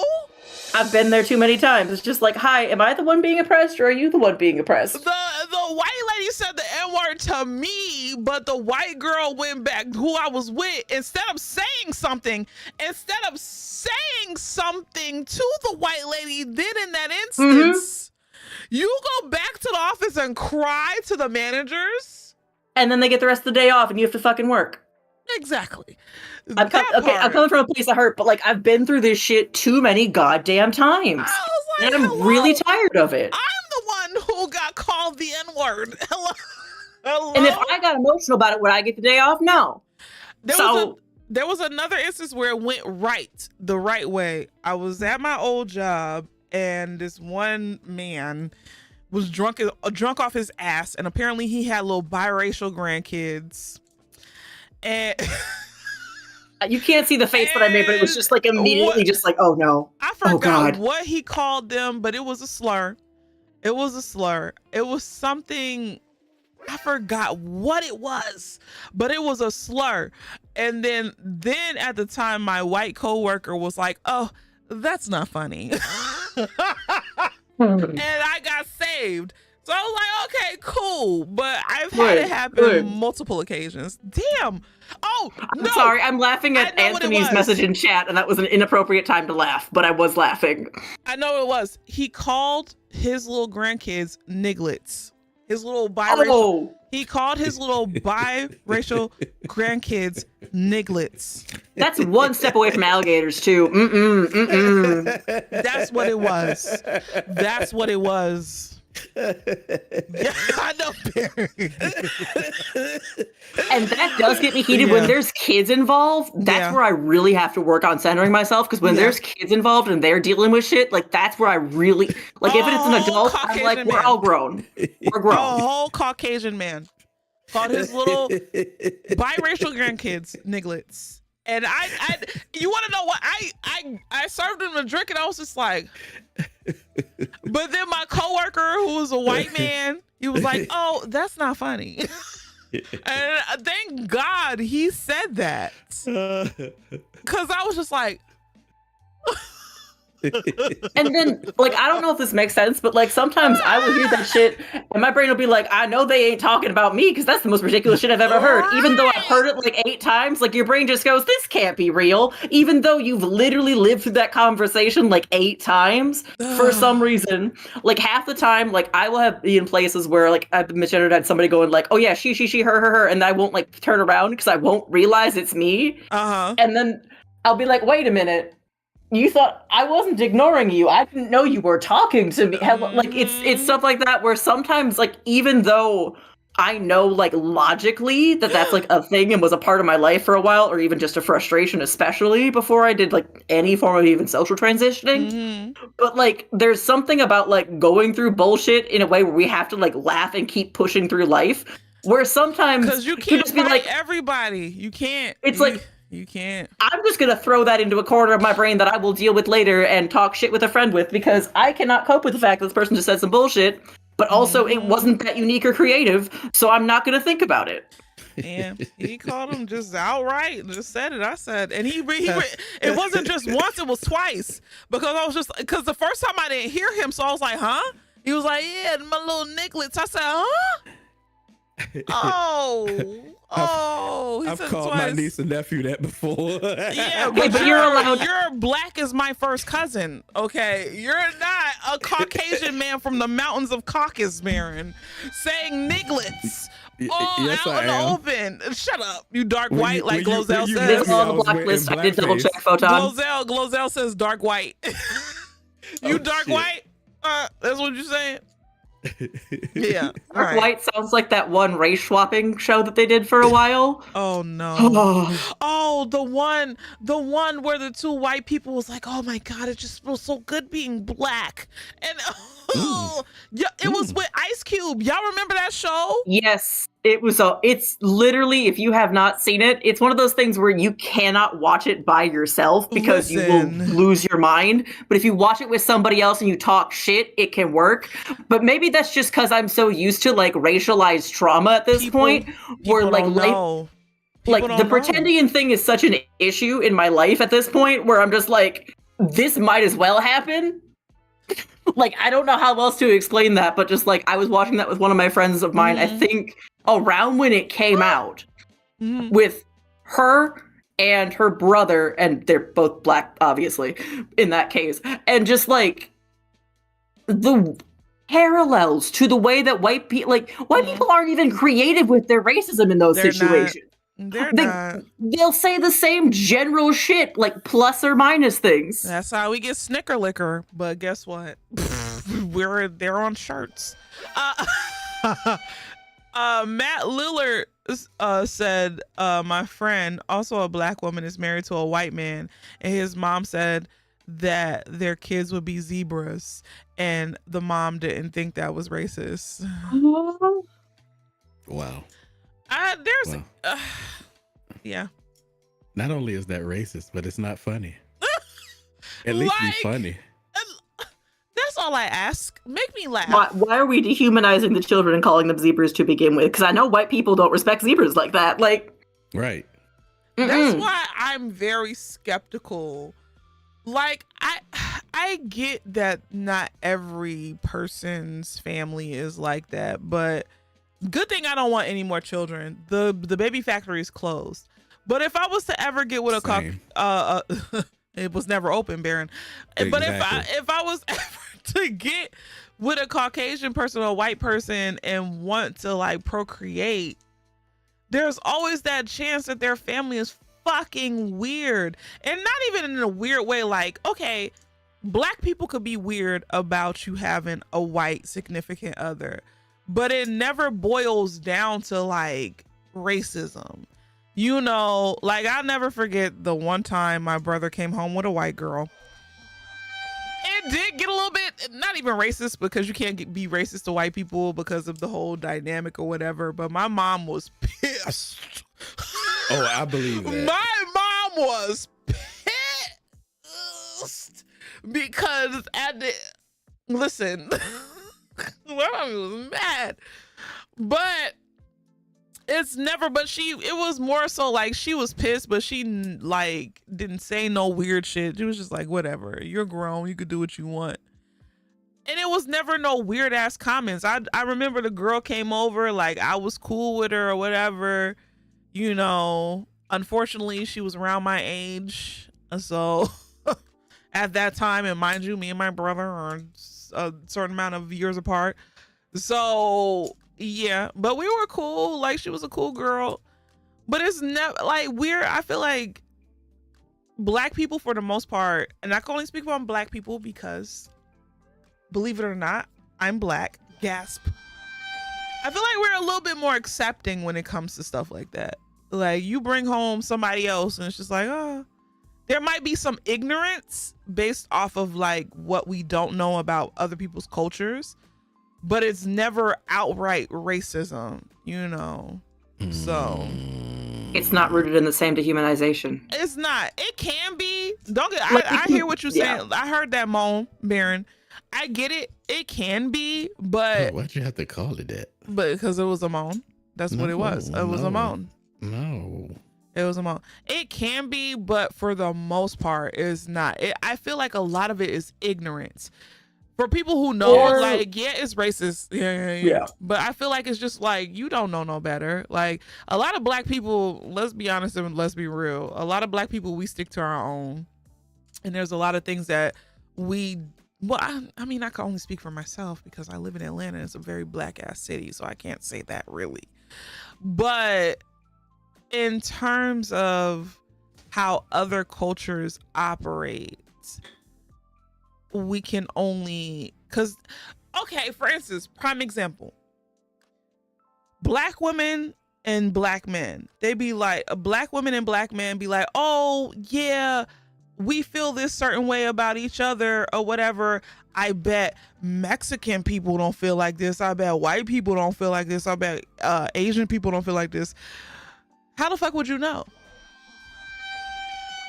Because if you actually have friends who were white or who were Asian or who were or Latino, Latina, you would know that we all go through the same shit. And that's what I'm saying. Like, that's when it falls into that ignorance, because that's always the number one thing they say.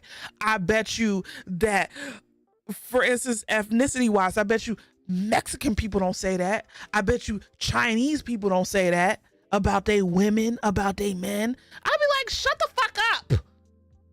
Who do you know that is Mexican or Chinese?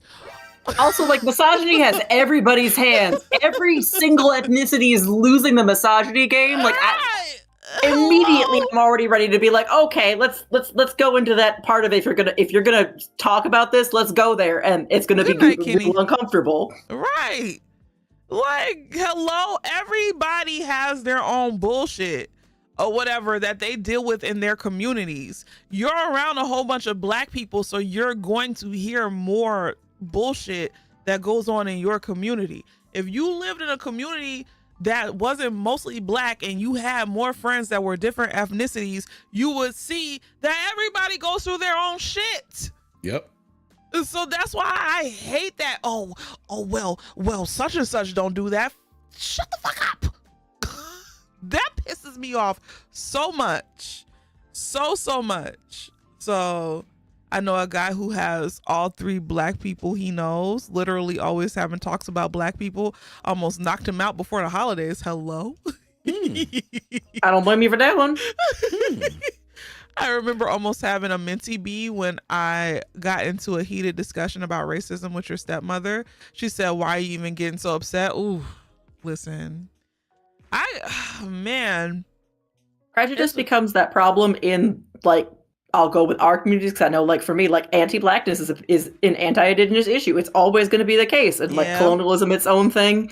People can, I think, like, addressing, like, Baron's side, because there is a level where, like, that comes in, for sure.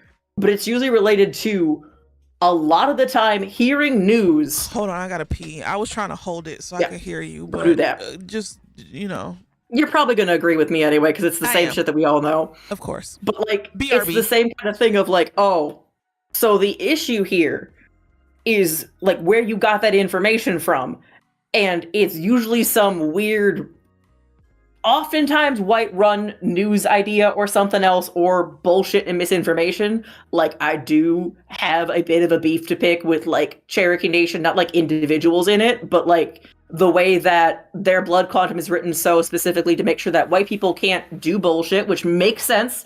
There was a whole thing, like, if you want to know more about that, if you Google $5 Indian, that has the whole history of how, like, white people literally tried to pay money to get onto, like, the official enrollment things for Cherokee Nation. Like, it's a fucking nightmare. I'm very glad that that's not the problem I have to deal with as an Ojibwe person, because I do not know how I would navigate that. But they did that and also hurt anybody who is not full percentage. Sometimes even full percentage of one tribe. So, like, growing up, like, there's, like, a show right now on PBS called Molly of Denali, and she is of multiple different indigenous nations. Growing up for me, that was, like, not a conversation you had. Like, because of how strong blood quantum is and how that money works. So a lot of places will do that as an anti-blackness way of being like, the white person that does this is a problem. But the, like, other people that are in our community, we can do this because we're protecting ourselves. And it's like, just being against everybody who isn't you is not the same as giving a shit about other people. Like, those two are two very different things. And some people choose to learn about it, some people don't. And I think there's more, at least now, people who are at least willing, even if they won't look at it as a systemic way of being like, okay, maybe if I look at where I got that information, maybe that perspective isn't great. But at the same time, we've got, online divisions and stuff like that. Like, one of my lifelong best friends is Vietnamese, and her dad has fallen down the Trump alt-right pipeline because there are a bunch of old Vietnamese men that are very, very, very hateful against China, which, like, makes sense. Hate your colonizers, I get it. But then the solution is not to like the person that's doing systemic oppression to everybody else. So it's just like, it depends on how easily people are rallied by their anger, and instead of caring about community, they care about protecting themselves. So it's almost like they buy into that white supremacy bullshit and then think about how they can climb these ladders of, like, social communities, and it's just a whole fucking mess. And I'm just like, the whole issue is usually where they get that info and how white people have been in control of information, Like, it's the same shit every year. It doesn't matter that we're online now. I'm back. I'm warning Swash. Hold on, give me 1 second. Why are you punishing Swalsh? I'm just warning him. It was a warning. I did talk about the alt-right pipeline, though. That was accurate. Because I was talking, a lifelong friend of mine who's Vietnamese, like, her dad has fully fallen down the alt-right pipeline because there's a bunch of old Vietnamese men who are pro-Trump because of their trauma related to colonialism in China. And, like, you're valid to hate that, but, like, this man ain't doing shit for y'all. That's so, like, true. Yeah. What would it take? Like, my thing is like, what would it take for people to be like, this is some bullshit? When it comes to the alt-right pipeline or whatever. Like, you gotta get people out of it. I know, but it's because, okay, for instance, and not to make light on anything dealing with World War II, but I was watching a documentary. Specifically, I turned it on because it was like, oh, the technology of something. And they went on to the technology of World War II. And they were basically describing how, so many young German men at that time were swayed to Hitler's cause or whatever. And it's just like a person. And maybe I'm just speaking on like because of the fact that I'm a black woman that lives in America. I'm just like, this doesn't make sense. But at the time, it was just, I guess it made sense to them. But it's just like, in the long run, did you really think this was gonna work? So it's just, I don't know. And about the long run, though, that's what's hard about it is oftentimes, like, we have many psychologists in chat that can go over some of these different logical fallacies and the way that people get themselves into it and how that is shown in psychology a bit. But basically, at that point, people are using anger as that secondary emotion and using that to fuel themselves. And it's the same. You can bring a horse to water, but you can't make it drink. True. The more people even just think they're invested in thinking for a sort of idea and avoiding that feeling of being wrong, because some people literally live their lives by avoiding the feeling of being wrong. It's baffling to me. But I mean, granted, that's also me growing up. Like, the shock that I got when I was in like middle school and I realized that most people don't grow up with like the teaching of like learning is a lifelong thing. Like, it still gives me mental whiplash. Like, I still literally will probably always struggle to get into like that headspace of those people. Because how are you somebody that lives on this earth and thinks that you can just sit and become a stone and like outweigh how things change? Like, it's beyond stubbornness. There's a group of people who haven't had to feel the weight of their actions. That's literally it. And because they can succeed, people then take that and want that. And it's always easier to organize with hate than with nuance and having a conversation. Because at the end of the day, there are going to be people who will always be opposed to the idea that racism is systemic, even if they are actively impacted by racism, because they don't either want to work through the racism that is in their own actions and own behavior towards their own people. Yeah. Or they mentally don't like the idea that somehow they have been conditioned to do things, which is weird because these same people usually look at the changes that are happening and say that people are being conditioned to do them. It's an intentional mental barrier that they put up to avoid self-reflection and self-accountability. So my question is, what happens when the majority of people who haven't had to feel the weight of their actions until now, what happens when they do have to feel it? Because that's what's going to end up happening. You know, like, for instance, this election, right? A lot of people, we see that Trump is treating this like a reality TV show.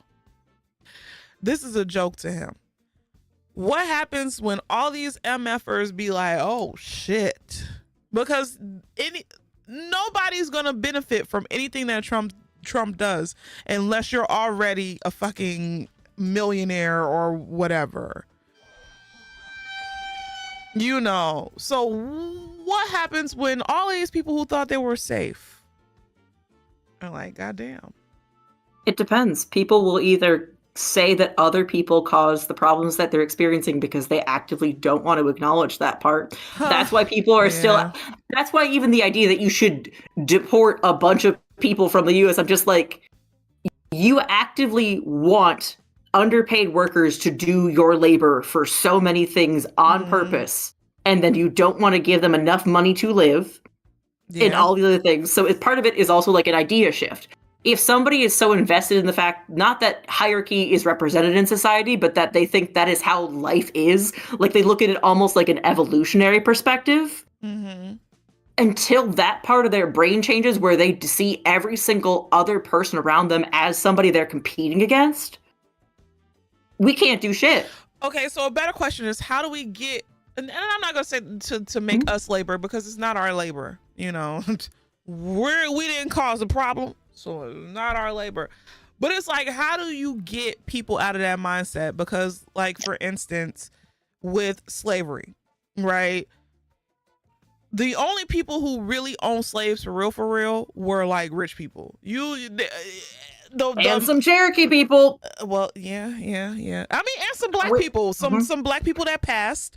They Yep, did, and a lot of white women who held it and had that power. Like, I'm gonna take my 2-second thing because Alexander Hamilton makes me want to throw rocks every day of my life. Oh my God! And then he has a whole goddamn musical about how he just wanted to free the slaves, and he was an which is immigrant, literally not true. It's very not. Literally not true. And that's one of the reasons why I hate Lin-Manuel Miranda. But that man is one of those things where, like, there's actually, I think it's like basically done in the style of like A Christmas Carol, where like he gets haunted by a bunch of people. There's like a whole play with that. That's great. I have that on my shelf. I love it. It made me feel better about my life because I mentally could not do it. I was in the thing where I was like, if my black friends are excited about it, I'm gonna work with it because I love that y'all have something to be excited about and at least people are getting the jobs. Everybody else, leave me the fuck alone. Like, that was literally the 2 rules that I was like, I can't do this. I can't do this to begin with. But like, I already knew that man was not doing that because if you have to take the time to find out or, you know, talk to black people who will actually tell you because we live in hell. But the people who owned slaves were white women because that was their chance at having power or any kind of possessions. They weren't allowed to own houses or checkbooks or whatever the fuck else, but they could have slaves. That's true. Literally in that way. And that's why white woman shit is as bad as it is. That is true. that property was literally tied and used in that hierarchy system to make them fight to have more humanity or rights. They literally had, air quotes, had to. I don't think you fucking had to. I think that was still a personal choice most of the time. At the end of the day, the people who were able to own slaves were more or less, had some sort of money. Like, there ain't no way that you owning a slave and you poor as shit unless you just got lucky or, you know, it was, unfortunately, like, oh, my great grandmother had a slave and she was rich and she passed it down on me even though I'm poor as shit. It was literally one of those. So how do you convince a motherfucker who is poor, right? And they use that to their advantage. It was almost the same thing as immigrants nowadays. Like, the reason why you don't have a job is because the slave is here and they're doing it for free. But I'm gonna give you something or whatever, but just know that you don't have a job because, you know, they're slaves. They do it for free. Like, how do you convince a poor motherfucker that you're no better than anyone? You know, you essentially are on the same chopping block as anybody else. I agree. Like, you can't literally, but there are ways to, like, do it more. Like, I think Baron was even talking about how he had a friend that he didn't always agree with. Literally, that's one way to do it. Every single person that you talk to doesn't have to be 100% aligned to your morals and values. Like, if you have people in your life that, like, say they're going to kill your black friends, that's a different conversation. Right. But if people are saying weird shit, like, there's, especially, you know, in white circles, I find this all the time. That's true. There is this white idea where in order to be a good ally to your friends of color, anybody who does any racism, you have to cut them off. And I'm like, that ain't it. That, like, if they like come and do that to your friend or something and you still stand beside them, that's not the solution either. But it's more of a level of, like, the solution they almost seem to think is like, well, then, you know, I'll just cut them out. It's like, then they're just going to talk to other racist people. Yeah. Like, you do have to you have to actually have uncomfortable conversations, because especially in situations where you're privileged. There is things, like, I joke and say accidental racism, but I feel like a lot of people's knowledge of racism stops at the N-word. As long as I don't say the N-word, then I'm not racist, or, you know, stuff like that. Or even stuff like the fact that, like, even going back to what you said earlier, like, the fact that somebody slapped someone on stage and the fact that they were both black men was somehow interpreted as such. Oh, well, I feel like I have Crobats, and I feel like that's even too deep for some people to know. I feel like in their mind, I feel like the level, like, I feel like with racism in America is more black and white. I don't say the N-word. In my mind, don't feel like I discriminate against black people or other minorities. And it's literally black and white. They tend to think specifically about those two. And it's not like, okay, I saw one black man and another black man get in a heated exchange, and subconsciously I feel, you know, threatened. Whereas if it was two white men doing the same thing, I wouldn't feel no type of way about it. Some people don't think that, like, you know, of that difference. So I don't know. There's a couple ways. Racism in America is just very different. The hardest thing with a lot of this is helping people understand that shit is systemic rather than just we all have magical free will and everything that we do is 100% our choice all the time. Yeah. In a weird way, which is odd because when people get back to a corner and they get told something about racism, what they want to do is say that it's not racist because they don't want to even confront it. So it's more of like, in some ways, a lot of the time what I found is you have to find ways to help people be open to systemic oppression or systems in place that cause harm that aren't just one person doing one thing to another person. Yeah.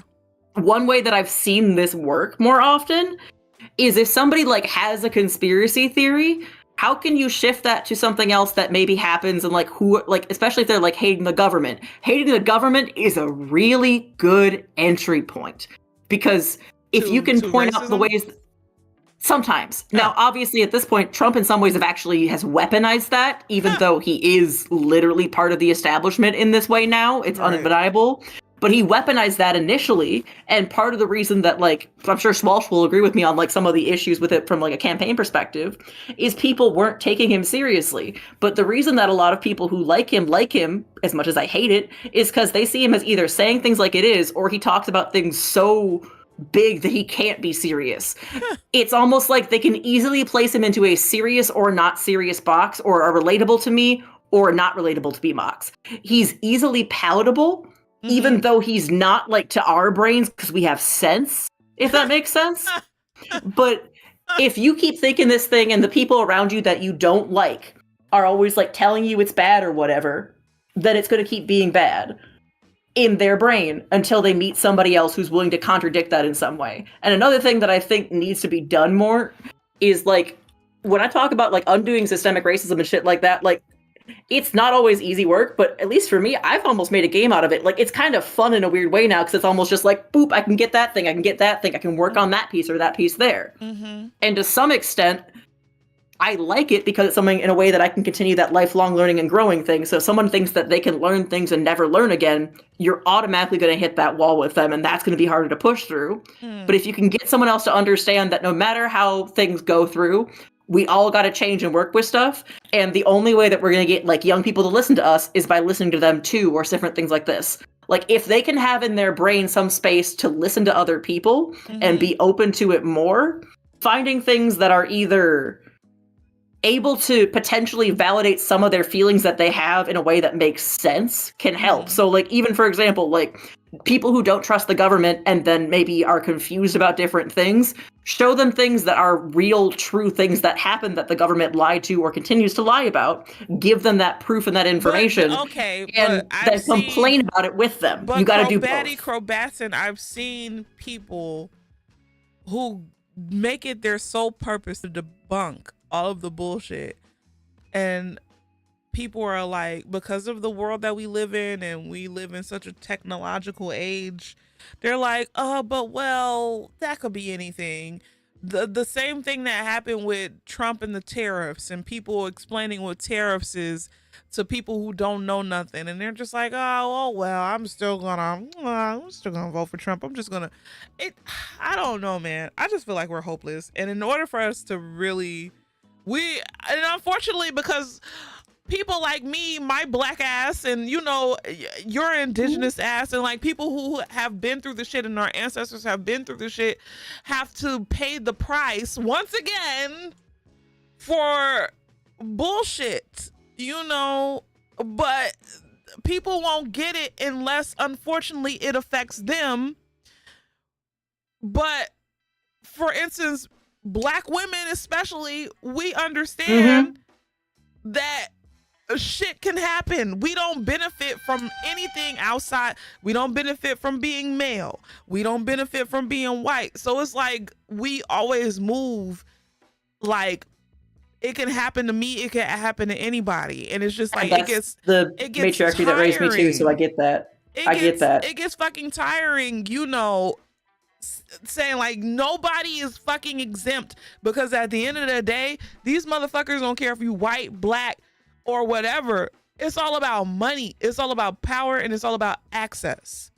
And they do these little things to pit us against each other so that way they can be at the top or whatever. Because God, like, let's say if racism is no longer profitable, because racism is profitable.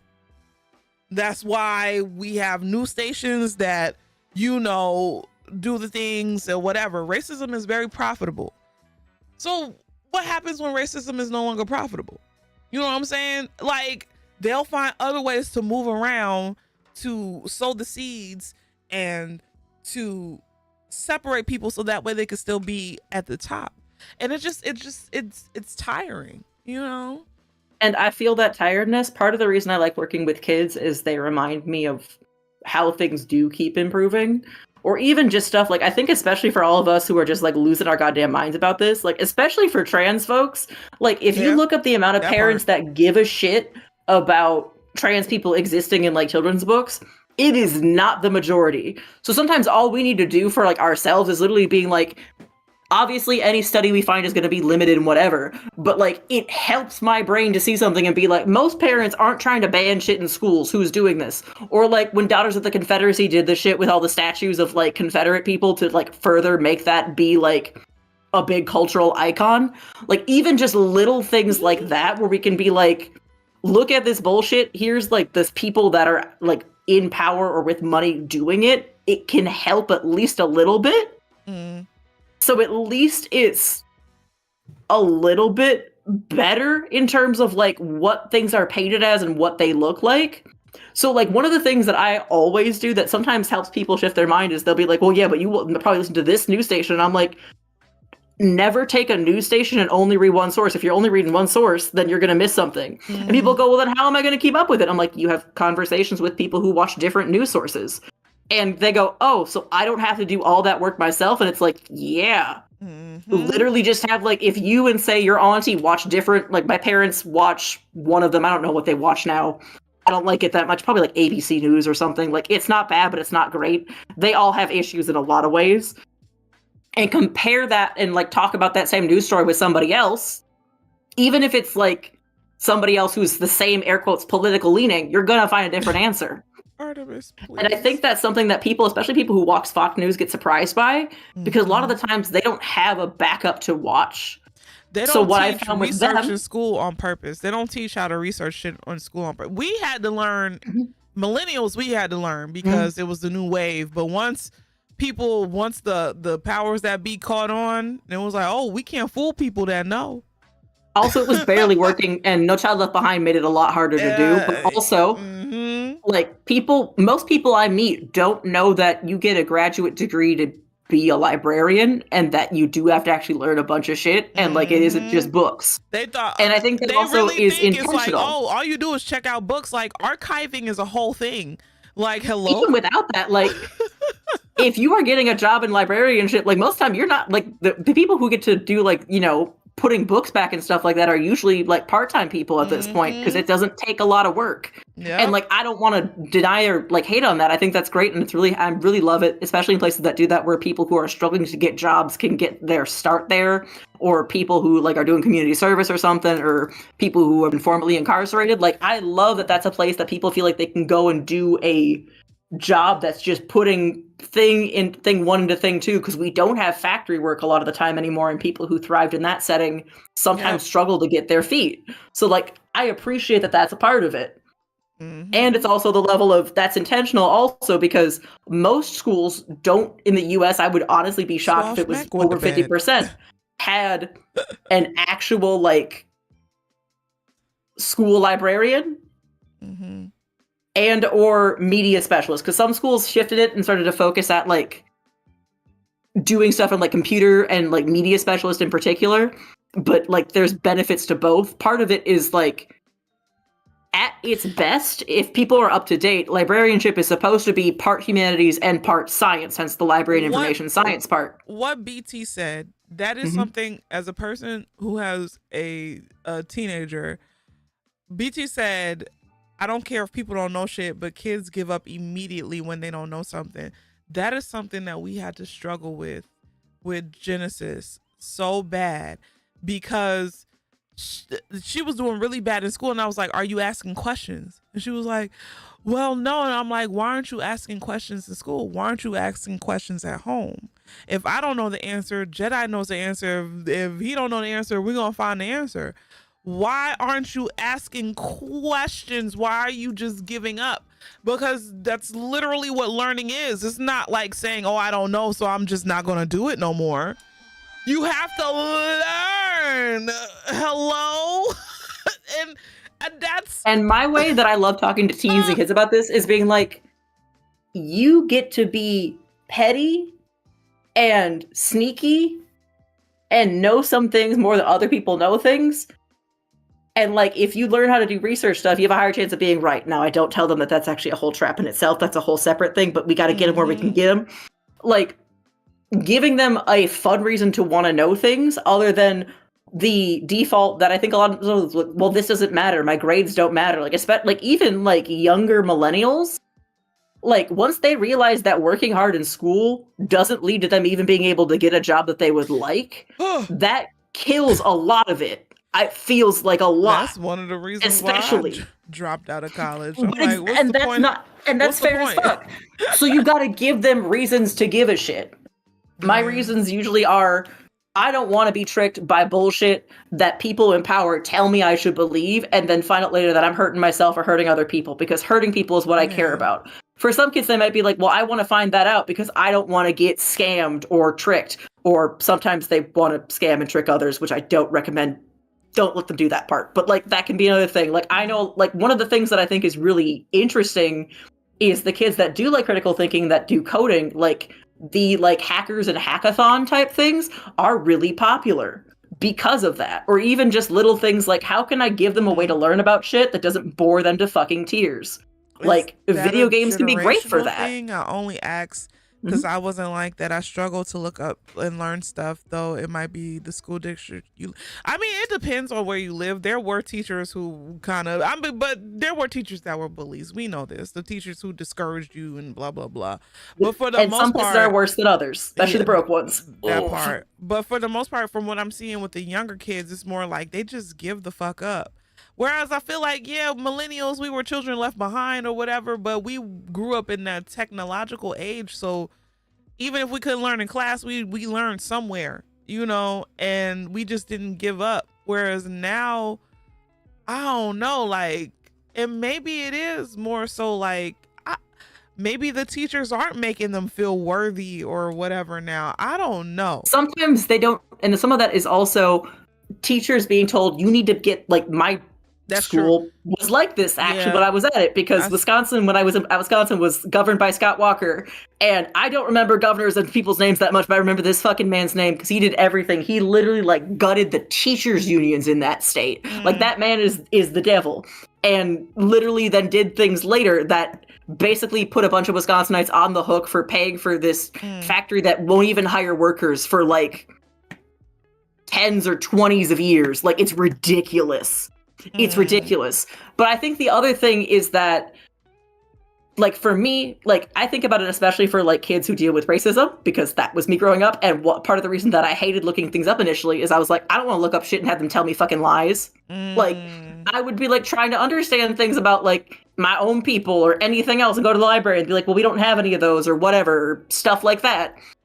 Or they wouldn't. It'd be like some encyclopedia entry and it'd be like, that's a fucking lie, or that's fucking annoying. Or like, I remember like being in middle school and the fact that like when we learned about like the Maya civilization, it was all past tense.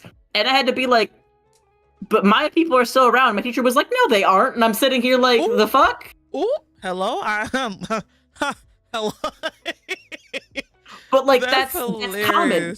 And in some states, unfortunately, especially for anti-indigeneity, that's still a thing. Like, even in standardized tests, like I can't remember if it was Arizona or Texas. The memory for the state is blurred, but I remember this viscerally because it just like hit me as a gut punch when I was in graduate school, of just like the fact that teachers had to say, so based on our state standardized testing, you have to say that these people are no longer here. That's crazy. Janae Leo, you're not Janae Rose. And that hits me. There's another Janae on YouTube. But fight for dominance. No, exactly, BT. Bringing back a research mentality to students, unfortunately, by undergrad, it's way too late. It's more so that people just try to find ways around doing it. Like, it's a whole...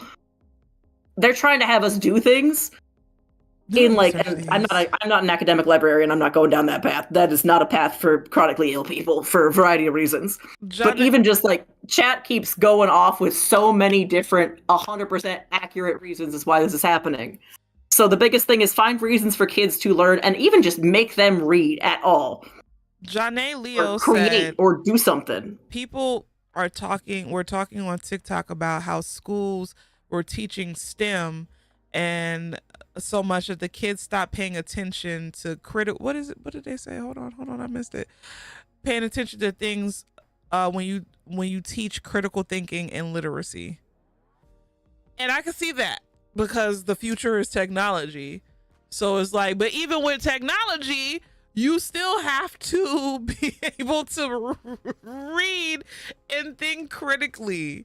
So it's like, it's almost like, because that's technically kind of sort of associated with something that's not, And part of it, I think, also is the hardest thing here is more and more parents have less time to give their kids to help them. And because of that, they have less time to work on stuff together. And because they don't get to work on problems together, if your kid feels like they're having to solve these problems alone all the time, and then they get treated like shit for not being able to do things right at school because all about tests and numbers. They don't get homework no more. Mm-hmm. Kids don't get homework. It varies.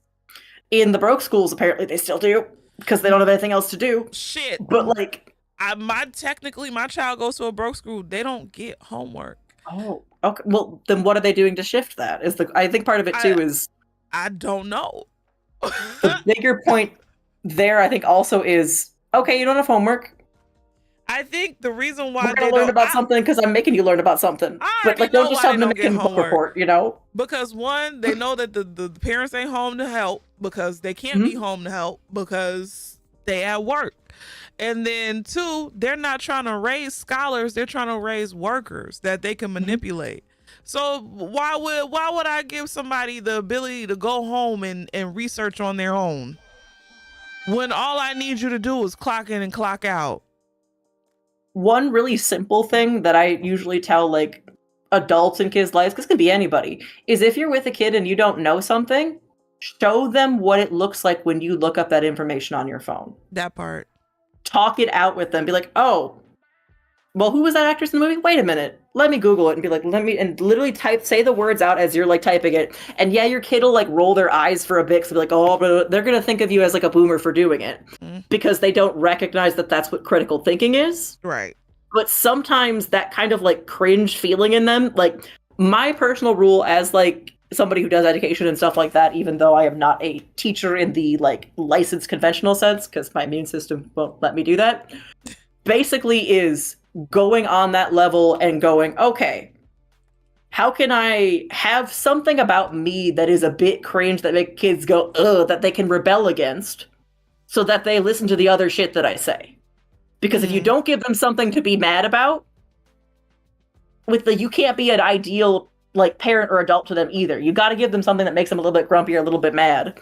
Yeah. Or even just little things being like, okay, see what you can find. Help me, like, I don't know the answer to this, but if you can find it, like, then look it up or different stuff like that. But like any resource, you should just oh no.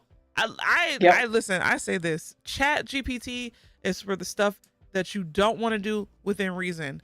Writing an email to colleagues, perfect. Writing a paper for class, no. Like,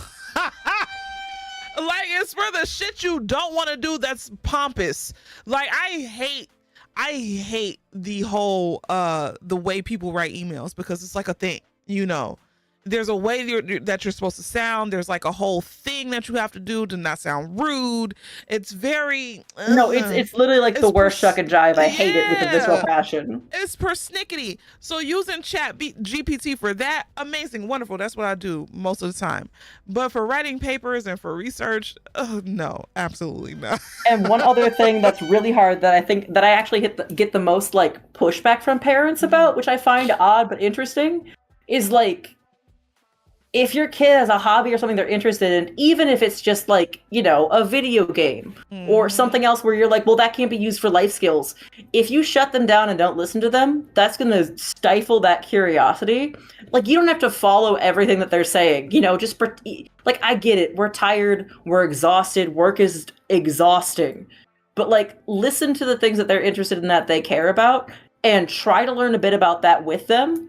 Or just be there and participate. Because then you're helping make sure that they're like stuff that they're watching isn't like super secretly cursed alt pipeline content, because you don't want that on your case. Like at this point, like especially if you have young boys, like I really wish we lived in a world where we didn't have to do that. But like that is immediately like I gotta check shit, especially Stop with like for shit. Leave Swoosh alone. I didn't think he was gonna say nothing. Sorry, Sweesh. But also, like, at that point, it's something where, like, if your reason when you tell your kid something is because I'm your parent and I said so, that shuts down their critical thinking. That part. You need to have a conversation with your kid. But and no, some of this is also me yelling at other people, and I'm like, hold on, Chromatic, because sometimes it's because I said so. I don't care. Okay. When it comes but to it can learning, be sometimes. When it comes to learning, then no. Okay. It should be like it. 30% because I said so maximum. But if you say you want to go to your grandparents' house and I say no, then I just say no. You're not going to your goddamn grandparents' house. This is bringing up something that happened a couple weeks ago, and me and Genesis had our first little, not a fight, but like a little, you know, she showed emotion that I've never seen before, and I'm like, girl, I just said no. This is how you react when I say no? So usually my default, and this is the like thing that all the parents hate me for, but it fucking works. It's why the kids like me. They're gonna hate me for this. No. But sometimes if they get mad, you gotta ask, why are you mad? And try to make them articulate it. You don't have to agree with it or like it, but if your thing is just like, no, I'm putting my foot down, it's like, that's another thing that can potentially, if they're not practicing critical thinking stuff, especially if in their school environment, they get shut down for asking a certain type of question or distracting class or something else like this, or being curious in the wrong way or whatever. If they get shut down by their family and other people in their life enough in that same vein, it's not that like critical thinking even is boring. It's like, well, when I do this, people get mad at me. Now, some of us are autistic as shit and are going to do that anyway. Right. But like, for a lot of people, even if they are, like, you learn how to mask or fit in or different stuff. Like, in some ways, I think if I wasn't so severely mentally ill as a child, I probably would have been better at not asking as many questions. But if I didn't, I genuinely had no idea what the fuck was going on. Like, there was kind of no other way for me to operate. But while it helped out some of my peers and classmates who also had those questions, it would also get me into trouble and have some teachers think that I was starting shit or questioning their authority for the sake of questioning their authority. Like, there's a lot of different things like that where I think to some extent kids approach the world with the idea that we do this because people around me are going to make me do it. Why would I ask more questions if I'm just going to get in trouble for asking questions? Like, it's fucked up, but there's a lot of people like that. And especially, like, they'll hear kids who hear you complain about your boss and your job stuff. Like, why do you have to do that if you don't want to? Because my boss said I have to. Like, they kind of learn from us also. And while that's not bad to, like, be upset about it, at least to me, as, like, somebody who is lucky enough to have a bunch of kids in my life that, you know, aren't mine, but I care about them very deeply, either through friends or family or whatnot. Kids what battles to fight. Honestly, really, truly. Because I told teach them how to ask questions and encourage them to ask questions. So, like, I think of it almost like asking them questions when they're doing something or not doing something is just like, it's not always going to work, because if you're forcing them to give an answer, that can get bad. No, and she had a meltdown. That means I don't say no enough. That's what I thought. That's what I was thinking in my mind. I told her no one time and meant it, and she had a meltdown. Because normally I'll be like no, and I just give her way. But I told her no, and she had a meltdown. I said, oh, I must not say no enough. And while that could be one option, I think it's also important to consider that, like, it could be you are person number 8 who said no to a kid who does not have agency in this world. Yeah, that's true. Especially in their teenage years, they're so aware of how much they don't matter. Especially, like, when I talk to the teenagers and kiddos that, like, are willing to talk to me about this, they're just like, I gotta go to a school where I could get shot. I gotta go do these things because it's like they feel like their entire life is being told what to do. And while it can be, when I tell you, me personally, and I can only speak on me, like I try to, you know, be a little. I'm trying to break generational curses, so I leave Genesis to her own devices. Like today, I let her stay. Well, not today. Well, yesterday. Today is yesterday. Yesterday's today. Tomorrow's forever. Whatever. So I let her stay out of school because she was, you know, going through, you know, her monthly whatever, and she was cramping really bad. She gets really bad cramps, and I let her know, like, if you get bad cramps, you can stay home. Not like my mom. Like, listen, I understand, you know, so you can stay home. I don't care. Yep. Go there and die in a classroom a little bit. Right. Like, I'm not gonna have her in there because, first and foremost, that should be a reason to stay home anyway, because everybody's, you know, period is different or whatever. You don't know what the fuck, whose cramps are as bad. Some little girls suffer from endometriosis and stuff like that. So, you know. So and we learned that any pain below the belt is over exaggerated by a guarantee, especially if you're a Black or Indigenous woman, because they treat it like physically you are less capable of actually experiencing pain, which is weird and creepy, and stop doing that. It is. So I'd say you get one stay home pass per month. I don't give a fuck. I don't care if it messes with your attendance. I don't care. So normally I'm just like, I give her a lot of leeway. So it was just like, you know, one time I was just like, she wanted to go over her grandparents' house. I was like, no. And she was like, why? I was just like, because I said no. And so she called her grandparents, and I was like, why are you calling your grandparents? Okay, because I said no. And then she was like, but is there something that you wanted to do this weekend? And I was just like, no, I just said no. And I think part of that is in a world where nothing feels like it makes sense and there's just a bunch of rules for no reason. But that's what I need her to understand, because there's going to be times where somebody says you no, and it's not going to give you the reason that you want, or it's not going to make sense, or they're just going to say no, and you're just going to have to deal with it. And that's what I explained to her. Like, I let her have her little moment. She had her moment, and I went in. I was calm, cool, and collected. And I was just like, you know, like, I'm not going to say yes to you all the time. I understand you could have went over your grandparents' house. There was no reason for me to say no, but I just said no. You're staying here this weekend. And so we had a come to Jesus moment. But there's some kids that just can't take no. And thank God she's not one of them, because she listens. But there are times where a no is a no. And that's another thing. There are times, because you don't want no child that's like, that feels entitled to people's time, their energy, their bodies, or whatever. So sometimes a no is just a motherfucking no. And I also get the frustration or confusion of just like, for me, especially growing up, like, of course, like, Black and Indigenous households do the same level of just like, it's no because I said so. And like, that would make me so confused in a different way. So like, I also get like kids who were like me, where it was just like, not having a reason felt like my world was ending a little bit, because awake? Hold on, give me everything felt like it wasn't making sense, and that was hard. If Baron's not awake, I'm about to kick him from the thing. Baron! Kick him. Oh, Baron's still awake. I told you he ain't dead. He alive. I'm looking at thirst traps on Instagram. What the fuck? What's up, Rennie? I'm sorry. I'm Swash, I'm gonna kick you out. Baron's like, this is about kids, it ain't my problem, and that's fair as hell, and I respect that. He said he ain't having none. Oh, Swash, I have a question.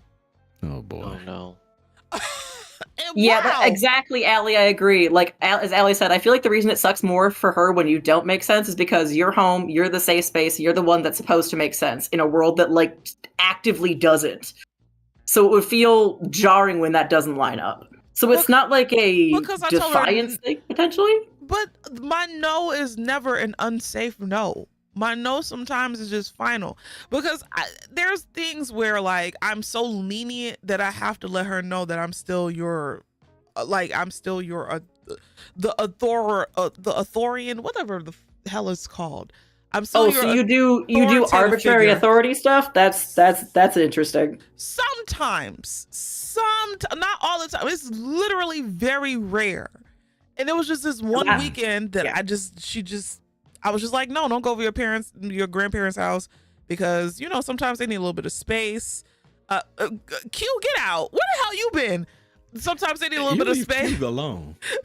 Sometimes I need a little bit of space or whatever, and I just want you home this weekend. And she had a fit.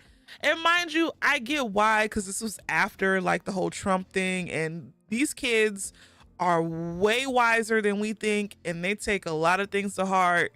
And it was after the whole Trump one, and it was especially right now, like also something else happened. But I was just like, no, like stay home. Like we're good. So and I think part of that is just like in a world that doesn't make sense. Mm-hmm. It can be jarring when the people who choose to make sense with you all the time, like, are Just be human like, and nah. don't. Yeah. Yeah, and I think that's part of it where it's just like, I think there's always going to be people like me who really struggle with that, and people also like you. Neither of us are like a right or wrong in this case, who are like, but sometimes I just got to say no and mean it. And I think there's a importance in trying to figure out how to like explain and teach that when your perspective is the exact opposite in how your brain works. Right. Because it's a way that we like are actually able to talk and communicate. But especially for like a teenager, I feel like that's always going to feel harsher. Oh, no. Just because in that era, nothing makes fucking sense. Yeah. And then all the adults act like they got shit figured out, but you know they don't. And then you find out later that they definitely don't, and you feel betrayed. So it's That's like this why weird, I tell her, weird space. I tell her, you better be lucky that I had you young, because I understand what you're going through, as opposed to like my mom had me when she was 30. So the stuff that I was going through, it went over her head because she been there, done that. That was in her past. Like, I had you young, so I kind of still understand what the hell it is that you're going through or whatever. So I get why she did it. And we like, I understand she had her emotions. She had to let it out. I gave her space. And then I let her calm down. I came in there. I gave her a hug. If you do your best thing, I was like, you know, like, I'm here for you. I get it. I understand where you're coming from or whatever. But I said no, and it's okay. And then she explained how she was feeling. Like, I give her space to express herself. So, but I think part of it too, at least for me, from like the perspective that I've learned, at least from other people, is like the trauma-informed care way to do that sometimes is like the like, by no means no. You don't have to like it. You could be upset about it, but you can't be upset about it in this room. Go to your room and be mad about it. Like, it ain't perfect, but like especially in like in a lot of spaces, kids, especially kids of color, aren't allowed to actually have our emotions. That's true. Because people say racist shit, horrific shit to us all the time, and we're just supposed to take it. And we're supposed to not react and not to feel. You're not allowed to have emotions. What the hell is that? You're a child. What are emotions? You're a child. You ain't got nothing to worry about. Like, and if I talk back, like, exactly, like, to some extent, that's part of it. And it's like, it's silly, but it also teaches those kids how to emotionally regulate better, because it stitches the way that usually, especially in school settings or around other adults, a lot of adults have the "my no means no, and you better be grateful for it" mentality. And that gets scary and kind of, I mean, like, that's, I feel like to everybody, all of us have had a boss like that. Yes. At some point, or something where it's just like those people in your life where they are so invested in that hierarchy where it's not just that they're telling you no, they're telling you no and telling you that they get to control how you feel. And that's like something that I feel like isn't even talked about amongst adults as much as it should be, much less among kids. Like, the only reason I've been able to talk about this kind of stuff is because I was confused as fuck and had to find a way to articulate it.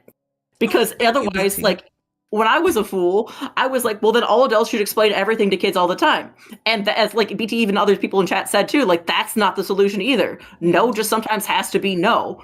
Actually, the balance of both is important, because as a parent, then you can teach them how to navigate that reality situation like you mentioned before. Imagine if I never told Genesis no, and then she goes out That's in a the separate real issue. world and she hears a no for the first time. Oh, Mm. she'd be a menace to society. You gotta, and as much as it pains you, because it's easy to tell your kids yes. Oh my God. It's so easy to tell your kids yes just so they can leave you alone. But sometimes you have to endure, because I don't like, y'all know me, like I'm fun, I'm goofy or whatever. I don't really like the hard stuff. I don't really want to be bothered with all that. Ugh. So it's easy for me to say yes, but when it's time for me to say no and have to stand in it, it's an ugly feeling, because I know I'm gonna get a pushback and I know it's gonna be something or whatever. But it's not for me, it's more for her, because I'm trying to raise a well-balanced individual who doesn't have a chip on their shoulder and who doesn't feel entitled to people's feelings and emotions and their time. So and I think the biggest thing that I've seen with like people who have done this, and then people who I learned this from also, was that once they told their kid that they could have their emotions about it, but they got to go in their room to have their emotions about it, it reduced how big those emotional outbursts were. And that like makes sense from a trauma-informed care standpoint, because the implied thing in the world around us a lot of the time is that we have to do this and accept this, and we don't get to have our emotions about it. Especially like even just especially if you're dealing with racism on the regular level, you have to pick, you have to learn how to pick your battles like by 3rd grade. It's exhausting. It really is. And to some extent, like I just remember, like no matter how much support I got from different things, like that was something that like my mom has a lot of problems and a lot of issues. But like once we finally got a point of like me realizing and understanding like the reason that she was doing this in part was because like, well, sometimes you're not going to be allowed to have your emotions, and I need you to be okay with that. And I was like, okay, but I need you to let me have them here. And then the solution that we had with my therapist was then like that you can't just tell your kid to not have emotions. They get to go and work it out themselves, because they're humans, and then emotionally regulate themselves. It's so and sad I feel that like people don't see children as humans. They're humans. And I think what sucks is even when you grow up in a household that supports you on that level, you are guaranteed to face so many other adults in your life that don't give you that even the best parents, if you don't say this explicitly to your kids, they're going to think that you're like them, in part because they're having a secondary anchor emotion, and it's easy to think in binaries then too. So it's not even like you doing something wrong. It makes sense that when they're angry like that, they're going to go, well, my mom's just like this teacher that did the same thing to me or whatever, even though they'll, you know, work through that later. But like being able to have a visible like way of them going, okay, I can go have my emotions in my room and do something about it. And even the thing that I really like from like a parent that I really admire is they go, you can go and have your emotions about that, and I'm gonna have my emotions too, because these emotions are this kind of times are stressful for both of us, and it's good for, and we both like to go step away and cool off, right? And like having that be a thing where, you know, like, does your kid need to sit and talk it out? Do they need to go cool down? Do you need a 5-minute timer? Do you need a thing that you confirm you come back and talk about it? Because some families never talk about it. Cough by family, cough. And that adds a different layer. So don't do that shit. If you're like, we'll talk about it later, and then you never do, you're going to keep getting these blow-ups. And that's like, that makes me mad. But like for the average parent who cares, and like, or it's just somebody like you, Leesh, where they're doing all these different things, that kid more often than not assumes that they're not allowed to have their emotions potentially, or that they can have their, or on the other hand, I think that's more layered towards like your perspective of it, or that they can have their emotions and then get what they want. By telling them to go process their emotion in that room, it kind of does double duty that covers both of those issues. Right. In a way that like also can teach them to self-regulate and learn to work through the big emotions that they have. So it's like a lot of stuff. Deanna, get out. I'm sorry. Not the kitten locking himself in the bathroom again. That's fucking real. My brother did that a lot, and I had to be pushed up the laundry chute all the time to unlock that bathroom. But no, with raising a teenage girl, especially, it's hard. Thank God I have a girl, because I wouldn't be able to deal with a little boy. I would just throw him outside, to be honest. They're not that bad. But shit, they stink. Listen, if you get them the right deodorant, it goes a lot better. That's true. But with raising a girl, I just want her to be as well-rounded as possible. And it's working, because thank God Genesis is around nothing but old people, so she has like a little old soul.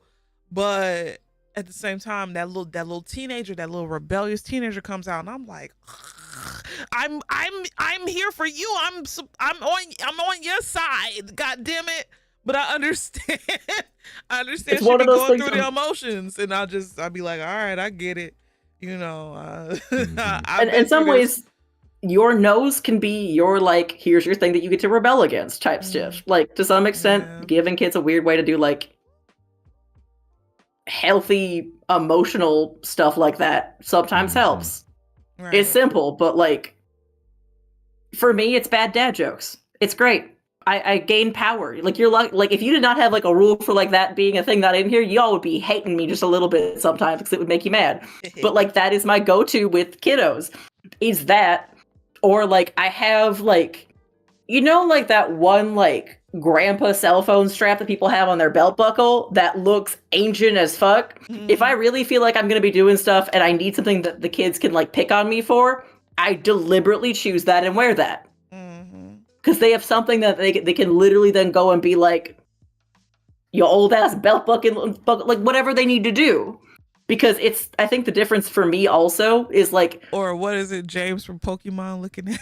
Yeah, but exactly. Like, if you can take some kid roast, they respect the fuck out of you more. They respect the fuck out of you more in that case. And then, of course, as the adult, that. and you don't need to. It was the most hilarious and gender affirming moment, but also it was just like, yeah, this haircut. I was thinking, like, is this haircut working? I don't know if this is working. Because that was one of the first times I ever cut my hair short. Because growing up indigenous and being labeled as a girl meant that there was, like, very minimal haircutting. This does look bad. Okay, yep, it's time to go do something about that. Says That's James not from Pokemon looking ass. Yo, I'll never forget that. Oh, Lord. It's scary if a teenager doesn't it's like push that, against and authority. as That part. many academics in my life have taught me, it's like, get to that, and just enough little bit of crazy in a good way, but also in a, like, they know that, like, there's something about you that's a bit unpredictable. We're like, okay, I don't know what's back there, but there's something there going on in that person where if I do keep playing around, I could find out. Doesn't mean you show them it. You might have, like, a story or two at some point, or, like, allude to being arrested and then never go into detail, but, like, something that you need to go with it. And I feel like boys have an innate ability to regulate their feelings better than girls. Shit. It's that, but it's also being forced oftentimes through masculinity to push down any emotions they feel other than rage. I think in many ways that tends to be the default, where it's not even that boys aren't allowed to cry. They're supposed to act in certain ways in certain environments. They have to act that way. From the UK, so they might teach their boys a little bit something different over there. But I know in the US of A, hell no. Because the different countries have their own things, I feel like maybe over there they're allowed to be a little bit more expressive about their emotions, but there's definitely this, like, big man up, suppress your emotions culture that is really big and prevalent in the USA. So I think it's a global experience to some extent too. It depends. It might be, but some people in different countries, it might be different. It's more so they look like they're better at regulating their emotions because they aren't taught to regulate their emotions. They're told to be strong through everything and then not let anybody else see your weaknesses later. Yeah, that's colonialism, and I fucking hate it every single day because it literally fucks people up. They become terrorists when they get older because they don't know how to express themselves. That's why one of the things that I do a lot with kids too, especially because I end up being a masculine figure and that's important to me, is being like, I'm sorry, why is crying not masculine when it's showing that I give a shit about the people that I'm protecting? I can't stand when a man doesn't stuff like that. Can't express how he feels. That is my number one pet peeve, because it's like, oh, I feel some type of way. I will punch you in the eye. Because what do you mean? What do you just feel some type of way? What's the way? Do you feel sad? Do you feel mad? Do you feel disappointed? Do you feel overwhelmed? Like, there's different emotions. Stop saying some type of way. Jesus Christ. Yep. Even my little boy, he cries when he's hurts, but he has this ability to realize when things are okay. No, it's not so bad, and bounce back. I think that's also you being a stable parent in a place, because I was not okay as a child. I'm still working on that. But, like, having a supportive parent is what actually leads to emotional regulation. Any psychiatrist can, like, tell you that every single day to some extent if they're not full of shit.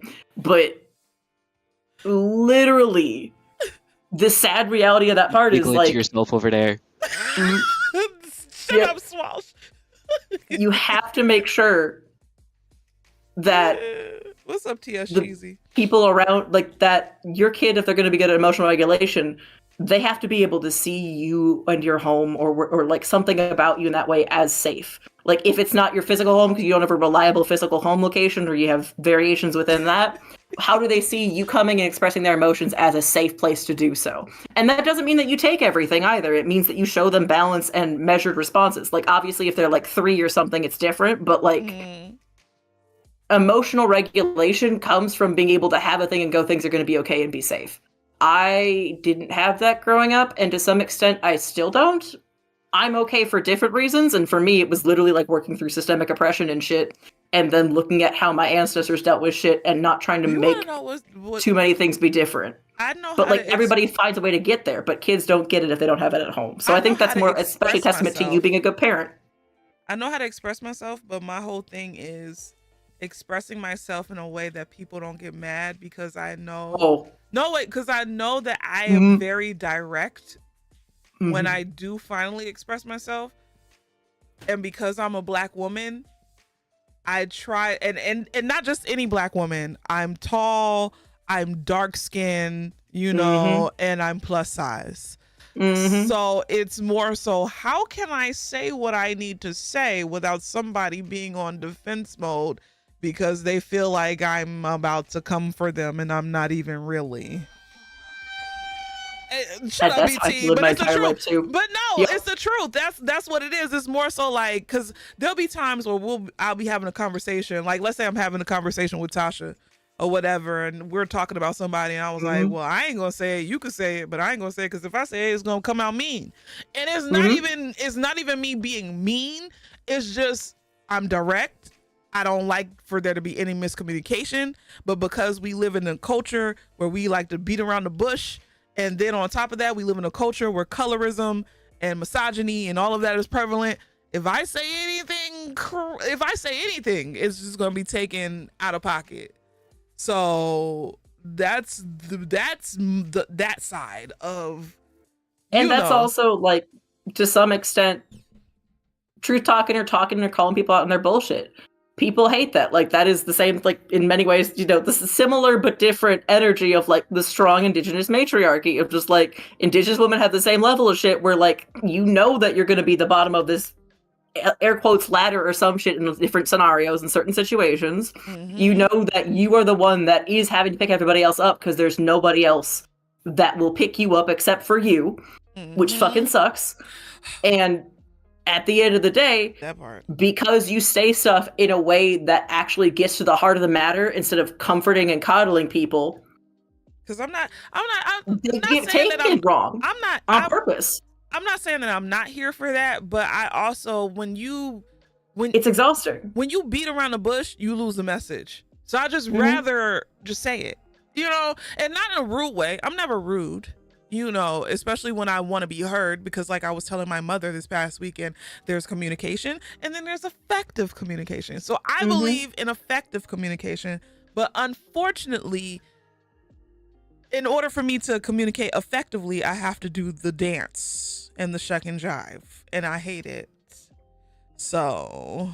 And that's right to comfort on the list of white supremacy tenets, right there. Big Mix, please stop flirting with me. Telling the people in your life that they're buying into white supremacy does, in fact, not win you that argument, even if they're in your own community. So, in fact, do not, like, I say this as something that I reflect on in the way that I work through it with myself, but, like, that will only make people more mad.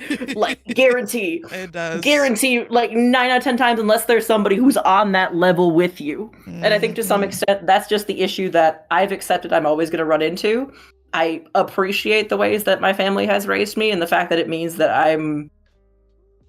Like, I feel like people use truth tellers as a way to talk about their perspectives rather than talking about the work that they do to listen to a bunch of other people on a bunch of different things and then do their best to get there and understand that that's always going to be shifting and changing with new information, which is, that's how I think about it. But I've also met a lot of white people that go like, well, there is no objective truth. So I'm just like, we can say slavery was bad. There are some things that have to be in that category. So like, there's just this weird scenario where I've met the privilege that you have to say some bullshit like that. Mm-hmm. There are no objective truths. The privilege.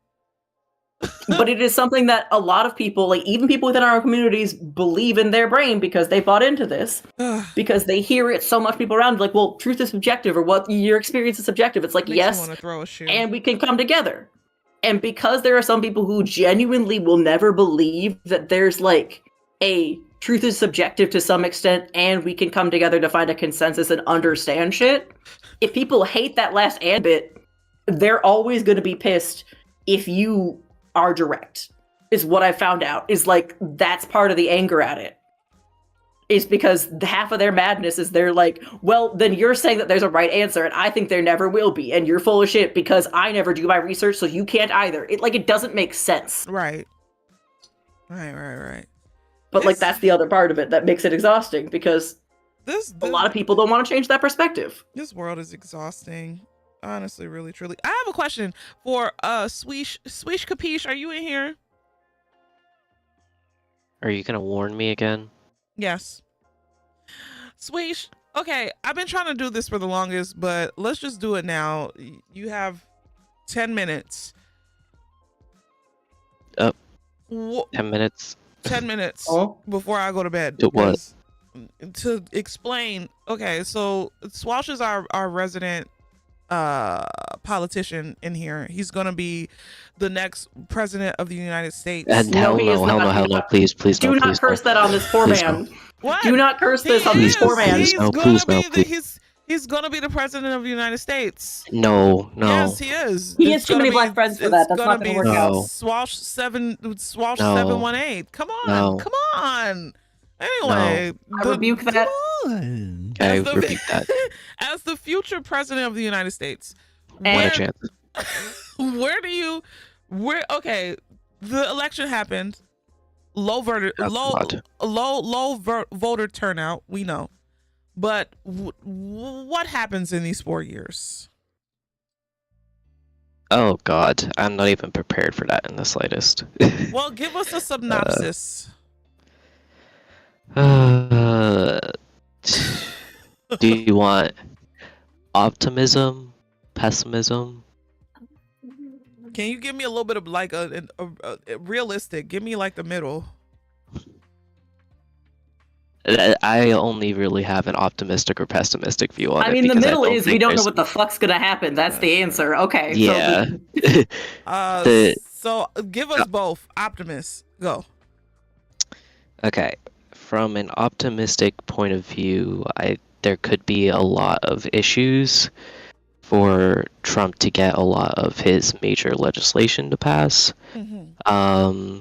The idea of using the military to enforce immigration deportation is unprecedented and would probably face a lot of legal backlash.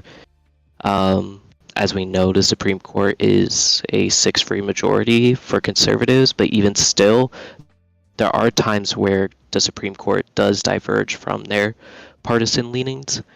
This could be a situation in which it is. But like I said, there's not really any precedents for for a president to use the military for deportation operations at the scale that Trump is promising. The complete defunding of the education department, I mean, that's hard to really say if that would pass. Yeah, that one's a tough. He ain't gonna happen. Some of this stuff has to do with who has money and who is rich and in power, who's not going to want these things to happen. Like, I'm not saying that's a good like backup solution, but that's one of the things that's keeping me sane. Is like, rich people aren't going to let you deport all these people because they need their underpriced labor so they can dehumanize them. That's the thing. I don't believe that it will reach the numbers that he has promised in the slightest. He promised around 15 million. I don't believe that he can do that and maintain a stable economy, because the economy is very much in part built on this two-tiered citizens, like situation in which there's legal citizens and there's illegal immigrants, and companies and businesses in America use the idea of illegal immigrants to undercut pay for workers. And I think this is more of a fear tactic that is constantly used. I do think that there will be expanded deportation, like, across America. I believe that the numbers will increase, but I don't see how it's possible for him to do the target numbers that he presented without pissing off a lot of the business leaders in America. And a lot of my, not optimism, but sort of not doomsday thinking for a lot of these policies is that he's going to face roadblocks from a lot of the business heads. How do you and feel? a lot. How do you feel about go ahead. the person who's taking over for my arch nemesis? I forget his name. McConnell. How do you feel about him being appointed as the whatchamacallit? What's that again? GOP leadership. Because he is Republican, if I'm not mistaken, but he's not about that bullshit. He's not a MAGA head. He's more Yeah. so, yeah. It's 3 a.m., so I'm forgetting the name, but I don't I know the believe that names you're either. right. White man number 87. Right, I don't know his name Yeah. either. I just know that he ain't about that bullshit. That's all. I mean, Mitch McConnell was not about. Wouldn't it be about a Trump second presidency Oh no. bullshit? He was. He Yeah. sort of did use him as a way to get his Supreme Court Yeah. lifelong mission completed. Yeah. He did that for Trump, but by the end of the first Trump administration, Mitch McConnell and Trump were very much separated in terms of how they John perceived. Thune? That's his name. Yeah, I believe so. That sounds like a slaveholder name. I'm sorry. Continue. You do know. I find it I do find it funny that Mitch McConnell gave literally so much to the Republican Party and the Republican constituents, not just in his state but in the country, and yet he is going to be. He's honestly perceived as like a horrible Republican by Republicans. A lot of MAGA despises Mitch McConnell at this point. And I find that kind of funny that probably one of their biggest leaders and biggest advocates for the conservative movement is getting trashed all over in his last few years. He's, at the end of the day, there's Republicans who are like the conservative Republicans, and there's MAGA. And even though, as much as I hate, despise, can't wait for him to DIE and go on to whatever the hell he's gonna go, to hell, to heaven, wherever. Heaven is bold. I mean, what? Heaven is, that is bold. But That's really bold. He plays politics by the game of politics. It's not on some weird shit. You know, yeah, is he racist? Of course. I mean, most of them are. But it's like, but their politics means racism usually, quite frankly. yeah, it's like what was his name? John McClane, who ran against Obama that one time. The John first McCain in 2008. I keep saying Yeah. McClane. Who's that's McClane? Die Hard. That's not. Thank you, Jesus. I keep saying McClane, but when somebody was like, Arizona. he was like, "Oh, I'm politician. scared about Obama or whatever," Not and John McCain, dork ass. John McCain was basically like, "No, Obama's a good person. We just don't believe. We don't have the same beliefs and policies or whatever." And I feel like that's kind of the same with McConnell, but of course there's other things that goes with him, and he's evil. But yeah, I like that he's being shunned. May he forever be shunned in this life and the afterlife. Continue. What's your pet? What's your pet? What's the question? Do you think that this could be a way where the Republican Party destroys themselves just a little bit for fun? I don't think it's going to be the main thing, but it would be nice. Is there a chance of that happening? Yes. Well, I don't think so. At this point, I do think that, especially with this victory, that the Republican Party is MAGA, and MAGA is the Republican Party. it felt like between 2022 and 2024, there was a brief period in which there was that sort of eating of themselves. And that sort of came with midterms in 2022 not really going as well as Republicans expected. And we saw a lot of MAGA Republican nominees for positions in government lose. And that's what led a lot of people to believe that Trump may not even be able to win the nomination. There was a lot of people believing that DeSantis was the front runner at that point. Now, obviously, DeSantis may be one of the worst political campaigns I've ever seen in my life. I have not lived long, so I haven't seen a lot of really, really bad ones like that, but that was atrocious what he did. The Disney sign with DeSantis. Oh, God. Don't remind me. Yeah, he fumbled really hard because I think he had a really good opportunity of being the nominee. Obviously, I think anybody in the Republican Party had an uphill battle because Trump is a very charismatic character, sort of once in a generation sort of character. But yeah, with him like winning, yeah, it would just well, yeah. Well, yeah. I won't sugarcoat it. I won't sugarcoat it. Yeah, but yeah, with him winning in this election, it does solidify that there is success that could be had with this sort of alt-right populist movement that Trump really absorbed in his 2024 election. This was not the campaign that he ran in 2016. This was the campaign he ran in 2020, and obviously he lost. It's the campaign that MAGA Republicans ran in 2022, and most of them lost. But in 2024, Trump ran it one last time, and it worked. Now, is that because it was a successful messaging? I don't believe so. I just because believe Biden was utterly incompetent, potentially. I believe that it is incompetency on the Democratic Party's part. So do you believe if there was a white man running with the same, if there was a white man running who was a little bit younger with the same background as Kamala, would he win against Trump? Or was Trump like, he just... I don't think that anybody attached... I think who you're sort of, in words, saying Pete Buttigieg. Who? Pete Buttigieg. The gay one. No.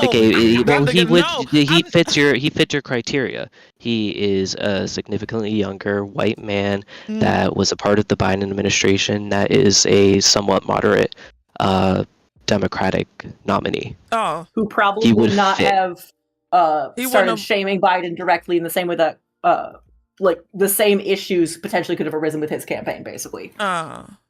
Yes, so I you don't think that he would have won? I think that anybody that refused to separate themselves from Biden would have likely lost a campaign. So what about Gavin Newsom? I think Gavin Newsom is batshit. He is batshit crazy. He is. But I mean, so is Trump.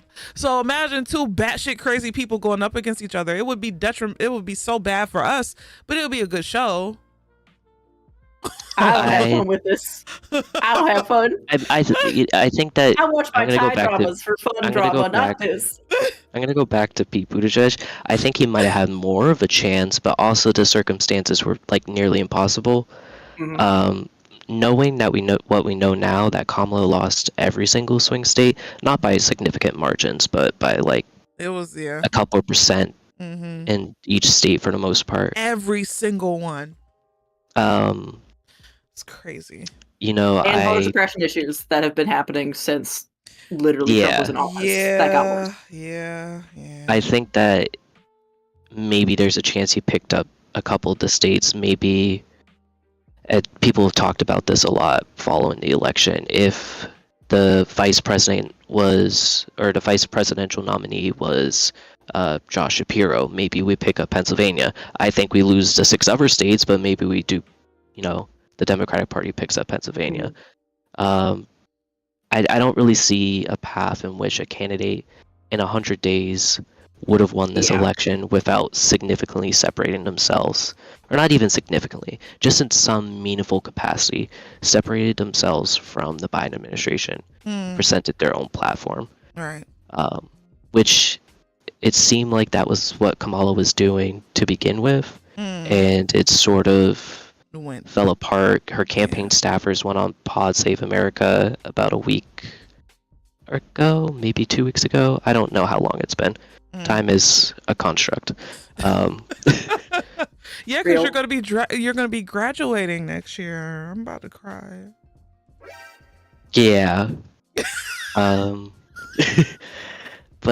what the fuck was that, Swash? What? You're not graduating next year?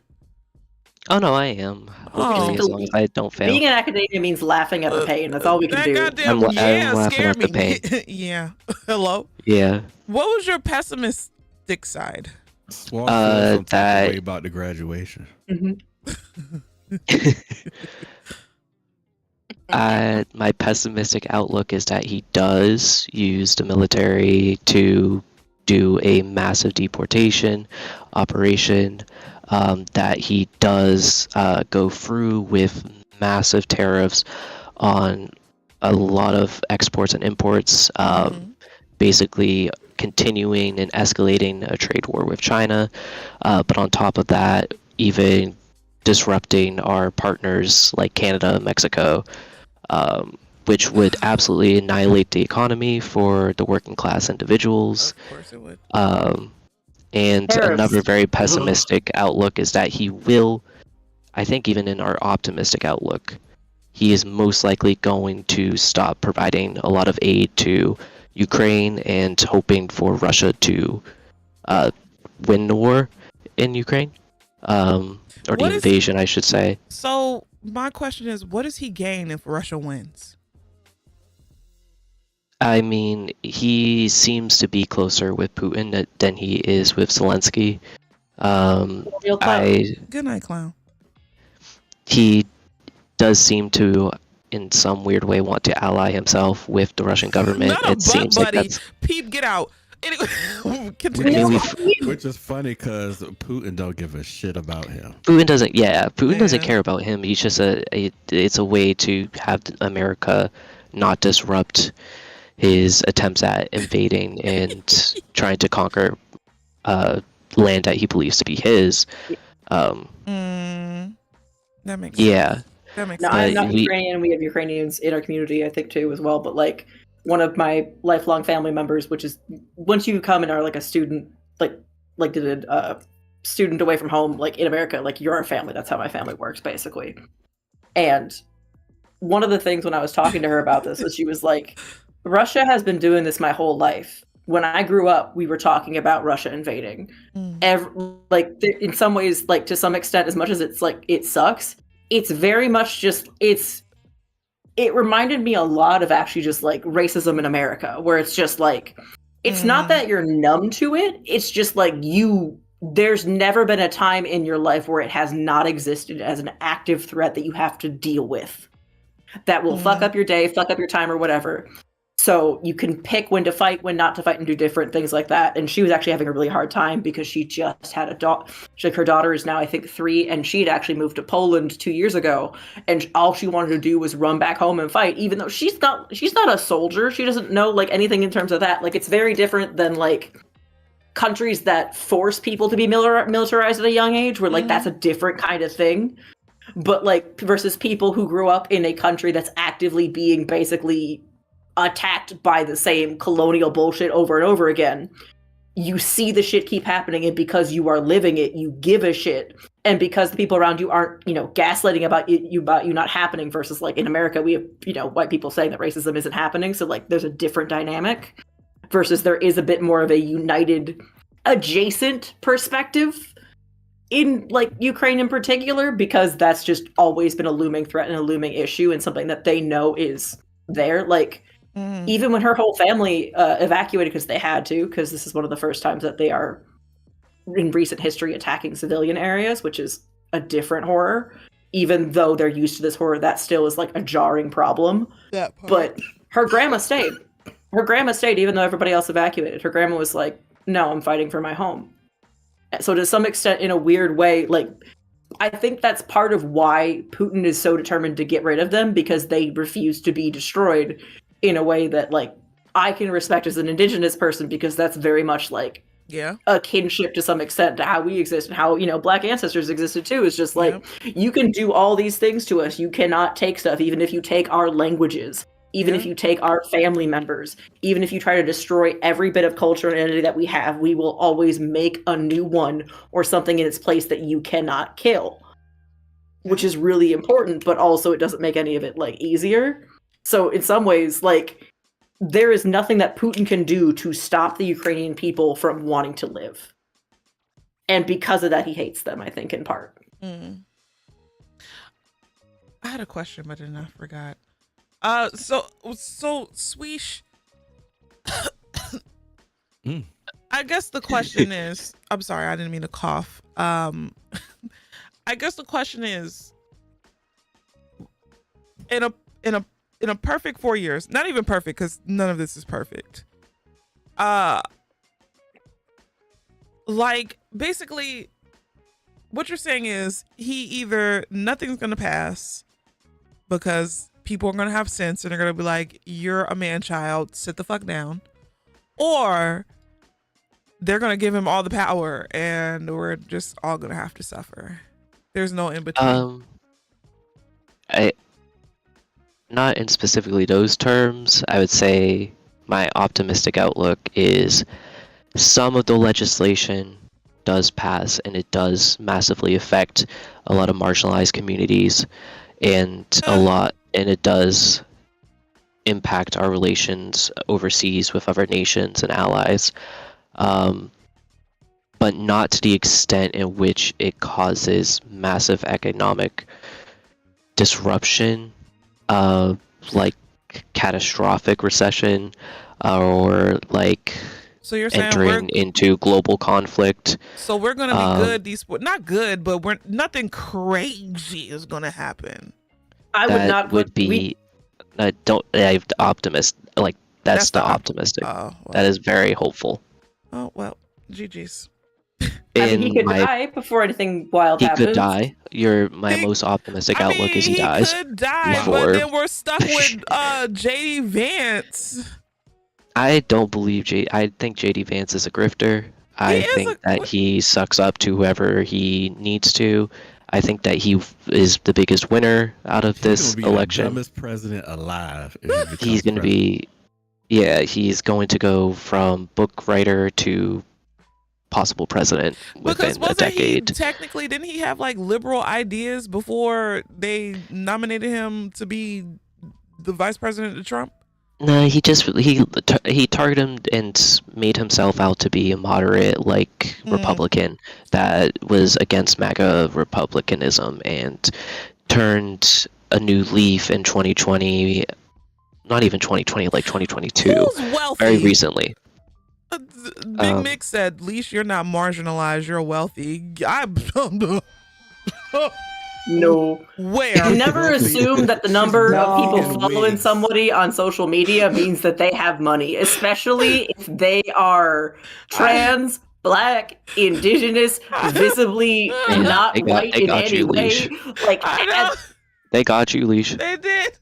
I'm situationally poor, but I'm rich in spirit. Hello? Yeah. I could be nice. Like, it would be if I was getting Kai Cenat's numbers. That man got 700,000 subscribes on TikTok, on Twitch. Shit. Just watching him and his homeboy sleeping in a room. Yeah, just so somebody has bigger numbers doesn't, like, I know a couple people, like, there's like plenty of people that are drag artists that I follow that have, 11K, 12K or whatever. Yeah. They don't even necessarily even do the numbers that like Leesh does on a regular stream night. It really depends. Those numbers can be anything, and the people who watch or can watch are going to vary. Also, like, the more marginalized you are, a lot of us in the community, the more of us have to work our asses to the bone and be exhausted. Like, I hate to fucking say it, but part of the reason why people can do well is they have more leisure time. I'm overall. Black, I'm woman. I'm half gay. And what's the other one? What's the fourth You're one, tall. Deanna? I'm Did tall. she just say half gay? I am half gay. I'll diddle a skittle, but sometimes I like 12 minutes of anal. Girl, that's just bisexual. Please. I'm too Oh, dark skin, dark You like skin. to- Thank you, Deanna. That was yeah, dark skin. Yeah. I'm too tired. Sorry, I had to Did throw kill that me in a little there. bit. 500 That did kill me. Way. 500 subscribers is not a lot. No, not after taxes, y'all. Let me break it down I because oh my You god, It's It's a lot more than YouTuber other people have, landlords. but it's There not is- YouTuber necessarily enough landlords. to make a life. It is a lot more than a lot of people have, but to make a substantial living, 500 subscribers is not a lot of money after taxes. Y'all have to think like that. Like, yes, it's a lot of money in theory, you know, but I have to pay taxes on this, y'all. And your own medical care. You don't have And an my employer own- benefit I- medical care. Yeah, I have to pay my own medical care. Like, it's a lot. You have a child. I am literally I'm a working streamer. Like, I can't not go live for months at a time. You know, I wish. But no. And you do this because you like if you were somebody that had like regular ad reads during every stream, you'd have a little bit more. But even then, And there's right, a lot of I stuff don't that goes even- into that. I don't And, even like- hit y'all ass upside the head with ads like I could, because I want y'all to have like I want y'all to be able to view my content and be comfortable. So there's a lot of stuff, and then the majority of my money doesn't come from stream, y'all. Majority of my money, how I survive throughout the years, through sponsorships. Mhm. The sponsorships that I get kind of cushions all of this, y'all. So don't get it twisted. Y'all see 500 subscribers, y'all be like, oh, she's all right. Shit. So don't get it twisted. Y'all see 500 subscribers. Oh, the echo. Who can see me? Who listen to me in the background? So there's that part, and then on top of that, with all the bullshit and the ways that being an person and working for yourself or working freelance has that additional tax. Yeah. Any place that has these things with platforms, they literally take so much money. They Like do. Leesh doesn't pin it on here. I have other people that I care about, or people that I moderate for and do stuff that have their stuff where it's just like, to hit a certain thing with the partner push thing for Twitch, you have to have this many subscribers per month or this many that things or whatever. Yeah. Like there's that secondary level, but even then that's not giving you enough of a split. They're still taking a ridiculous amount of money off of the top of the ads and general revenue that you make from every single subscription. So like I have some friends of mine that don't subscribe to anybody on Twitch. They just send people money through like PayPal or Cash App or something because they're like, at least then you're getting it as opposed to different stuff. I basically make just a smidgen more, literally a smidgen more than I made when I used to bartend and serve. And that's the only reason why I don't do it anymore, because it's like, oh, well, I make about the same amount. I live all right, It's not, I can't be Baron to comfortable. 25 subscribers. So, shut up, Baron. Baron has a full-time job. Get Baron to But, 25 yeah, subscribers. You only got And the like number- 12. But I mean, if that's your only income, then I understand. But like 500, y'all have to think about like the big. If you want to make this your business or whatever, if you want to make this your lifestyle, you have to look beyond. Like, okay, I have 500 subscribers. You have to take a lot of other things into consideration. That's why I don't put a lot of my stock into just Twitch. That's why I stream on YouTube. That's why I post on other OnlyFans. I wish. No. I can't do it because unfortunately certain things that I'm a part of won't allow me to do it, but shit. Which I ain't sucks above because it. you would eat with the Lilo sponsorship and it pisses me off. Anyway, continue. I wish. But yeah, that's why I have to post on other platforms to get, eyes on me. Like it's not easy. Eyes on D's. There's sometimes like I wish that I could mentally be okay with just being a server or a bartender, because at least I could come home and not have to worry about shit. But my job is literally me waking up in the morning, editing clips, maybe being able to take a nap, and then streaming on this platform. It's never ending. Networking, management, you have to advertise yourself and become a brand. Yeah. It's a lot. It's never ending. I wish I could just do work and then disconnect. You never disconnect. There's never a time to disconnect. Even when I went out of town, I was thinking about, okay, what content can I put up? Let me take selfies so I could put up content on Instagram so that way, I'm still a part of the algorithm. Y'all, there's never a disconnect. It ain't easy, y'all. Don't think of the glitz and glamour. And the number of subscribers is only part of it. Like, the best metric that I've heard from people who, again, know more about this than me and have been doing this longer is just like, having 500 subscribers can work for you if all those 500 people are paying you money and focusing on your stuff and really want you to keep making content or keep doing things, or they always show up to your streams, they're always on in the background. Like, some of it is also like, because it's not even like the numbers, it's the engagement with those people, and that also then changes the algorithm stuff. Like, one of the best things you can do for YouTubers or people that you like that have, especially on YouTube in particular, is watching their videos in the background and then clicking another video by that same creator, even if you've already seen it. Because literally YouTube sees you watch 2 videos by that creator and they go, oh, they must be good.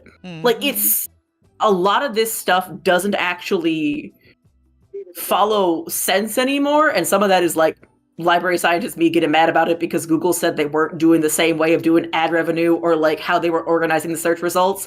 And then we found out they fucking lied. And I'm like, we all knew, but like, it does make me more mad to know that they lied to all of us about it. And that's part of why trying to use Google is a nightmare. Like, just learning all these fucking algorithms, and the algorithms change every fucking month. And so you might be making money always one month, and then the next month they change the algorithm. Now they're tanking your views, y'all. I love what I do.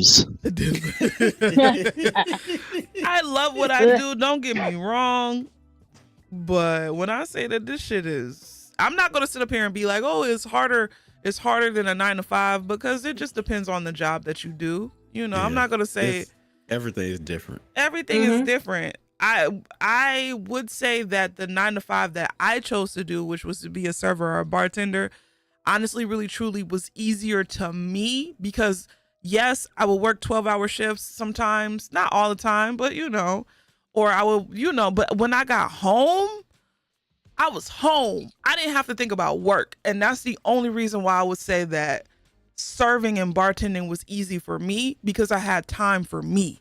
Whereas if I'm home, like, I don't even like to sit at my computer anymore and play video games. That's why I had to get a Steam Deck. Because if I'm sitting at my computer and playing, broke it. Well, I have a new one that I'm, it's on a firm, so I must have earned. They actually I'll get my PC one day. They took out their payment today. But no, like, if I'm sitting at my computer, I'm like, I feel weird not working or editing or whatever. So I had to get something that gets me away from my desk so I don't feel guilty for having leisure time, because I love playing video games. But video games is also my job. Well, and yapping. But so I have to find ways. Two-time yapper of the year. Right. I have to find ways to make video games not stressful or not a job. So, not saying like, y'all, if you have the dream to do this, if you want to do this, just know, like, with voice acting, because I kind of want to get into the voice acting field, but it coincides with what I do. So it kind of makes sense. I do think actually making a career with voice acting is even harder than, at least with streaming, with that part of it. Right now, voice acting, audiobooks, everything, all that is controlled by a bunch of monopolies. Like, look into Funimation and Crunchyroll and stuff like that, and the sheer number of bullshit that they've done to even people translating from other languages. Like, so right now, like, if anything, if I was to do voice acting, it would, and like, let's say if I was to get paid, it would just be like little pocket change, but it would still be something, fun.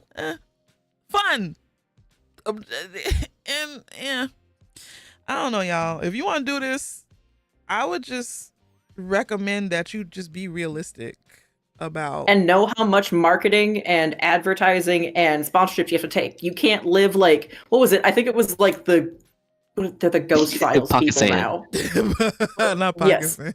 They're the Ghost Files people now, but like the people who used to do BuzzFeed Unsolved, like, they had a good gig going. they were making enough money to live and be all right, and they were muddling everything and doing stuff, and they wanted to live like they were on TV basically. And at one point they like switched things and went, oh well, we want to be able to travel internationally and do all these different things, so like thank you for all your work you've done, YouTube, but now we're only going to go to our exclusive streaming service. And the internet ate them alive because it was legitimately an awful decision to do, because they had enough money to live super comfortably. So like, not like they were living, I would argue, enough to like be able to have people that were like starring in that area like afford houses and like shit that you need to do to live. And basically their bigger issue was that they had somebody else on the team that also wanted to hire even more people and just kind of keep making it like it was a TV network. And it wasn't ever going to work, but they saw other people do this and went, well, we can make that happen. But if you look at something like, say, is it still College Humor? What's it called? Dropout now. Like, they aren't just, you know, a group of people doing a couple things with like 2 or 3 shows that people like. They've got a bunch of stuff. They are well liked. They did a bunch of different plans before they even made it onto a streaming service. Like every single piece of thing that you do as a content creator, each next level is not like a couple steps. It's like you've got to climb a skyscraper to get to that next level. Like when you get to where you're at, you can stay there. But trying to get to the next level of like making money, not even in tax bracket wise, just like what would be the next level of stepping up. If you don't for like, if you don't content like creation, if you don't like change, this is not the career for you. Because every 1, 2, 3 months you have to find like, hey, what your content gets stale after a while. And that's what I'm currently trying to navigate. I'm sitting up here thinking like, I can't keep posting clips of the stream. I gotta find something else. Like, there's always, you have to be one step ahead and be a full-time dress to impress streamer. Shit. Dress to impress ran its course. That's no longer a thing anymore. Wow. It did. It did. Wow. I just played it tonight. Well, yeah, you did, but I'm talking about in streamer land. You got to stay on the trends. And I don't like following trends. That's my problem. I like playing dress to impress. I'm rambunctious. I'm gonna make that our next community night. Whatever. Curdy, thank you so much for the 200 bits and paying your tithes to the wilderness. No, I promised a big one. I'll figure something out. Okay. I'm still a fan of it, but I still like when I loved like Lolita dressing for a while. Like that to me was my drag. But just like, let's make her this big fancy princess outfits and shit like that. Me thinking that I was a very cis person, me going, oh, that's just drag for me. Well, that explains literally everything. But little things like that where like, I feel like more people like dress up games than they want to admit. Elden Ring involves dressing shit up, and I am tired of people acting like dressing up game things are somehow super feminine. Remember and we're just the like $50,000 pants in Grand Theft Auto?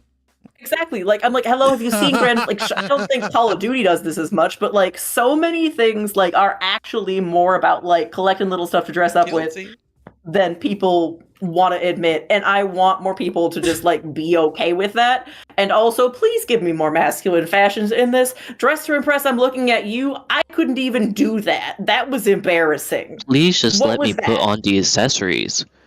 What? The accessories? Yeah. Male characters can't put on like most they have accessories. skins now, don't they? Look, I haven't played since like Black Ops 2. It's been a while, and that was also when I lost memory. But like, at that point, then it's just different military outfits, or I guess that's true, because then you could just dress up as different, like, Navy, Air Force, whatever the fuck. Like, they've got like 2 pairs of shoes for zombies? Males. They've got like, oh god, it's just the masculine characters barely have anything. It's so disappointing. It's so bad. Yeah. Also, they don't give men crop tops, and that pisses me off every day. Let men have crop tops. Anyway, men need to start wearing crop tops again, like they did in the 90s. Please, so I can lick your belly button. I thought it was in the 80s. And now I'm never wearing a crop top around you. Got that written down. Know. Yeah, wear crop. Never wear crop top around Leesh. She will lick your belly button. So I can lick your belly button right after you get out the shower. I literally wrote down never let Leesh wear crop. Never wear crop tops around Leesh because I'm scared now. That genuinely is like a nightmare to me. Good. Thank God. Good. That is evil and heinous, and I would kill you. Like dead ass. If that is. It's like if someone tries to tickle me, then I turn into somebody who would murder. I hate you. I would probably so punch you in the Not you, jaw. Crobatty Crobatson, but I'm just saying in general. Like, what if I saw your belly button and I was just like, oh, No. ain't nothing wrong with a little belly button action. There are some things that you talk about with your intimate partners and not with your friends. I didn't say you. And not with a stream full I of didn't people. say you specifically, Crobatty Crobatson, but what if I know. I feel like the people that are going to be about that are going to be about that, and I'm not kink shaming, but I am kink questioning why I need to know. I'll kink shame. You want to I'm know? a hater. You want to know what's so funny? Tasha has a video on her phone of me fingering my belly button because we were playing. Of course you would. What? We were playing Truth or Dare, and one of them little freaky card games that. Why are all these card games so freaky? But I ain't no punk. And so the card was like, oh, finger your belly button, and then somebody films it, and of course Tasha filmed it, and so it was me fingering. This does not surprise me. There's a video of me fingering my belly button in Tasha's phone. So. And you just had to tell the world. Yeah. So she could never. That could have been worse. So she could never use it against me. You know, just in case. I mean, considering you, is that really ammunition? It's really not. It's actually very mild. But just in case, you never Capeesh know. will probably never have a sex scandal because what are they going to do? Raptor, thank you so much for the super chat. Super chat. What does this say? All right, heathens and heifers and Crobatty Crobatson. Wow. What? No, Yeah. like, Crobatty Crobatson's not a heathen, and they're not a heifer. They're just Crobatty Crobatson. Sorry. I'm learning how to do both a little bit more every day. Oh my goodness. Yes. All right, that's my time. We I will gotta convert you. go to bed. If I don't go to bed, then I'm gonna hate myself in the morning more so than I already do. I'm just kidding. I don't hate myself. I love myself. Oh, I was gonna say same, but okay. Yeah, well, I know you was gonna say same because guess Me what too, you are. Swash. Guess what? Both of y'all. Guess what y'all are? Sad boys. I win the sad black award sad. this week. I win the sad award. Crobatty Yes. Crobatson, I'll even let you win though it, you Crobatty. had a sad week, you're not sad 24/7 like Swash. I mean, I used to be. Well, It's a damn miracle I'm here. I can't wait until Swash isn't sad anymore. Oh, well, you'll be waiting. You've been waiting 6 years. Probably have to make it 10. At this point, Damn. keep it just to spite Leesh, honestly. Like, I support the I'm sad to spite Leesh. as a lifelong, at least part Eeyore, and people sometimes still see me as Eeyore, like, I stand in solidarity with the Eeyores. I guess. I don't. I'd be like, why the hell are you so sad? You so young. So Hi, I'd be like, Nessa. oh, well. And what's up, Nessa? Thank you so much for the 50 months. I appreciate I was 7 with Spolsh at that age. Oh, God. Aren't you supposed to be your saddest at the age? What? Eh. When you're Teenage young? years? Hell no. That's the best No. time to be. But you want to know what? You don't see it Best time to be. Oh, that's funny. like being happy in your early 20s and your teens is hindsight, because like you're old when you get older, you be like, damn, I really didn't have to stress about that shit. All of that shit is hindsight. That ain't my life, but that sounds nice. Yeah. So Me over here just hearing horror music in the background, just like, yeah, everything is great. right. Everything is fine.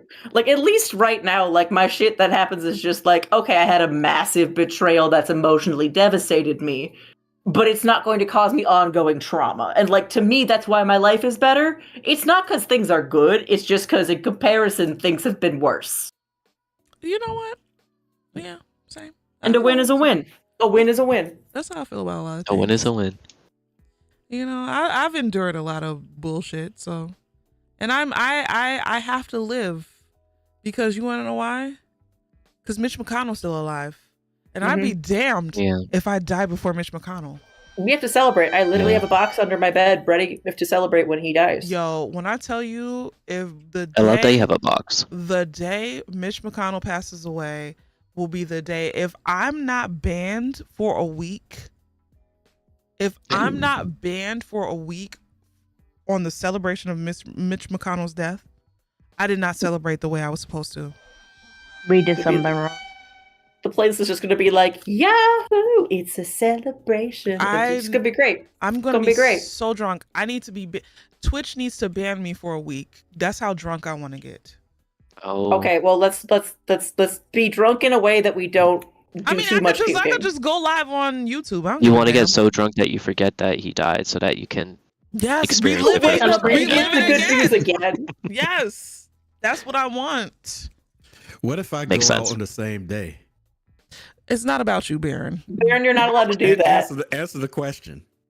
Go out on a Baron, day. you're not allowed to do that. It's not about you. Go out on a you day. have to call Go out in on your own day. at one point during stream. Baron, you have to go out the day after. And me and Mitch we gonna have our final wheeze at the same day. It's crazy I because rebuke that. No, mm-mm. he loves to take the joy from me. I don't know what it is about Baron and taking away my joy. Baron, as long as you the call in feeling at is some mutual. point during the stream. He just loves to take my joy. What if I just die as well, Leesh? Like, what the fuck, Baron? Well, how can I take joy? Just earlier you said sometimes you wish I would go. Yeah, Also, like, you did say that. like we are chronically ill. Let us have our fucking death jokes. That is the one thing we get to have over you mere mortals who are afraid of mortality. It's fun. Yeah, Baron, you be about to see Jesus every damn stream we stream together. Sometimes He I almost think I saw already Jesus have. with a Max. Well, I know you ain't seen it here. That's true. That's true. Jesus Christ. Baron, you fucking Eeyore. What if I died the same day? Get out. I'm black sad. Oh, I was about to. Oh, okay, and then that's our time. I was about to. Okay. All right. Thank y'all for the conversations. I appreciate y'all. I love y'all. Y'all get some rest, okay? You too. Live to spite. I believe in all of you. Live to spite, if nothing else. Oh. Be a professional hater. Yes. Good night. Hate. Also, this is a free complaining club about all the bullshit that will happen with the election and things like this. Like, Hey, man. I'm Can down I be for honest it. with you guys on something? Yes, Moonlight. You know how I say I'm a professional hater? Mm-hmm. Do you know what level I take it to? You want to beat Timothy Chalamet across the head with a No. bag of bricks. I mean, that's No. base. That man is No. Hold on. Oh. anti-Palestine. I'll pick my words carefully. There's this person that I do not yes. like who's on Reddit, and I check in on them every couple of days to just serially downvote all their shit. It doesn't even matter what they post. I'm just like, I fucking hate your ass. I hate your ass. Does it sustain you? Does it make you feel better about life?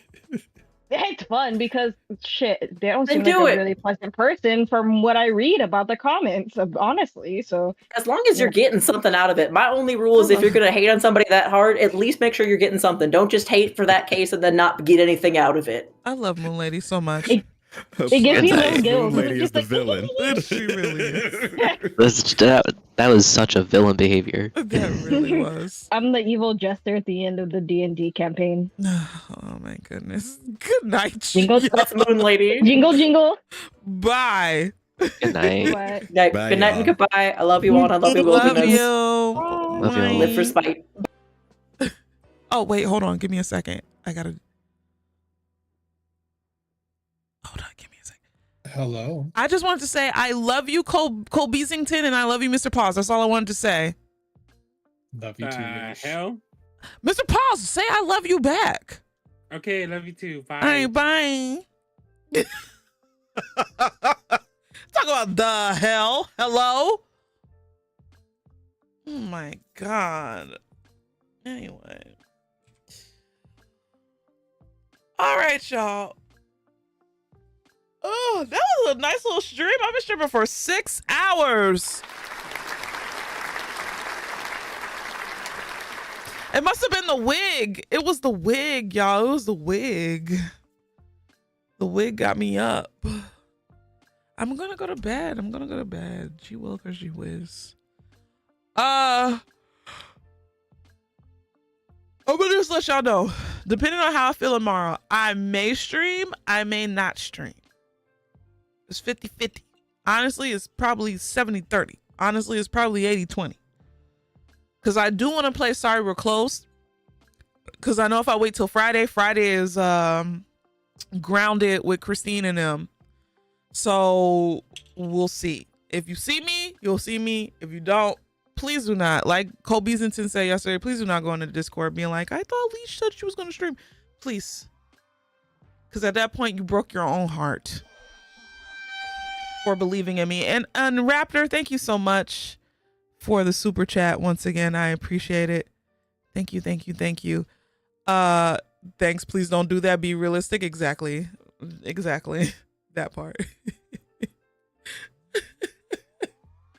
Other than that, I have nothing else to say. Do y'all want to do the Wilderness Community Anthem, or do y'all just want to go to bed? Is Dr. BT still in here? Wilderness Community Anthem. Dr. BT took his ass to bed. Anthem, of course. All right. BT went to bed. He's disappointed me. He's not fun anymore. Okay, hold on. Where is it?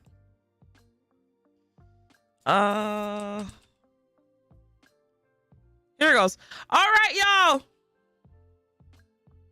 Here we go. Weird ass up. Got that dookie hole soaking wet. Yeah. Soaking wet.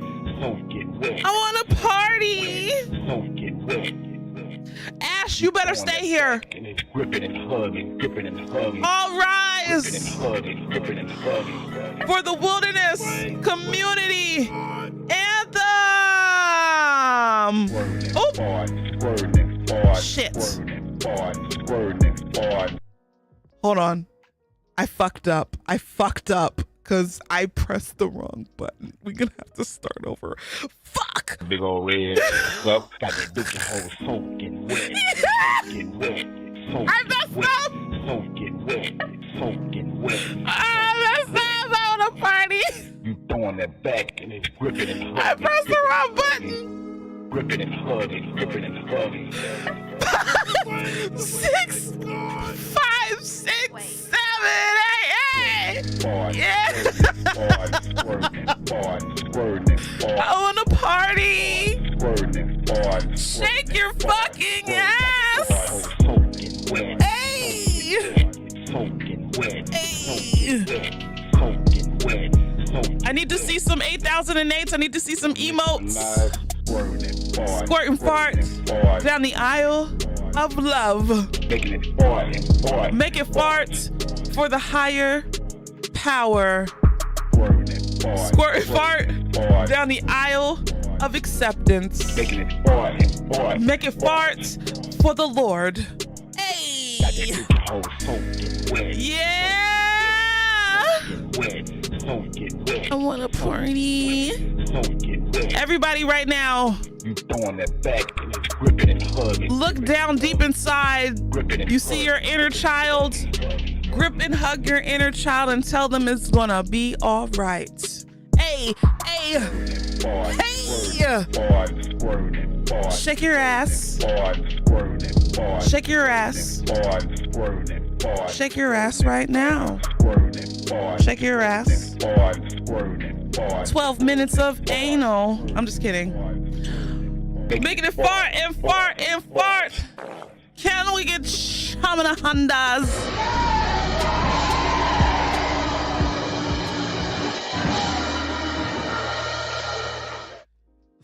I literally messed up. That was so embarrassing. Anyway, I'll see y'all probably tomorrow, probably not. If I don't see y'all tomorrow, I'll see y'all Friday, maybe Thursday. Who knows? It's whatever. Anyway, good night. Be good to yourselves. Take care of yourselves. Be kind to yourselves. Be kind to yourselves, because if you're not kind to yourselves, I'm gonna look at you through the window. I'm just gonna punch you in the eye with love. Anyway, good night and goodbye. Capeesh. Tequila lover, astrology nerd. Demon time sipping on some scissor. Swallowed, beat the ground up, was in the bag, and don't forget the Leesh. Capeesh.